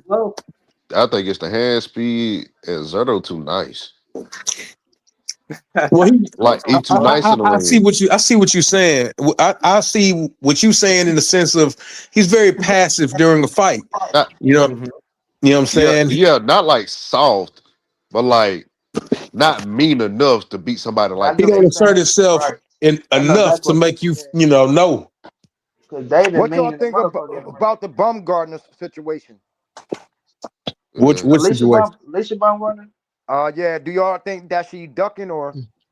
She should fight that girl, man. I think if you're willing to fight Clarissa, you gotta be willing to fight her. Caroline DeBoer. Yeah, that's on that level, bro. Yeah, and my thing is like with the Clarissa fight, we all know that was a stretch. On the tip of fact because we know Clarissa not going to come down too far, and you not going to go up too far. But and you and that girl right there. Y'all right there, bro. So when you got somebody right there in your weight class that's looking good, that's looking the par, because the girls have been fighting, we know you was gonna whoop their ass. You know what I'm saying? You took the belt from Michaela Myers, but we know like every match not happening no time. So when we looking at the situation with Caroline DeBoer, like that's a fight right there for you, girl, on your level. That's a hell of a fight. That's go be some competition for your ass. Yeah, call out like you say, like you called out Clarissa. Yeah, you the top shotter. You got the hardest you've been there. But get that girl a shot, give her an opportunity because it ain't that deep now. It ain't too many people you can say, oh, well, I'm not fighting her because I'm going to fight this person. No, she right there with your ass. It's a hell of a fight. It'll put on for women boxing. Money, I don't like the way she discredited her, like she not a unified champion in her weight division. So you know what I'm saying? You know, this a legit champion that wants some smoke with you, and you're not inviting it. You're not open to it. You telling the world, nah, I ain't. I wouldn't say nothing if it ain't yes. Wouldn't say nothing because anything other than yes sound like you avoiding it. You know what I'm saying? Yeah. It ain't like she got a better fight to take right now. Exactly. And the worst part is she fighting somebody that Carolyn already beat. Yep. And vice versa. Carolyn just beat a girl she beat. That's why they should fight. Yo, I love her. Talking about she beat her. She went the distance and then she knocked the other girl out. When it come to Caroline Dubois, I don't like nothing she's saying. I don't like how she going about it. She just went and said, see, this is the problem when people start claiming they the money person. She said the money got to be right, but I'm the money person. I'm the money man, or I'm the money. But if you the money, why is the people that's claiming to be the money side complaining about money when it comes to taking a challenge? I get sick of that. That shit don't add up. It don't make sense. So you fought lesser people than her. You fighting a lesser person than her right now. Next on the 17th, I think it is. So all that shit she talking, I don't like it. And she did that weird shit with Clarissa, and you knew you wasn't fighting her, and now you doing this shit with Caroline Dubois. You called her a C-level fighter. She had a C performance. That's bullshit. That's complete bullshit. She controlled that fight. She was never in jeopardy of losing. And Terry Harper fought like she was trying not to lose. She wasn't fighting to win. Caroline Dubois was fighting to win, defend her belt, and take your shit, Terry Harper. And that's how she fought. You fought like trying to be too perfect, trying to throw the perfect shot. You was waiting for mistakes that she was never going to make. You was waiting for the gas. That shit never happened. You get what I'm saying? Nah, man. And then Alicia Bumgarner, she getting too big-headed too. You know what I'm saying? Like when she be talking and shit like the shit she be saying, like that shit going to her head, bro. Then it's like, okay, you got Caroline Dubois, who's a UK fighter. Like this gonna be the second biggest fight of your career outside of Michaela Myers. That people can say that, you know what I'm saying, they can look at then. The audience go Right. bring. It's only bigger for you. It's a bigger show for you to broadcast yourself on a bigger Right. platform. So it's like when you get to send out, like you say, just you get to talk about the money shit and all this. Like, stop. I be hating when these girls be trying to act like the dudes now. Like y'all be trying to sound like the dudes and the shit that they be saying over there and all that shit, which is okay to try to get your publicity going and things that nature. I get it, but don't start Right. like just going to the stream like. You know what I'm saying? Like you just so much bigger and you just big ass superstar because you're really not, girl. You know what I mean? You're Right. still Amanda Serrano, Katie Taylor, Clarissa Shield. I'm talking about nothing that she can fight that's bigger than you, that name that's bigger than you. So you get your little shine now. Don't try to shit on the other people that's up and coming. Like you say, this girl's a real champion, girl, and she earned her right to fight your ass. So keep thinking you big headed and shit like that. She end up knocking your ass down. Your ass gonna look dumb. Right. Right. She got this inflated ass ego. I'm the money. I'm this. You Carolyn Du Bois. He's just like anybody that she usually not gonna fight, she gonna start talking about how they look. Just throwing that out. Like that. Just throwing that out there. When she do that, she ain't fighting them. She not fighting them. Yeah. She not. She did it with Clarissa. He wasn't fighting her. And you kind of turned the corner. You started making it seem like there's a chance y'all could fight. You will never fight her. You will never beat her. It's not the same, man. Like I don't think she beat Carolyn Du Bois either, and I think she know it. Yeah, I don't think so either, Jeff. I'm gonna be honest with y'all. MVP fighter. Like I said, I will give her the I do edge her, but she has a gas tank problem too, where she'll fight in spurts. So her ass to get the final. She let her hand go. She got good combination punching and shit like that. But she tire her out. So if she tire out against Carolyn, yeah, if you tire out, you out there, your ass go feel it because Carolyn come from a fighting family too. She ain't that one of them little slouches, baby. So yeah, that's the type of fight we want to see your ass in. Haney got Keshawn, Tank, Shakur, Roelly, Boots, all these people on his hit list, and he ain't fighting none of them. You see how easy that was? He got a whole hit list. And he got an excuse for why each and every one of them fights not happening. You see how easy that is? See? See how easy that is? You see? You know what I'm saying? He's still calling out Tank, him and his dad, and they know they're not fighting him. See how easy that is? He opened his mouth at the Shakur masterclass over the best person he fought. He said that was the biggest fight in boxing, but he's not willing to do shit to make it. See how easy that is? Then he turned around and said him and Ryan is the biggest fight in boxing, but then told the whole world that Ryan not enrolled in VADA and neither is he. See how easy that is? Like, bro, Keshawn ain't doing nothing wrong. Fact of the matter, Keshawn to beat Crocker, Roach, Pitbull, Abdullah, and Haney, in my opinion. Garcia, too. That's just me. I feel like that. I feel like it beat all them dudes. Ryan don't got enough. He just mostly athleticism. I don't think that'll be enough. Haney got the skill set to make it a good fight for sure. I ain't saying he just washes those dudes, but Abdullah Mason ain't fought that level of talent to me. So beating Keshawn would be like a feather in his cap. I don't think he's on that level just yet, but some people do. But he fighting Joe Cordina and everybody cool with it. But when that's how you know they're not on the same level. Because if that fight is cool for him, but it wasn't for Shakur, I don't want to hear shit. There's absolutely nothing you can say. If y'all out here, I done heard y'all do it too. You got him at number 2 after Tank at lightweight, cool. Well, you put him over Shakur and you fighting Joe Cordina. So I want to hear all y'all complain about how bad of a fight it is. Because it's really not. It's not, but it's not. Level, but it's only bad for one guy because you already know what you expect.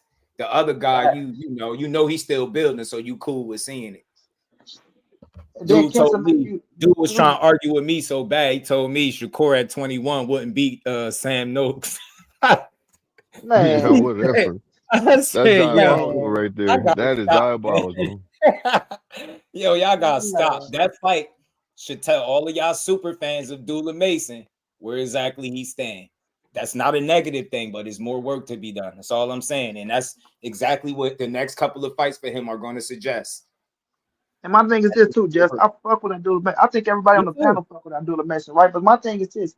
Cats would try to use, and I hate this shit, because these dudes be real suckers out here. If y'all really pay attention to cats, they would try to use that man as a shield to say that like that. Oh, well, Abdullah Mason, he's better than Shakur Stevenson right now. Or Abdullah Mason, because then it'll make you come out like, oh man, Abdullah ain't did, they try to make it seem that way to try to make you come out and discredit Abdullah Mason and things of Yeah. that nature. So they can try to, hide the fact of whatever their favorite fighter's doing or what he's not doing. It's the cover up and shit. So it's like, bro, let Abdullah Mason be Abdullah Mason, bro. That kid, he's making his bones. They don't want He's to. doing, When yeah, Core he's doing said some special shit. he ain't ready, they like, oh, he's scared. He's scared of him. You might even type that today. Yeah. Shakur and Keshawn scared of Abdullah, but they won't use real boxing brain and say they all under Jay Prince. What's the likelihood of them fights happening?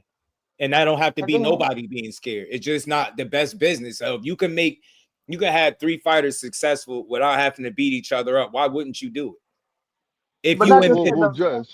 Just, I feel like when it comes down to it, I'm gonna be honest with you. See, Shakur's been there. You see what I'm saying? And a lot of these other cats are just popping up on the scene.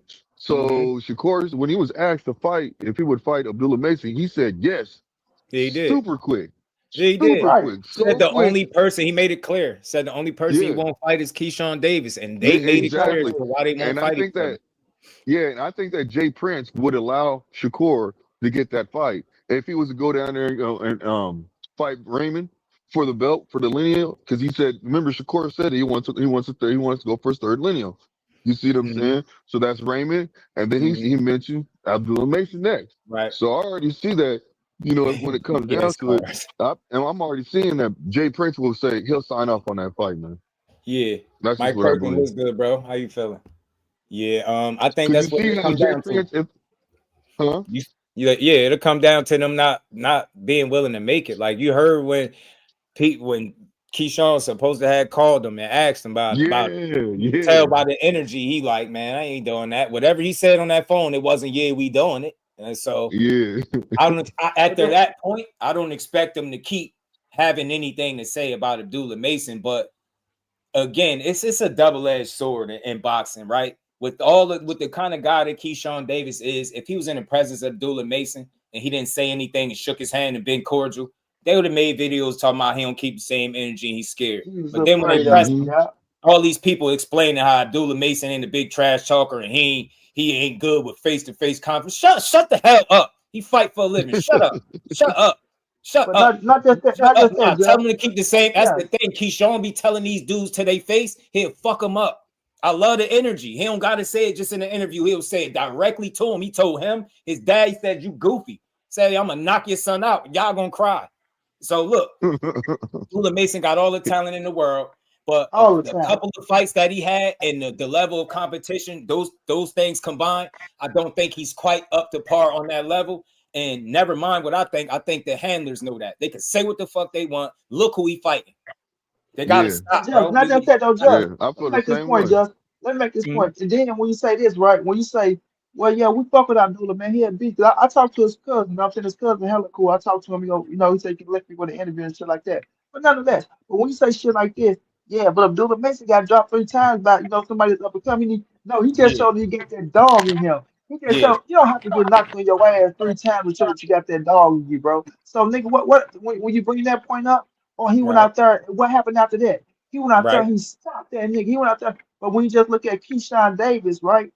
And like he just broke it down. So I just stopped 3 niggas in a row that ain't never been dropped before. You feel me? Exactly. I just stopped 3 niggas in a row that ain't never been dropped before. Niggas that discredit that shit. You feel me? They discredit that shit. They both fought their best competition that they've been in the ring with as professionals in their last fight. Abdullah with Sam Noakes and Keshawn with Jermaine. You see how they approach the fights. It's not a knock on Abdullah. He's still growing.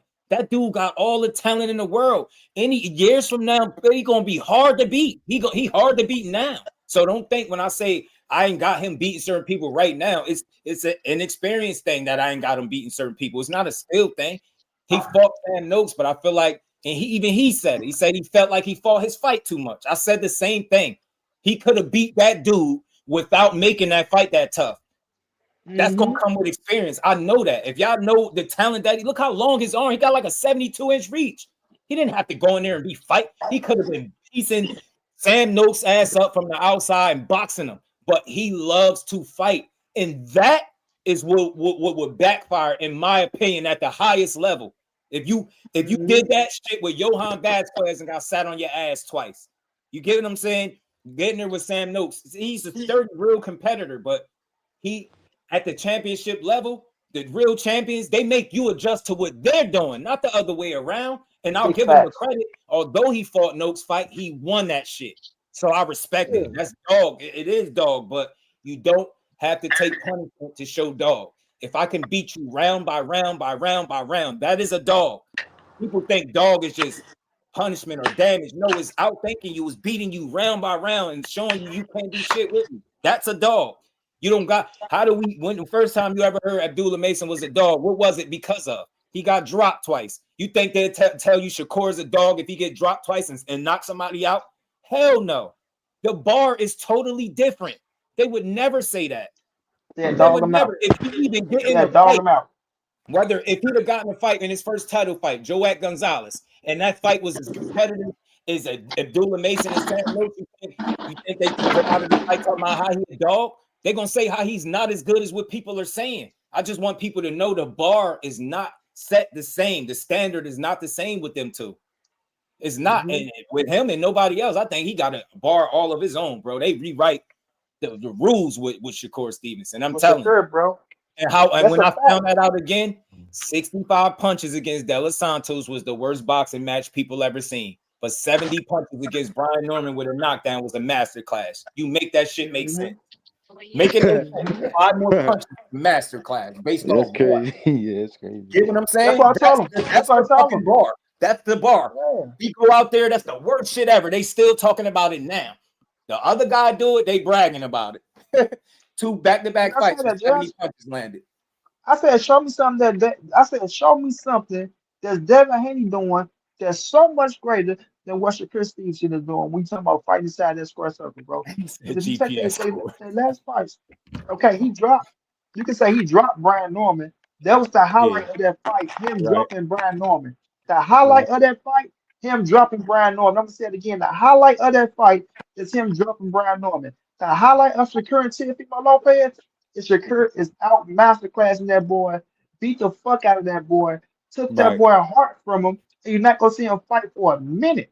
Remember what I'm saying? He's gonna take some time out the ring because he just took a lot of confidence about that man that showed him that you're not what you think you are, buddy. Not see, that's what I think Tank did to Frank, though. Yeah. You know what I mean? I think Tank did that to Frank. Set him down for like 2 years, like a year, man. Like doing when he come back, man. Yeah, he put the reset on his shit. Bro. He definitely put the reset on it. Yeah, you give Abdullah Mason more experience, he gonna be really tough to deal with. He already tough to deal with. He only gonna get better. He's only gonna get better. I have no negative knock, but it's like we can't point out what we see. He needs more growing. He need more. He could have got through that fight with Johan Vasquez without the knockdown. So I'm a realist. People will say, oh, he chinny or he a bum or his defense ain't good. That shit ain't got nothing to do with defense. You could maybe it's somewhat of an indictment on his chin, but dude had more knockouts than Abdullah had fights, if I'm not mistaken. That dude was a legit puncher, but that's more of approach and temperament and attitude than skill set. That's him not realizing you don't just because you could run into the fire don't mean you should. And that's what he gotta learn. That shit can come with time. Watch what I tell y'all. Y'all gonna remember I had this conversation for the ones that's rocking with me. Y'all gonna remember. Told y'all when Abdullah Mason starts slowing that shit down and start making it that he can get his shit off and you can't get it back off on. Oh my God, man. You could forget about it, bro. And I said this too, and we said it just only because these Negroes out here trying to use Abdullah Mason, trying to use his blood and his shine for their own personal agendas. You feel me? I'm looking at these niggas out here, bro. They trying to use that man for their own personal agendas, like they kissing his ass and things of that nature. Like if he's in a favorite division with your favorite fighter, and you telling him, "Oh yeah, I got you up under my favorite fighter. I like you, but I got him number 1 and I got you number 2." When you know it's more dog star that I do than do more then if I'm gonna do it, I'm looking at you crazy, bro. Because if I'm in the division, I got myself number 1, regardless of where I'm at. You know what I'm saying? I got myself number 1. But for you to try to say you got me over somebody that's probably better than your favorite fighter, but you don't got me over your favorite fighter, bro. You got an agenda going on, bro. Yeah, these cats be having these agendas going on. They try to use these fighters to discredit. But like I say, we not gonna never discredit Abdullah Mason. That man is a bad motherfucker, Yeah, bro. Like just he is. it's just his And I don't youth. think Yeah, none of us say he he need that easy. If you experience saying at Keshawn all. said he easy, all that's fighter talk, bro. All fighters talk that shit. They all do. But y'all keep saying, like, show us. Abdullah Mason ain't in control of his career. He not picking his fights. It's not up to him. So it's time for us to start having real conversations and not that shit that people have when they don't know boxing. Yeah, man, I don't want to hear him call him out no more, because after you made that phone call, it was clear that they don't want to do that right now. And I get it. It's not even smart business. If you Jay Prince and you got Shakur, Abdullah, and Keshawn, and you could put them in fights without fighting each other, why wouldn't you do exactly that? People can be mad all they want, but it's business. And unless that they can make money, they gonna make money that is too hard, too much to turn down. Forget about all of that. It's not about nobody ducking and being scared. It's business. He just now start promoting fighters. Go look at the history and tell me when he put two of his fighters in the ring together. When you can tell me that, then I'll start entertaining Shakur and Abdullah and Keshawn. Other than that, people gotta shut the hell up because they ain't talking about shit. They're not fighting. That energy that Keshawn had when he made that phone call, I don't need to hear what he said, but I know he was like, man, we ain't doing that. Keshawn was like, oh, man. It was like somebody let the air out of your cell, like you all hyped up. He like, nah, we not doing that. People say he said, well, stop pump faking. That dude has fought competition that has been far more experienced than him since he turned pro. Like he's been fighting guys with more experience. Like, I don't know what is it about the fighter that makes people think he's not willing to fight, but that I just don't get that from him. I don't get that. I don't think you get to where Keshawn is if you don't fight people, right? He hasn't had a fighter with a losing record. Can y'all say that about Abdullah Mason? And he hasn't gotten dropped by no run-of-the-mill fighter. Let's keep it real. There you go, bro. In none of his fights, not even the Albright one. You ain't see him get cut, get hit with punches, the same punch over and over. You ain't see him get sacked twice by the same punch. You haven't seen that. If you did, y'all would be trashing him. I know it. Shout out to my guy KO. He was in here and I said that shit one day. I was like, bro, imagine Shakur getting dropped by Johan Vasquez and he can get right up and stop him after getting dropped twice. Do you think they're gonna care? Boy, they're gonna have that shit on their highlight reel. They're gonna have that shit on loop, him getting dropped. Guarantee you. The bar is different. What y'all praising guys for being like, I noticed they praise Abdullah Mason for being a dog, but then they say Boots get hit too much. Make it make sense. They say Boots get hit too much, but Abdullah go out there, you hit dog, man, you hit dog. It's just however you like the fighter is how you gonna call it. To me, there's nothing good about taking unnecessary punishment. And that is the biggest knock, in my opinion, on everything that Abdullah Mason does. He hasn't quite grasp the concept of slowing the fight down, right? And not just getting right into the fire. Just because you got some smoke don't mean you should just run into the fire all the time, man.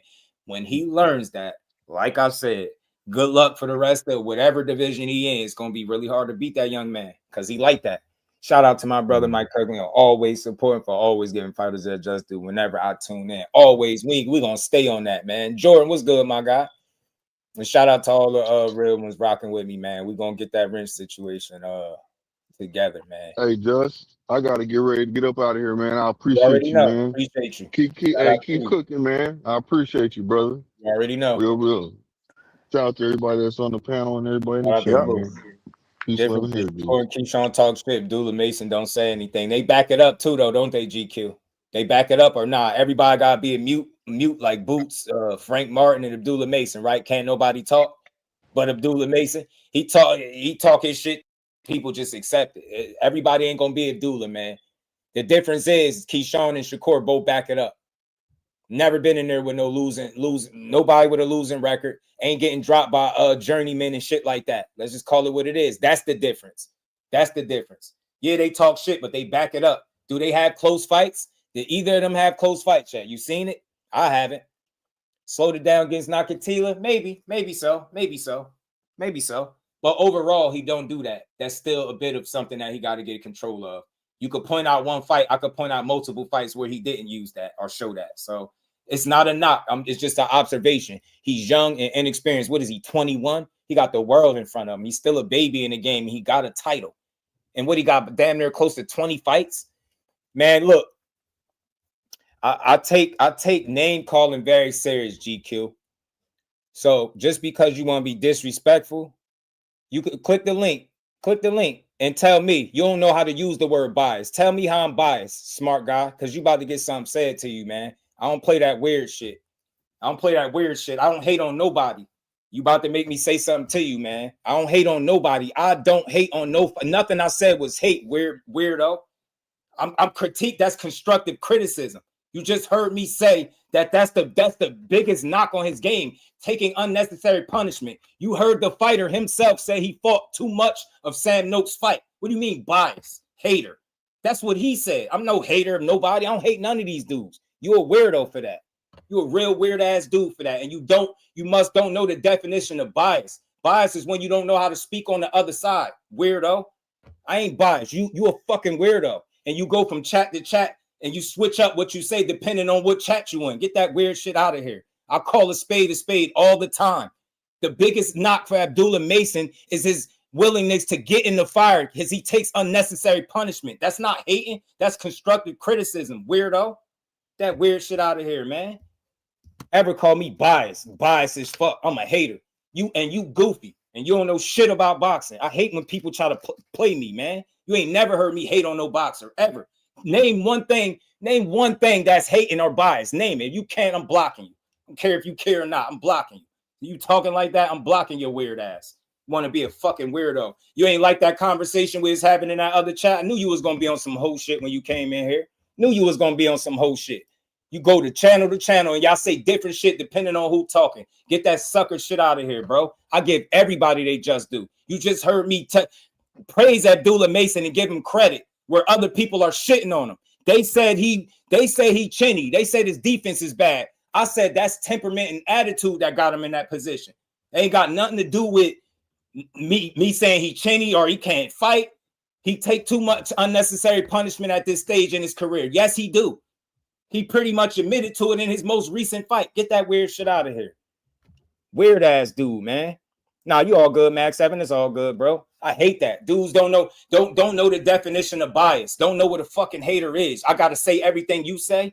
Get your ass out of here, man. I don't hate on nobody. Fuck, I look like hating on these young men. I'm a grown man that supports boxing. I support all of these dudes. I don't gotta think like you. That weird shit out of here, man. Ain't none of these dudes perfect. None of them. None of them. That shit is weird, bro. I don't play like that, man. Give everybody their credit. But if I ain't saying exactly what you saying, then it's me hating, man. Get that weak shit out of here, man. I don't play like that. I don't spend no time of mine hating on some young up-and-comers, bro. I respect what all these dudes do to be hating. Fuck I look like.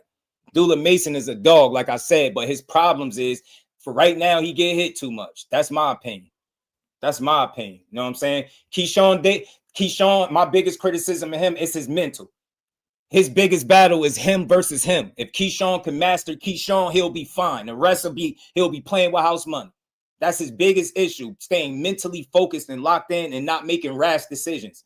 We seen a rash decision cause him to miss over $1 million payday and a potential another sellout event. That's his biggest issue, him getting in his own way.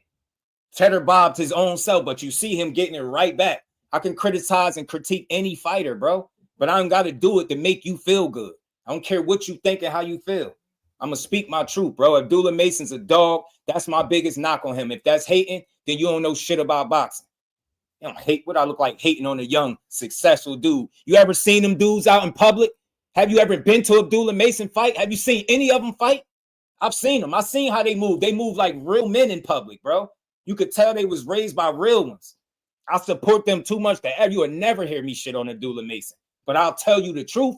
He got dropped twice in the same round, and he could have avoided that by being a bit more patient.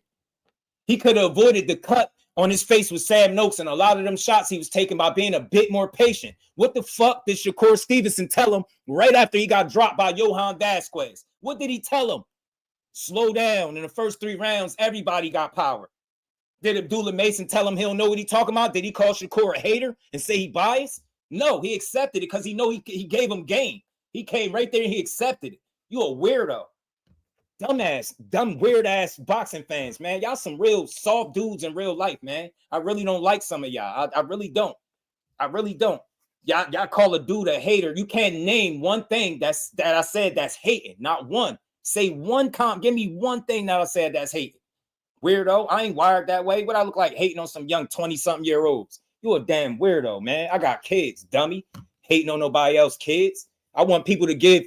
If my kid was in boxing or any sport, I would want people to give my kid the same just due that I give theirs. That's why I come up here every day and give people their credit. I don't sit here and do all that weird hating shit. I don't do. You will never hear me hate on no fighter ever. None. That weird weak shit out of here. Great and dropped and knocked out, but they're not considered. Cheney is fighting. That's what I'm saying. Like, to me, and look how far I went with it, Mike Kirkland. They say Cheney in defense just do because I'm a realist. I'm gonna tell you that's temperament, that's his approach, his strategy, right? He got to be a bit more patient. That's decision making. You get me? I'm gonna highlight how the dude he fought got more knockouts than Abdullah had fights. So does that really make him Cheney, or does that mean that dude actually can punch? Come on, man. Y'all some dummies, man. Like I said, Abdullah Mason, the dog. He's still young, and right now, that is the biggest knock on him, his inexperience. Shut up. If that's hating, then so fucking too bad. Too bad. Go listen to somebody else. Y'all some weirdos, man. Y'all be wanting to hear the same old shit over and over. Yeah, Abdullah Mason's the best thing since sliced bread. Yeah, if I guarantee you, if I'd have told you how he beat Shakur and Keshawn easy, you wouldn't even question that shit. You wouldn't have nothing to say. Pussy ass out of here, man. That soft shit out of here. I really don't like soft ass dudes like that, bro. Not one of y'all weird ass soft ass dudes have been able to ever explain or give one example of how I'm biased or a hater. Never. You just talk and type. Whenever you don't hear what you want, yeah, he's being biased. Shut your ass up, because I don't think like you, goofy. I watch fights and I go to them. I know what I'm seeing. Shout out to Mills Rob. All facts with Mason. And a lot of the stuff, some of the stuff I said is critiques that his own father had for him, bro. I've said stuff that his own father said. That's hating. So is it hating when his father's saying the same shit? Dumbass dudes. Dumbass dudes, man. They gonna keep building that dude because they know they got something special in Abdullah Mason. They not rushing him. He already a champion. He in position. And the rest is just building and molding and grooming a great world champion so he can have a hell of a championship run. And I think that's exactly what they're aiming to do. I have nothing negative to say about that dude. I'll tell it to him, his face, his pops, his brothers. That's my only thing. You take unnecessary hits right now because you are a dog, but you don't have to put that on display all the time. You allow that dog to be your calling card. You don't got to put that on display. He's talented enough to beat these dudes' ass without taking punishment. And I know he is. I know what I'm watching. I'm like, that dude like to fight. That's why he get hit. And anytime you in a fire, you're going to get burned a little bit more. That's what he do. Look what he did. He got dropped against Vasquez. Bro jumped right back up and went right back to him. Dropped him, then got dropped, then knocked dude out like the next round or something like that. Come on, man. That's temperament and attitude. You get what I'm saying? That's that young eagerness. Oh, shit, I got dropped. A vet will slow down like, all right, I'm going to make sure I don't make that mistake again. What did he do? Because he's young and inexperienced. He ran right back into the fire and got dropped again. Dumbass. Don't tell me I'm hating because I'm telling the truth. Dummy. That's temperament and attitude. That's inexperience. If he was more experienced, he wouldn't have ran back into the fire like that. He'd have understand, okay, this dude punching. All right, let me switch something up. Don't tell me what I'm saying, bro. Y'all some weirdos, bro. I respect weird ass dudes, man. I don't hear what y'all want, so it's hating. Shut up. Shut up and learn boxing. Go sit your ass at the kiddie table somewhere, man. I really don't respect that shit. I'll be hating that, bro. I respect everybody that come through there with their opinions, and some of y'all be on straight bullshit. Y'all switch up what y'all say depending on what chat y'all in. I see little hoe ass dude all the time doing that weak ass shit. Just seen him caught him doing it earlier. My Shakur and Keshawn scared of Abdullah Mason, dumbass. But you ain't real. But you supposed to be a real boxing fan though, right? The dude signed to Jay Prince after the fact, but all of a sudden somebody's scared of him. Shut up, man. Let me keep going. And lastly, bro, before we get out of here, man, I want to play a little clip from Robert Garcia, man. Something he said about Errol Spence. And, you know, it's pretty much the same shit everybody's been saying about Errol, about his situation. And I'll speak on this briefly for the next few minutes before we get out of here. Robert Garcia's. This is what Robert Garcia had to say. If you give Abdullah Mason more experience, what you going to keep getting? That's what that Joe Cordina fight is about. Fuck a mandatory and all that. They still grooming that dude. They still building him. They're going to put him to a position where he's going to be very hard to beat. Watch what I tell you. They know what they're doing with that young man. Scared of why? What? Why they scared? They never explain that. Because they know that shit ain't real. Ain't nobody scared of each other. I'm convinced everybody in boxing that's running around pushing narratives saying these fighters are scared, they got chased home from school. They did. There's no in between. They all got chased home from school, and they ran from people. Errol Spence, we don't know. You know, if we get the young Errol Spence that was doing great at welterweight, then Errol Spence should be able to dominate. But honestly, I don't know. It's tough to say we're gonna have the new Errol Spence. Errol Spence might not have anything left. He might not have anything left, and that's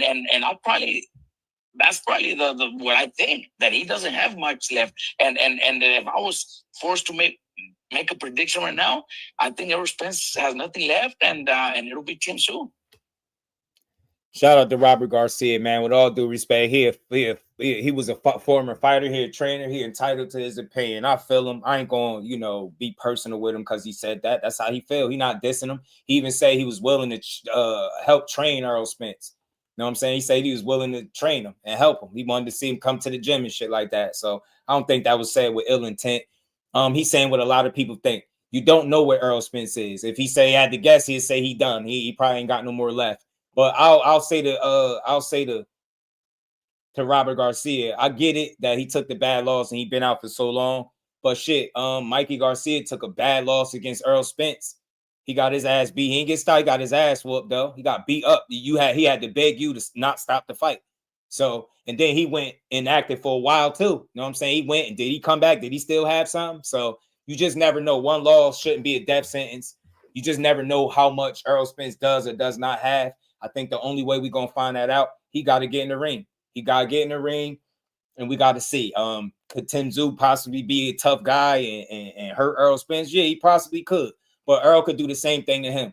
It's funny how Errol is done, but we seen Tim Tszyu get knocked out multiple times, multiple losses, bad losses. And he ain't saying he done. So to be real, that's closer along the realm of being biased when you only speak on one side. You ignorant idiots, man. That go for everybody that use that word and don't know how to use it. Speak on both sides of it.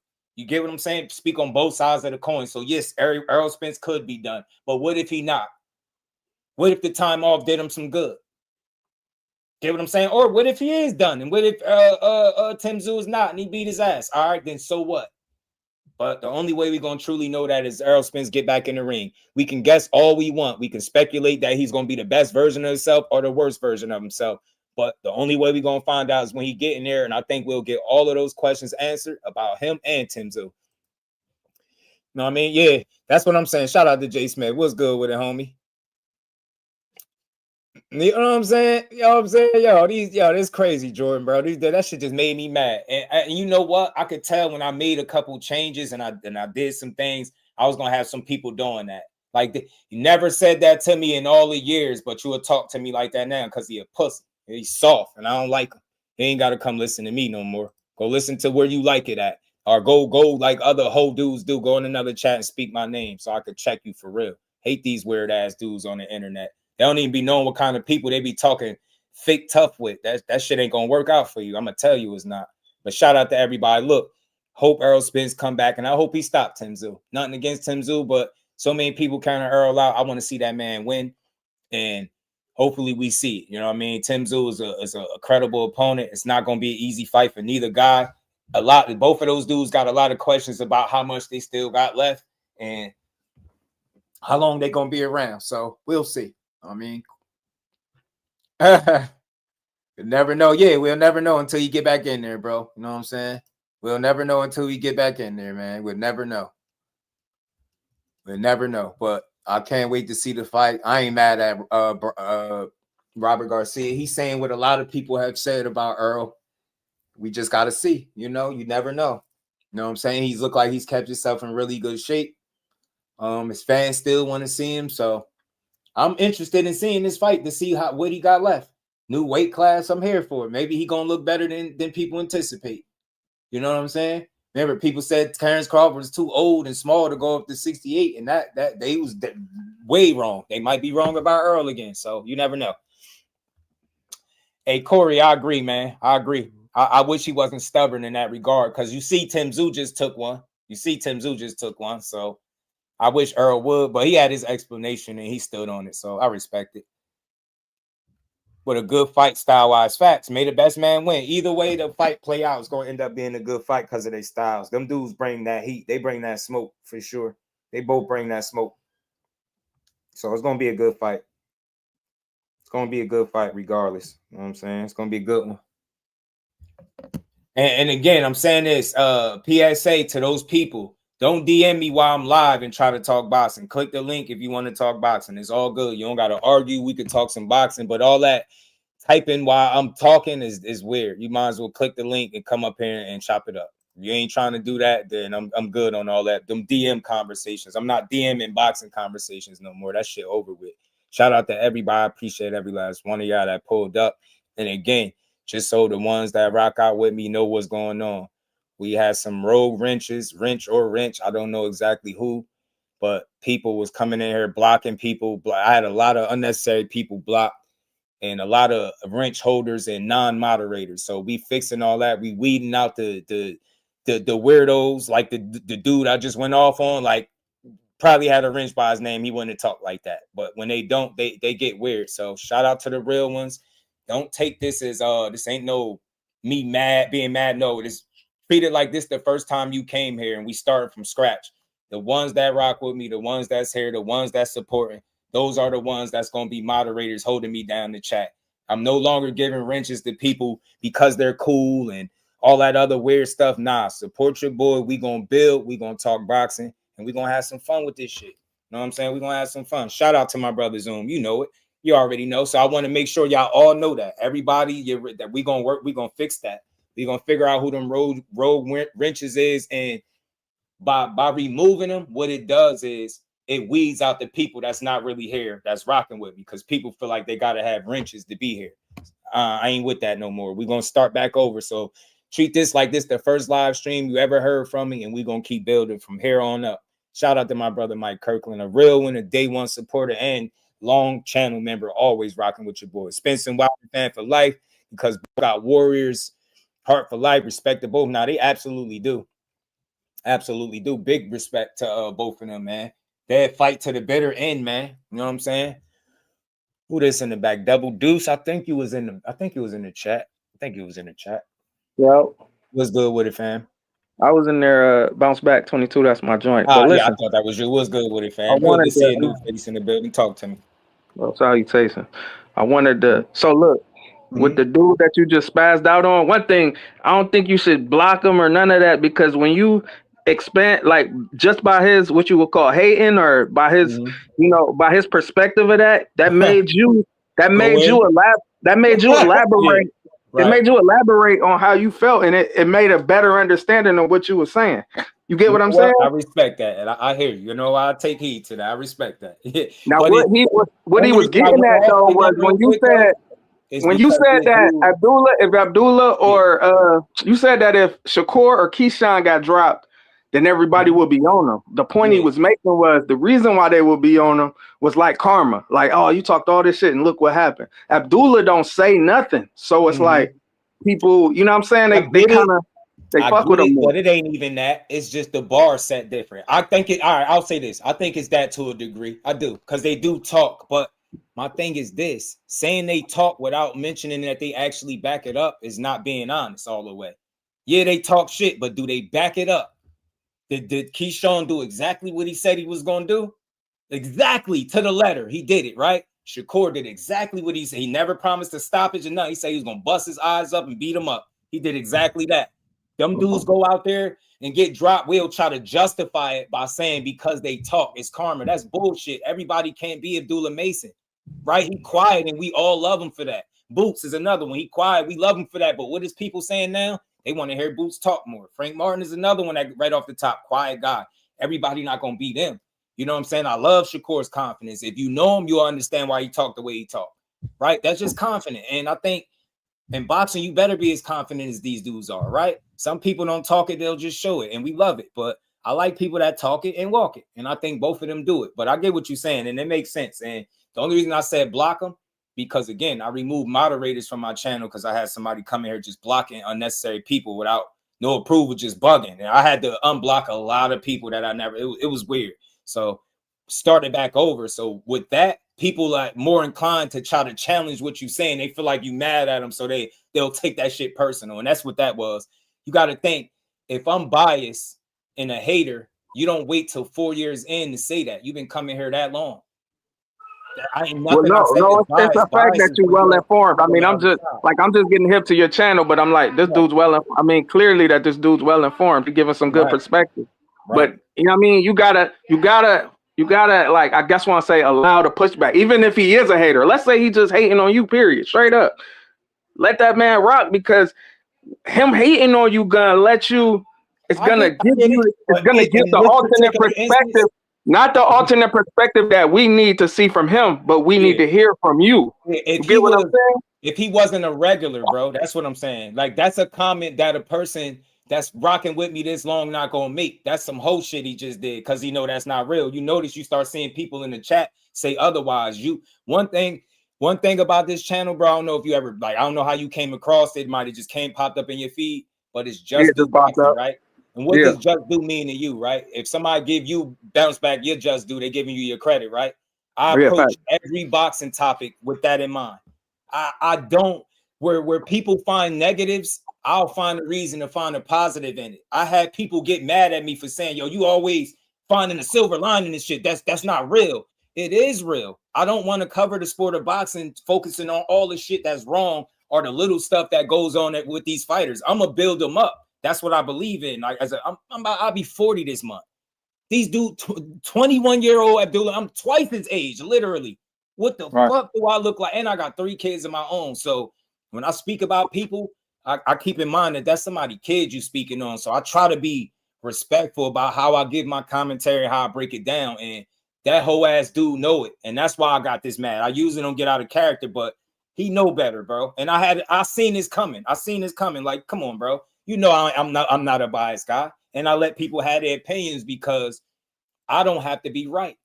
I leave room for any conversation that we have, right? Meaning, like, I know I'm gonna think away, but bounce back might think the total opposite.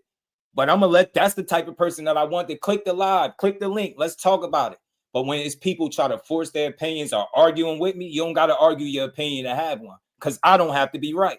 You get what I'm saying? So that was just whole shit, him taking like weird shots. I'll take that serious, yo. This 4 years, my reputation is real.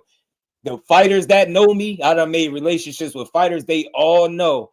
What's different about Just Do is he ain't gonna spend his time hating on boxing. He gonna build that shit up. And that's what I did. You hear me give constructive criticism and then tell you how good I think he is. But a person that's dumb, they're gonna say something like, yeah, you hating. So if it's a regular that's here and do that, that's kind of slap in the face to me. But a random, or you newer to the channel, had you said it, it would have been a different energy because you ain't been here to know. So I would have introduced you like I just did to what Just Do Boxing is about. That's what I'm about, bro. I'm not here to be popular. I don't need everybody to agree with me or like me, watch me, and none of that. Just understand where I'm coming from and know that when I come up here, I'm just trying to build on boxing. I don't want to argue your opinion with you about your opinion. That's why I call it a build. That's why I say let's build, because it's a conversation. I don't be arguing with these dudes. Yeah, in fact, I feel like he was impartial, because even after he said, but look, when he said the hater comment, he said that after the fact of what he said about Keshawn and Shakur talk a lot.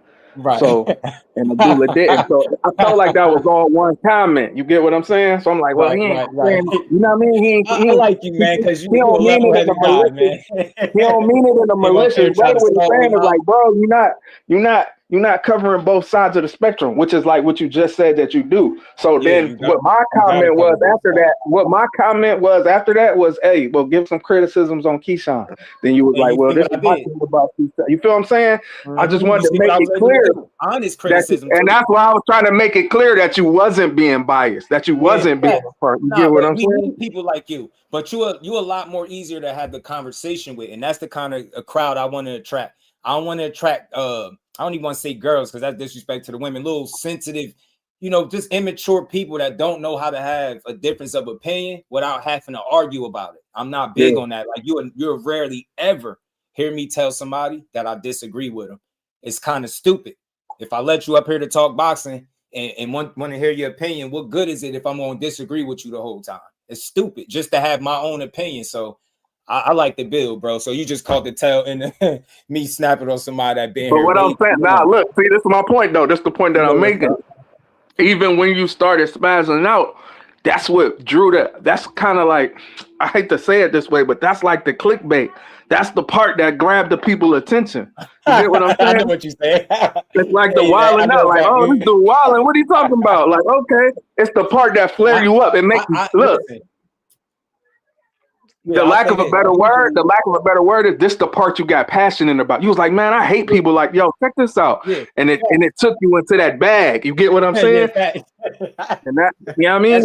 That's the part that you don't want to lose. That's the part that you don't want to lose by blocking a hater, though. You don't want to lose that part. You get what I'm saying? Again, hear me out. On a regular person, it might not be that, but you can't be a person that after 4 years you just now saying that. And but look though, you making my point though. You making my point though. If I would have said it, you wouldn't have spazzed. But when this person said it, you did spaz. So you need that person. That's what I'm saying. Maybe. Because maybe sometimes I do it, but I think it's that specific person. Because I'm gonna be all the way honest with you. I expected something, and I wasn't gonna let it slide.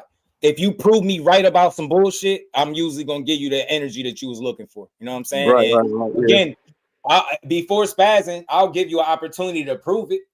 See what I'm saying? Like say to me something that I said that's hating or about. And since I've had this channel, bro, for 4 years, nobody has been able to say it.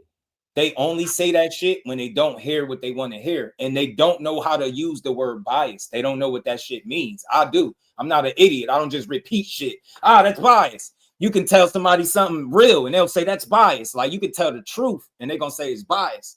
You get what I'm saying? These people are weird, man. But look, right now, even at that, even that, I had the level of discernment to be able to see that he didn't even mean the word bias. He phrased that wrong. He didn't mean to say bias. You get what I'm saying? He just don't know he didn't mean it because he's using the wrong word. That's what I'm saying. He didn't use the word right. You feel me? It didn't apply, or it wasn't applicable right here in the conversation that you was having. You get what I'm saying? So, but me able to see that lapse in communication right there, that's what made me even come on. What I'm saying is, had you not had that spaz moment, I wouldn't even be on right now. You get what I'm saying? That's what I'm saying. So you saying right now, you telling me, yo, I fuck with you. I like the, you know what I'm saying, the type of communication you want to like. But I would have never had this conversation with you without that moment. That's what I'm saying. I get it. No, I definitely get you. What you say, I'm a reasonable dude, man. When people say something that makes sense, it just makes sense. And that's just what it is. What you saying makes sense. Shout out to Bleed, man. What's good with it? Yeah, but said in the world about generating income, huh? What's going on here? I don't know what that is, but yeah, man. A lot of people, I get comments, I get text messages about that stuff because I do that a lot. I don't always go in on that level. Like I'll use it as a teachable moment, but it was a little bit extra with that because of the person that's involved. Like, come on, man, you gotta be better than that. Don't do that. Don't click my panel, talk to me, and then go in the chat and be tough, like, or weird, like, you this.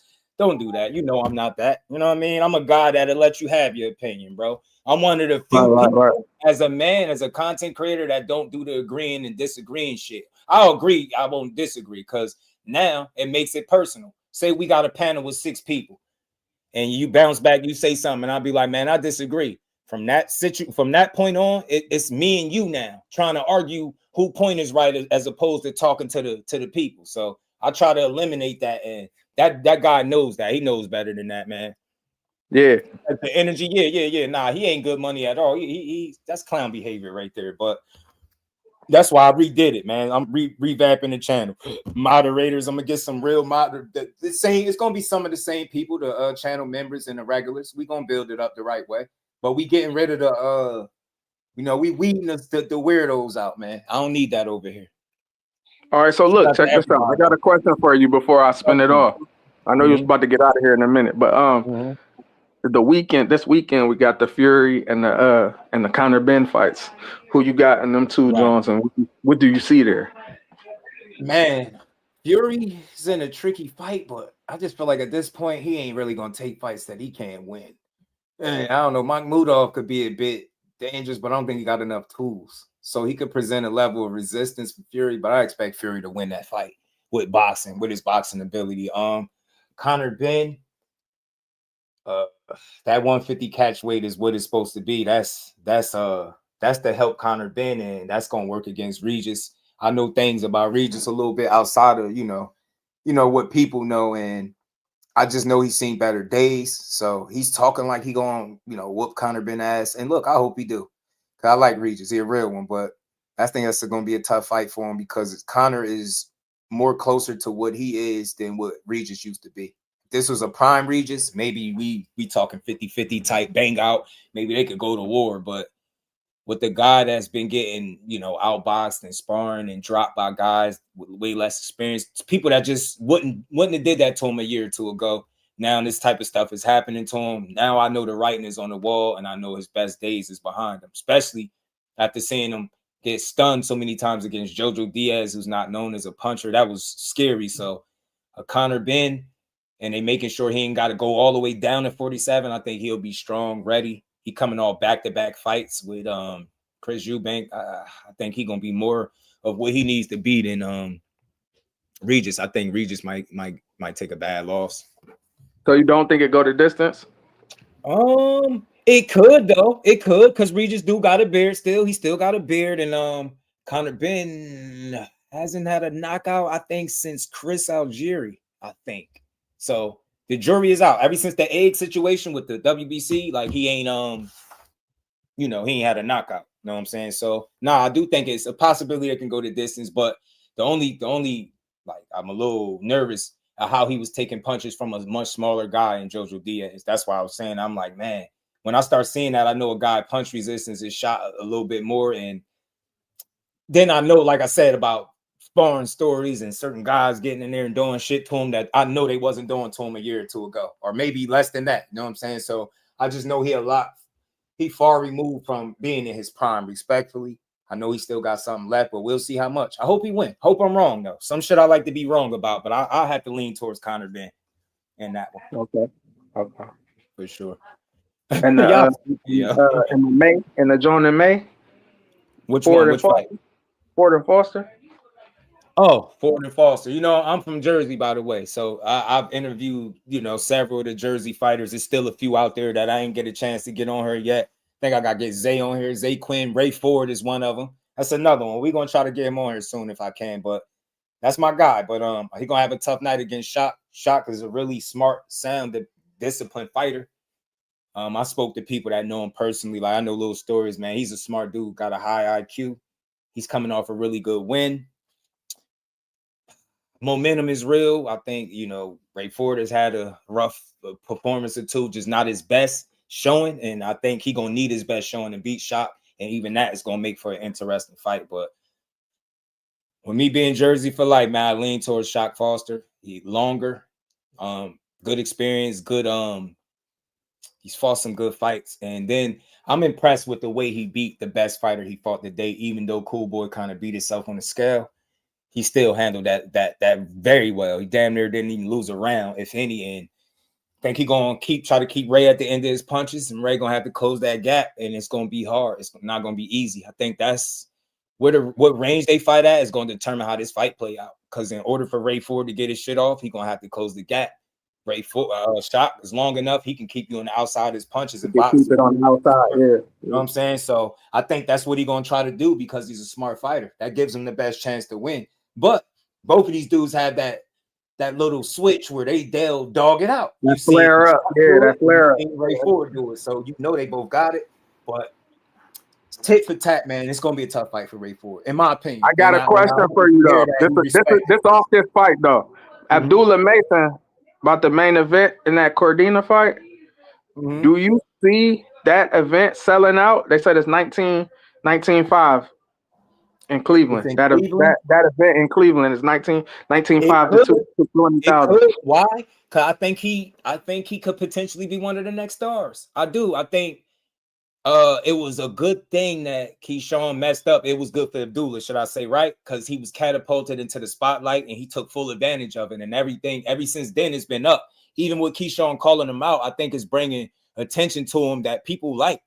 They like Abdullah Mason. Like, they really like him. They like his energy, how he fight, how he talk, how he speak. And I rock with it. So I think it could sell out. I think he captured the imagination of the people. I think people know he's a champion now. Cleveland got a reason to show up. And I think it could be similar situation to how it worked out for Keshawn. Even if it don't sell out, I think it should do good numbers, right? Because it ain't easy to put 19,000 in attendance. It's just not easy to do that. If he can do that, that he's a star in the making, in my opinion. I really, and even without it, I think he's starting to make it. But that will be saying something, bro, because it's people that's far more established than Abdullah Mason that can't sell out and never has sold out. So yeah, I think it's possible, but I wonder how they going to line the card up. You get what I'm saying? Like what they going to put? What else going to be on the card? Yeah, I had it my way because I love boxing. I want to see that dude win. I want to see him be the biggest star as he could possibly be. You know what I'm saying? That's why when I hear hater, I'm like, damn, I ain't never say nothing. I don't look at it like that. I like to see people winning inside and outside the ring. So when I seen them in person, like you like them even more when you see them and meet them, bro. They chill. They got you. They move a certain way, and you like it. You could respect it. You like, yeah, they together. They stick together. They not attention seekers. You get what I'm saying? And they just approachable individuals. They all stand up men, young men. So I never sit up here and waste my time talking bad on that dude. That shit is crazy. I like to see him win. Hey, Michael Kirkland in the chat said Mason got the machine behind him. He gonna sell. So hold on. What was that the Prudential in Jersey where Shakur did he that was with Top Rank too though. Yeah. That's a good thing. That's what he's saying. Like he got a push behind him. He gonna sell. And I think so too. I think Top Rank, I think he one of Top Rank's best fighters, period. Especially young fighters. So yeah, with that machine and the proper promotion, yeah, I think he can do well, bro. And I think he is gonna do well. Shout out to Mike Kirkley. Said real quick, how you see Caballero versus Atoma fight go? Caballero is a dog, but I think Atoma is just he got a higher ceiling. I think he got a better skill set. Moses Atoma is really a talent, man. And I think if they continue to groom him the right way, it's like see how he knocked out Jermaine Franklin? When you start doing shit like that, those are statements. And I said it. I was like, yo, watch him make a statement against this dude. This dude ain't never been stopped. Watch this. And you've seen some of the guys that Franklin fought, Dillian White, Joshua, distance with both of them. Then you get in there with Atoma, he get a viral knockout. That's a star-making type of performance. So I got more faith in Atoma than Caballero. Look, that's a great fight though. But I got Atoma because of the boxing skill, man. He really can go. He don't just got power. He can box with it. He got the IQ, speed, and then he got two of the more established heavyweights not want to go nowhere near him. Usyk and Tyson Fury. Tyson Fury said, "What y'all think I'm dumb? I ain't fighting him." He said, "I ain't dumb." Fighting him, and Usyk said, "Man, I'm not trying to fight no young guy. I don't want to destroy a young guy on a come up or something like that." But still, then you got Wilder, who people said done, and Wilder like, "Man, I'll fight him."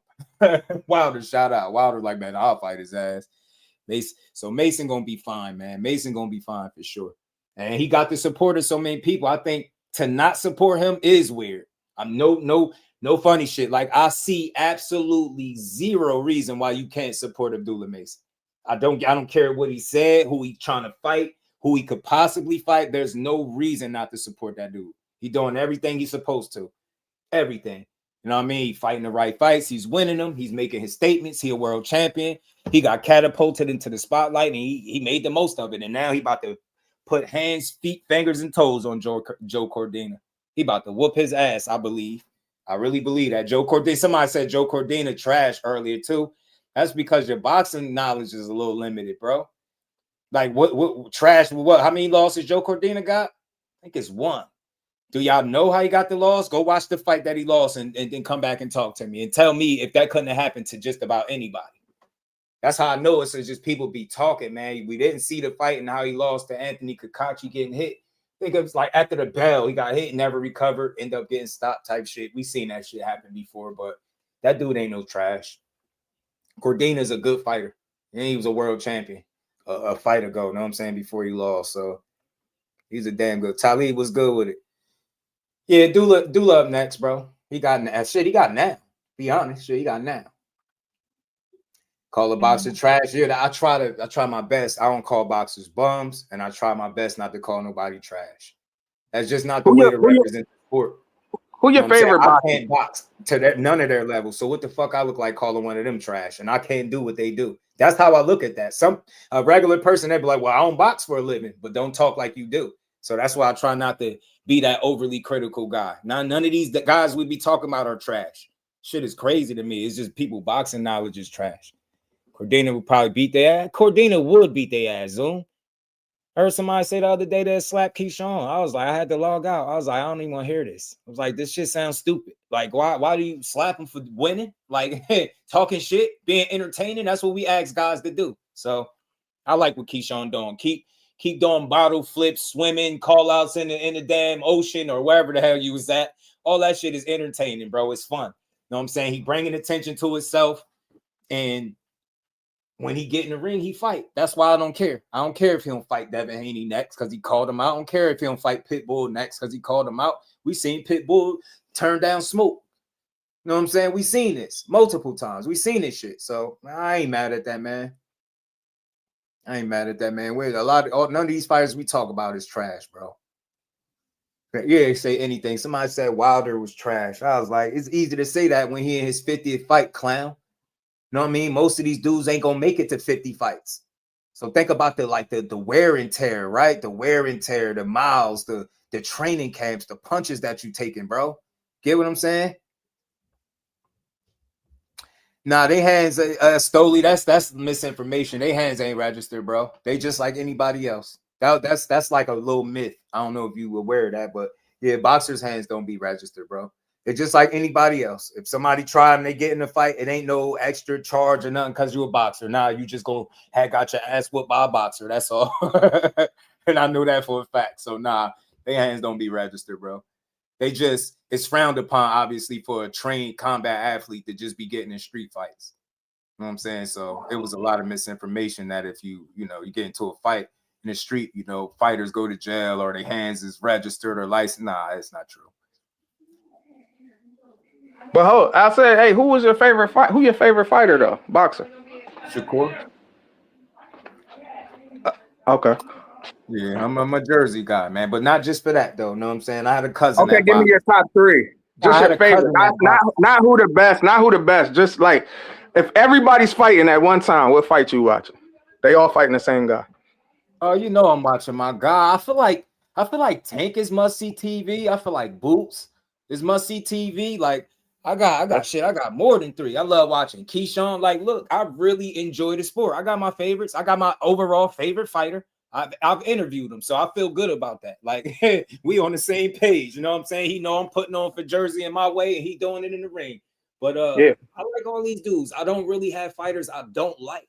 I got shit that or there's things that they do that I don't like. But I try to give everybody that fair shake because they're combat athletes. They risk their lives for this shit. So I try not to. I can't think of nobody that I don't like. Right? Like it's people that you don't prefer to watch. Don't get me wrong. Like I've seen some terrible fights that I don't ever want. Certain people I don't never really want to see. But more times than not, if it's boxing on, I'm a junkie, bro. I'm watching it. So if you matchmaking, if you putting up Shakur, who you putting them against? You said who do I want to see Shakur against? Yeah. Realistically, I mean, my number one fight is obviously Tank. I think that's the fight for me, for the world to see. But with that not being at the top of the list of possibilities right now, I love the Muay Thai fight for him at 35. I love any quality fight that's at 40 for him. Any unification, anyone. Like I love this. I'm the type of supporter. Like I don't like to call myself a fan. I'm a supporter. The fans switch up when something go wrong. Something don't go right in your career. They trash you. I don't do that. So I want to see the dude fight the guys that people feel like he can't beat. So they say Tank will knock him out. Who else? Devin Haney will beat him 9 out of 10 times if they fought. Gary Antoine Russell will beat him. shit like that. You know what I'm saying? I'll be wanting to see those fights because I know what he made of. I know I get calls regularly with people that, you know, that be in the gym watching this dude, and I got a lot of confidence that he doing exactly. He gonna be hard to beat. And so I say all the time, all these dudes gonna probably have losses when they retire if they fight enough of the right people, but it's gonna take a special performance and or fighter or both to beat him. I don't think no just gonna be good is gonna be enough. It's gonna be one of them ones where you like, yeah, I always felt like he could be, you know what I'm saying? I think that's what it's gonna be. Only way he lose if he give up too much weight or something like that. Too many of his advantages, in my opinion. You know so let me ask you this. You would rather see him fight Morataya at 35 than anybody at 40?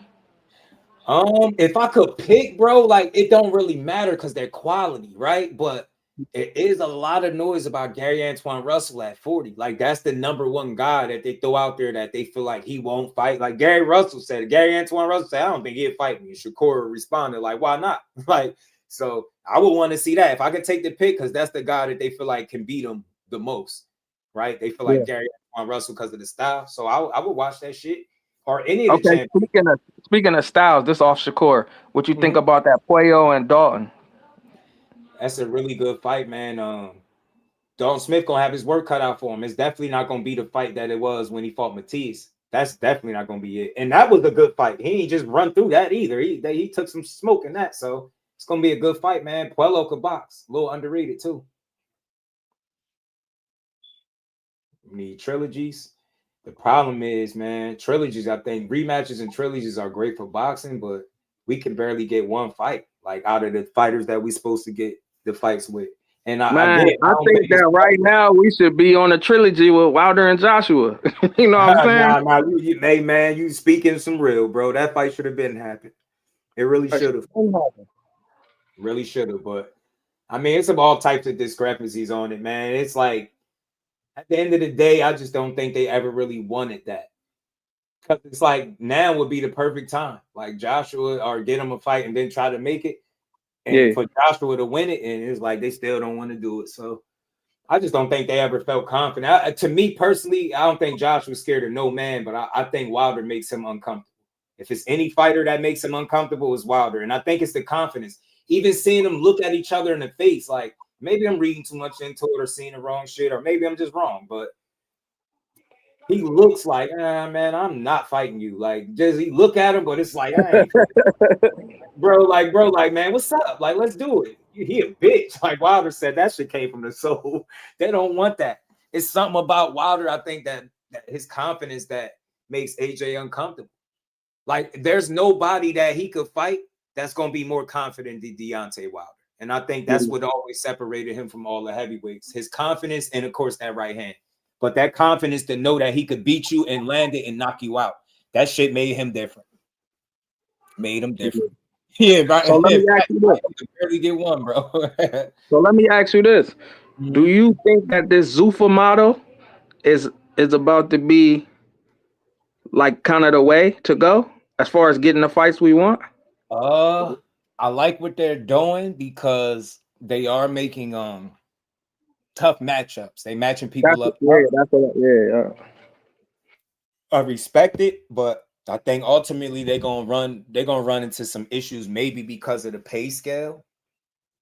And if it's not that, because some fighters gonna sign up because they're gonna fall through the cracks. But I think the problem that they're gonna run into is a lot of fighters want to be champion. And under them, you can't fight for none of those belts.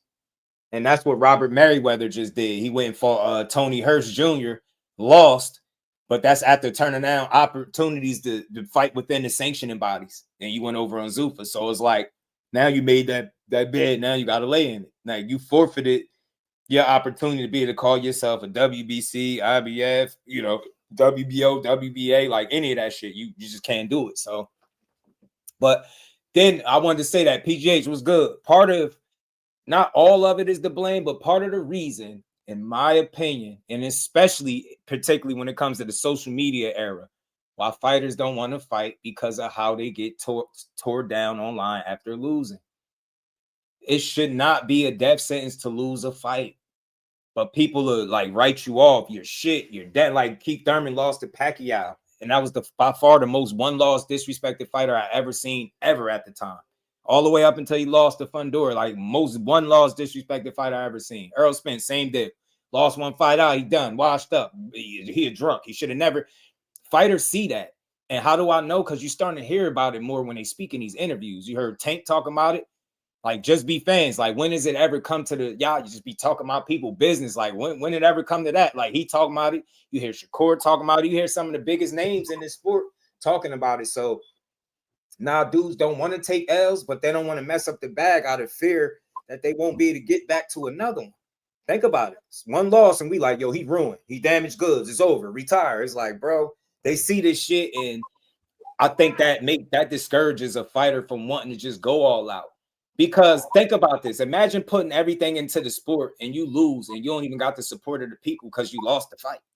That's not a reason to not support somebody to me. Losing, that's stupid. That's fucking stupid. Like that I lose in life. I take losses in real life. What the hell do I look like not rocking with somebody because you lost a fight, bro? Like, what the hell? So I just look at that shit so much different. I just wish we embraced when guys take challenges and lose fights. Like, all right, I got T.O. and Shakur just fought. We all know that was a risky ass fight for T.O., given the kind of style of fighter that gave him trouble. You know what I'm saying? We know it was other people you could have fought. You could have fought Matias instead of dealing with that shit, but you went in there with that. I respect the hell out of him. It shouldn't be a death sentence. It shouldn't be, oh man, throw him away. Nah, that's why I do hope you get a Ryan fight. Why? Because maybe it'll prove to these fighters that you can get opportunities after you lose. Let me ask you this though.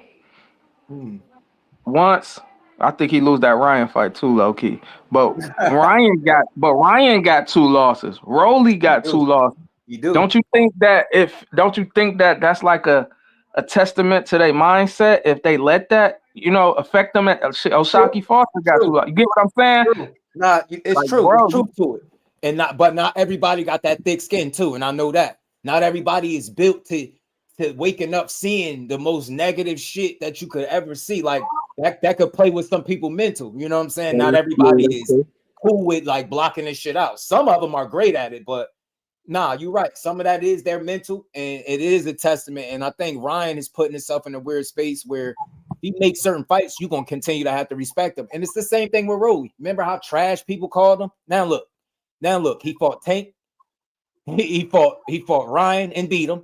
And he was gonna fight Roelly. He was gonna fight Devin. So he building and carving a hell of a resume for himself, win, lose, or draw. That's how I look at that. So I respect what Ryan was doing. You fought Tank, you lost, but then you fought Roelly, you lost, but you fought Devin, you ruined that.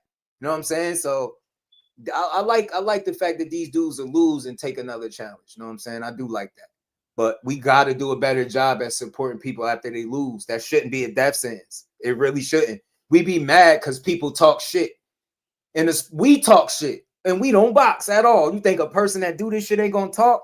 We just be crucifying guys for doing regular shit. And that's why I question how long some of these people been watching boxing. Shit regular. Not everybody's a talker. And not everybody's a mute. You know what I mean? We different strokes for different folks. But I think all these guys make boxing what it is. You got your quiet assassins that beat ass. You got your shit talkers that beat ass. You get me? You know what I'm saying? You got your confident Clarissa Shields of the world that she gonna tell you, she gonna show you, she gonna tell you, she gonna show you again. And she's gonna keep doing it. Like, I see people get mad at her for being confident, bro. And it's disgusting. She talked too much. She thinks she could beat everybody. Ain't she supposed to think that? Yeah, I love Clarissa. Clarissa, if you listen, I love you, Glo. Hey, check this out. They say you only good as your last fight. So after Barbosa lost to T.O., he beat Silk. He looked good in his last fight, moving up. How you feel about like the weight people fighting at? What weight they fighting at? I guess that's my question. What weight they fighting at? I know boxing and sports in general is about advantages and leverage. And I know in this particular game, people play the weight game. So I don't knock guys for, like, I feel like if you're not killing yourself to make a weight, I can respect it, right? If you're not killing yourself, like if it's just not unhealthy for you to be there, right? If you can make it without having to damage yourself physically, then I'm cool with it. But there are guys that are playing the weight game. I call it the loophole, where you make weight and then blow up super big at the fight, at the weigh-in. It's like guys do that. So it's kind of tricky. I like the fact that some of these guys moved up weight classes. It's better for boxing. Fight more close. So you think that if Theo go to 40, or when Theo go to 47, if he fought Barbosa, it would look exactly the same? You know what? I question that. You know why? Because Barbosa looked a little more alive at 47, and I still don't know what Tio gonna look like up there. But I still don't think Barbosa will ever beat Tio. It could possibly. No, I get what you're saying. No, that's what I was just saying. Do you think that gap would be bigger or would close up? That's what I was asking. It could possibly close. I don't think it gets any bigger. Any bigger than that, Barbosa just gotta retire. But any wider than that is out of control. But no, I don't think it gets too much wider. But I think it could close a bit, just a bit, possibly. But I think overall, Tio is just everything Barbosa don't need in front of him. I'm lost about that fight though. Why did he want that Tio fight so bad to look like that? Who that? Barbosa, when he fought Tio. He want to fight so bad. Yeah, you get what I'm saying? He was calling for that fight for a while. Yeah, I said the same thing. I even was thinking that he could have won it, but I was tripping. I really was tripping. And a lot of time I picked against Tio twice, and he proved me wrong both times. But I got him mistaken. Like I be thinking he mentally is not where he needs to be. If for that, it's gonna play into the fight because we seen it with Kambosos. But nah, man, that dude could operate in chaos and still win. You know what I mean? So he's a strange guy. But as far as Barbosa, like I think Barbosa started feeling himself. I think when Tio started telling like Top Rank, because it was one point he was like, "Please don't put me in there with that bum," but it was sounding crazy. It was sounding like, why you avoiding this dude? Why is it something? It's something about Barbosa where you just won't fight him. But I think low-key that was one of the smartest moves he made. Not electing to fight Barbosa on his terms, but doing it when Barbosa coming off the best win, or you know what I'm saying? He was 30-something, Tio fought him and beat him at the top of his game. 32, yeah, 32. I think he played the long game with Barbosa and he rocked him to sleep. Barbosa started feeling like he was really scared. And Tio went there and beat his ass, man. Tio went there and beat that boy up. Whooped him, damn. Hey, Tio, if you listening, bro, that was a fire walkout for the Shakur fight. That walkout was epic. I was telling Tio if he was listening that walkout, the walkout that he did for the MSG fight, that shit was funny. You liked it? You ain't like that? The walkout? I just think Tio a strange dude. I laugh at Tio. I don't dislike Tio. Some of the stuff he said is like bogus, but other than that, I think he harmless, bro. But see, look, that's the point that I was getting at when we were talking earlier about people coming back with what you said in that buildup. Tio's getting all that backlash because of all what you talking about now, like all that, you know what I mean? All that extra shit he was doing. So now we got to give it right back to you. Yeah, he did a good job getting away from it with that. You get what I'm saying? And that's why I could give him the benefit of the doubt, whereas people mad, like, man, I ain't even talk about that racist. I'm like, bro, I'm not staying stuck on that. If you can show me that you did some shit, made a mistake, acknowledge it, and you learn from it, cool. And the apologizing for slavery, I think Tio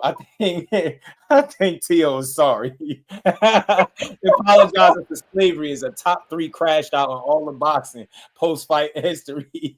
That shit was Jordan Smith, on God, that Tio walkout was fire. It was cold. It wasn't bad. I'm a non-dancing dude, so when I see the Jabberwockies, I'm like, man, I can't dance. Get this shit out of my face. I ain't no dancing ass dude, but no, I'm not mad at that. That brings entertainment, yo. And a lot of times we get mad at people for being themselves or being entertaining or trying to be. Like we gotta in this world where people's attention spans is that of a gnat's. It's very hard to keep somebody's attention. You know what I'm saying? So yeah. I ain't mad at Tio. I just want to see what he's able to do after losing to Shakur. You go fight Ryan. The respect I have for him for even taking that fight is crazy. It's another dangerous fight. Ryan could beat him. I don't know who wins. So let me ask you, Big Baby Anderson, Jared Anderson, he got a fight coming up May 9th? Yeah, I believe he do. I believe Big Baby is back. Who he got? Oh, I gotta look it up. I forgot who they said Big Baby. Let me ask you this. Is he with Zuffa or what? Where's this fight at? What's going on with bro? I think so, man. He might be. He ain't with Top Rank no more. That's what I'm saying.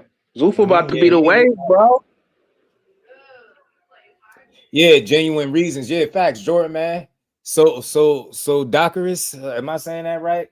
That's who we fight. Shout out to L Dub. I didn't even know the plug was still in here. Shout out to my dog, man. The real one, Frank Warren. That nigga said Frank Warren. Oh, okay, signed with Queensberry. Got you. Yeah, okay, something. So yeah, I know he wasn't with Top Rank, and I know like he was going through some things. So I'm glad to see that some stuff working out for Big Baby, and he gonna make another push. You know what I mean? I just want to see how good he could be.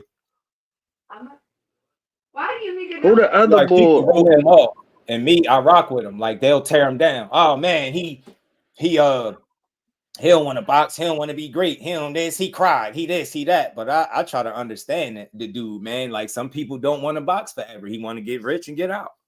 Can't be mad for a dude knowing what he want. Ryan versus Teals, a fight I like to see. Yeah, me and Ryan threw that date out there, but I want to hear from the other side.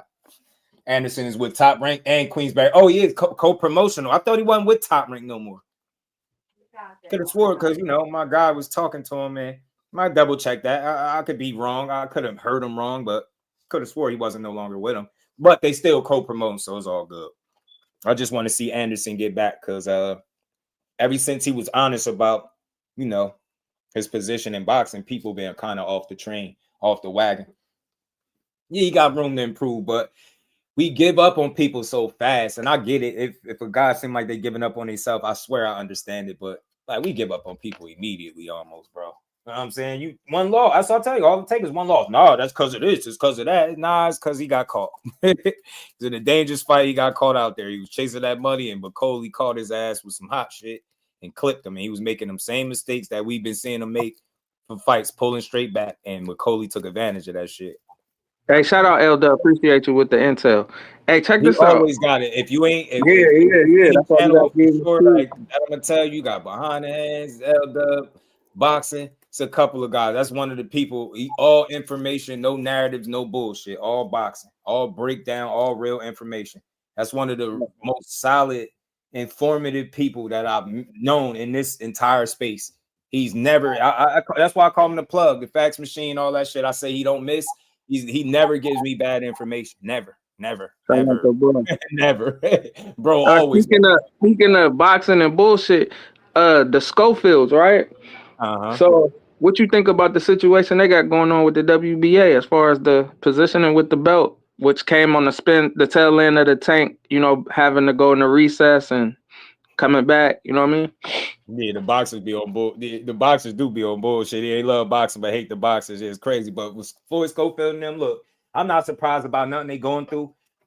They coming off as a gimmick. I'm not gonna lie. They coming off as a gimmick to me. He's been telling you for too many fights. If we fight Lucas Body, we're gonna fight Tank, we're gonna fight Shakur, we're gonna fight everybody. Like, I don't like the way he promoted his son. I think he doing more harm than good. It don't seem like they got a real handle on things. It don't seem like everybody that's working together is working on the same exact page. Seem like they got an ideal of where they want to be at, and Oscar got his ideal. If you don't believe it, I mean, think about the Shakur fight that they was going to take, and Oscar was on record telling them don't take that fight because you're basically going to lose because you're inexperienced. And if you listen to me, I can get you fights and make you a world champion without you having to take a loss because you're inexperienced. So they coming off as a gimmick. His father got to take a back seat just a bit, bro, or just let your son talk a little bit more, a lot more. Stop speaking for him. Stop cutting him off. Stop finishing his sentences, and stop using everybody's success to have something negative to say about every boxer. I hate every time he say something about a fighter is rarely ever anything good.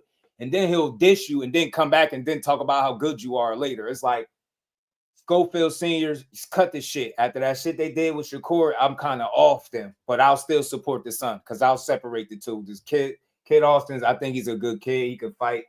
I just don't rock with how his dad choose to promote him. I think that's fake. Tank never went into recess. The WBA was considering that for Tank. They haven't pulled the trigger yet. Shout out to L-Dub on that. So there they go. They wrong. So there they go. They wrong. Seem like their problem is they need to get on the same accord with the guy that's promoting them and make sure that his plan and his vision is the same one that y'all have for yourselves. And that's where it seemed like they running into trouble because they'll tell you who they fighting next and it won't be them. And then they'll try to convince you that everybody is scared and ducking and running. And that's corny. So I don't feel bad for them because of the way he allowing his dad to promote him. But I seen an interview recently, and just for a split second, man, maybe I'm reading too much in it. Seemed like kid got a little annoyed with his dad, trying to finish his sentences and shit for him just for a second. Like I mean, rarely ever pushed back, but he pushed back just a bit. And I'm like, yo, we need to let kid talk more. So, oh yeah, I seen that for sure. Me and my dad got that kind of relationship, but he don't lie as much. You know what I'm saying? But like, yo, man, chill, let me talk. You know what I'm saying? Like, yeah, I get what you're saying. But L-Dub, I'm on Google right now. It would say Davis was downgraded from super to champion in recess, and it says they restored him to full champion following the removal of legal barriers. So he back. That's what I'm saying. That's what I was getting. That's kind of what my question was. Like after they pulled that, and then Tank kind of, you know, one of those cases got dismissed. I think it was the kidnapping case got dismissed. Then they put him. They restored him. Money, so he's been a cash cow for them. So you think they care? You think they're gonna prioritize Schofield over him? It's just right now they would. At the top, it's a business, so they don't give a damn. That shit is about money. So when did he fight Tevin Farmer? What day was that? Who Schofield? I forget the date. I forget the day he fought him. I feel like he ain't fought in forever. You know what I'm saying? Did you see that? Yeah, Schofield, yeah. Yeah, I mean, he fought Tevin now because he had a fight schedule, remember? And he pulled out because of the bed it was JoJo Diaz. Yeah, it was JoJo Diaz. I called it bad bug bites. I was giving him a hard time, but yeah, he did a little wrist injury or whatever. And the only reason I be giving him a hard time because when you talking about what happened to you, I expect for that information to be solid and concrete and you know what you're talking about. He was sounding like he didn't even know what kind of injury. It just was weird. It was awkward. He was freestyling. He was making it up as he went along. Damn, bro, like, so I don't know. Oh, that fight was in June. Him and Tevin fought in June. Go ahead. I like the young kid, but shout out to everybody, man. It's almost 5 hours in. Shout out to Bounce Back, man, for rocking. Hey, since that's your man, though, since Shakur's your man, did you see that Tito Mercado interview? Yeah, I reacted to it yesterday, and again, I interviewed Tito Mercado. He's always I'm about to go check you out. I'm about to go check you out. I like what he's saying. I mean, I like the confidence. He's not saying nothing he's supposed to say. Tito want an opportunity, bro, and until somebody can prove that he ain't ready for it, I like what he's doing. He's just trying to get his name out. You think he should get Frank Martin next? I think that's a risky, dangerous fight for Frank coming off of that Albright situation. Who you think Frank should take next after the Albright fight? You said it again? Who you think Frank should take next after the Albright fight? Man, I ain't gonna lie. I mean, Keshawn fighting Albright again, but I think he need to revisit that. You know what I'm saying? I think that's a good fight. So you think he should wait? You think he should wait till after Keshawn and Albright fight and then fight him? I ain't gonna say wait for nobody. Never wait. Like, you know, stay as active as possible. But okay, you saying take a soft touch? I think naturally that's just how it's gonna go. You know what I mean? Being that you was in a fight that was that grueling physically, like it was a tough fight, I wouldn't be surprised if you take a lighter touch. And that's how you preserve these boxers' careers, though. A lot of times we be like, oh, you cherry picking. Nah, bro, everybody can't be a killer. And I ain't saying Albright is a killer, but that was a tough ass fight for him. And I don't know if the goal is to just put him in another tough ass fight back to back. Like, especially after you've seen how they moved him with Tank. He was on a damn, you know what I mean, inactive. So I like Frank. Right, I know you're trying to get out of here, but who did you have winning that fight before that fight happened? Who did you think was gonna win it, Albright or Martin? I knew Albright was gonna be tough for him. I knew it because look, Frank is good and all that stuff, but that athleticism, the muscles always feel like it slow him down. Dre was good, so I always knew Albright was gonna give him a good fight. I thought it was 50-50. I don't think did I pick Albright? I'm not for sure. But I know after seeing it, I definitely felt like Albright should have got the nod. He hurt Frank a couple times. Frank had to fight. He had to dig deep, but like a warrior, he did it. But I thought he lost. All right, bro, man. Shit, appreciate you having me up. Do your thing. Always, bro. We'll be here 4 p.m. Monday through Friday, Eastern Standard Time. We always on building on this boxing, man. Okay, bet. Appreciate you. Frank isn't that good at all. Tank, he's not that, with all due respect. I mean, not me. I don't know him because of Tank. I knew Frank Martin way before he fought Tank. I was watching Frank Martin's career and his come up. I didn't see every fight from Frank, but I seen quite a bit, you know, quite a few of Frank Martin fights before he fought Tank Jackson Marinas. He fought a couple of these dudes. He's beating these guys up. I seen the first time. I remember the first fight he got hurt. It was Romero Duno, I think, that buzzed him a bit first time he got hurt. I've been watching Frank Martin for a while before he got the Tank. The thing is, Aviator Cross, Frank Martin picked up boxing pretty late, bro. Like, I think like 18, something like that. So, you know, think about it. It's guys that been fighting since 5, 6 years old, and that dude don't have that kind of experience under his belt. So it's people that you know, kind of got that leg up over him, if that makes sense to you, right? But Frank is a good fighter, bro.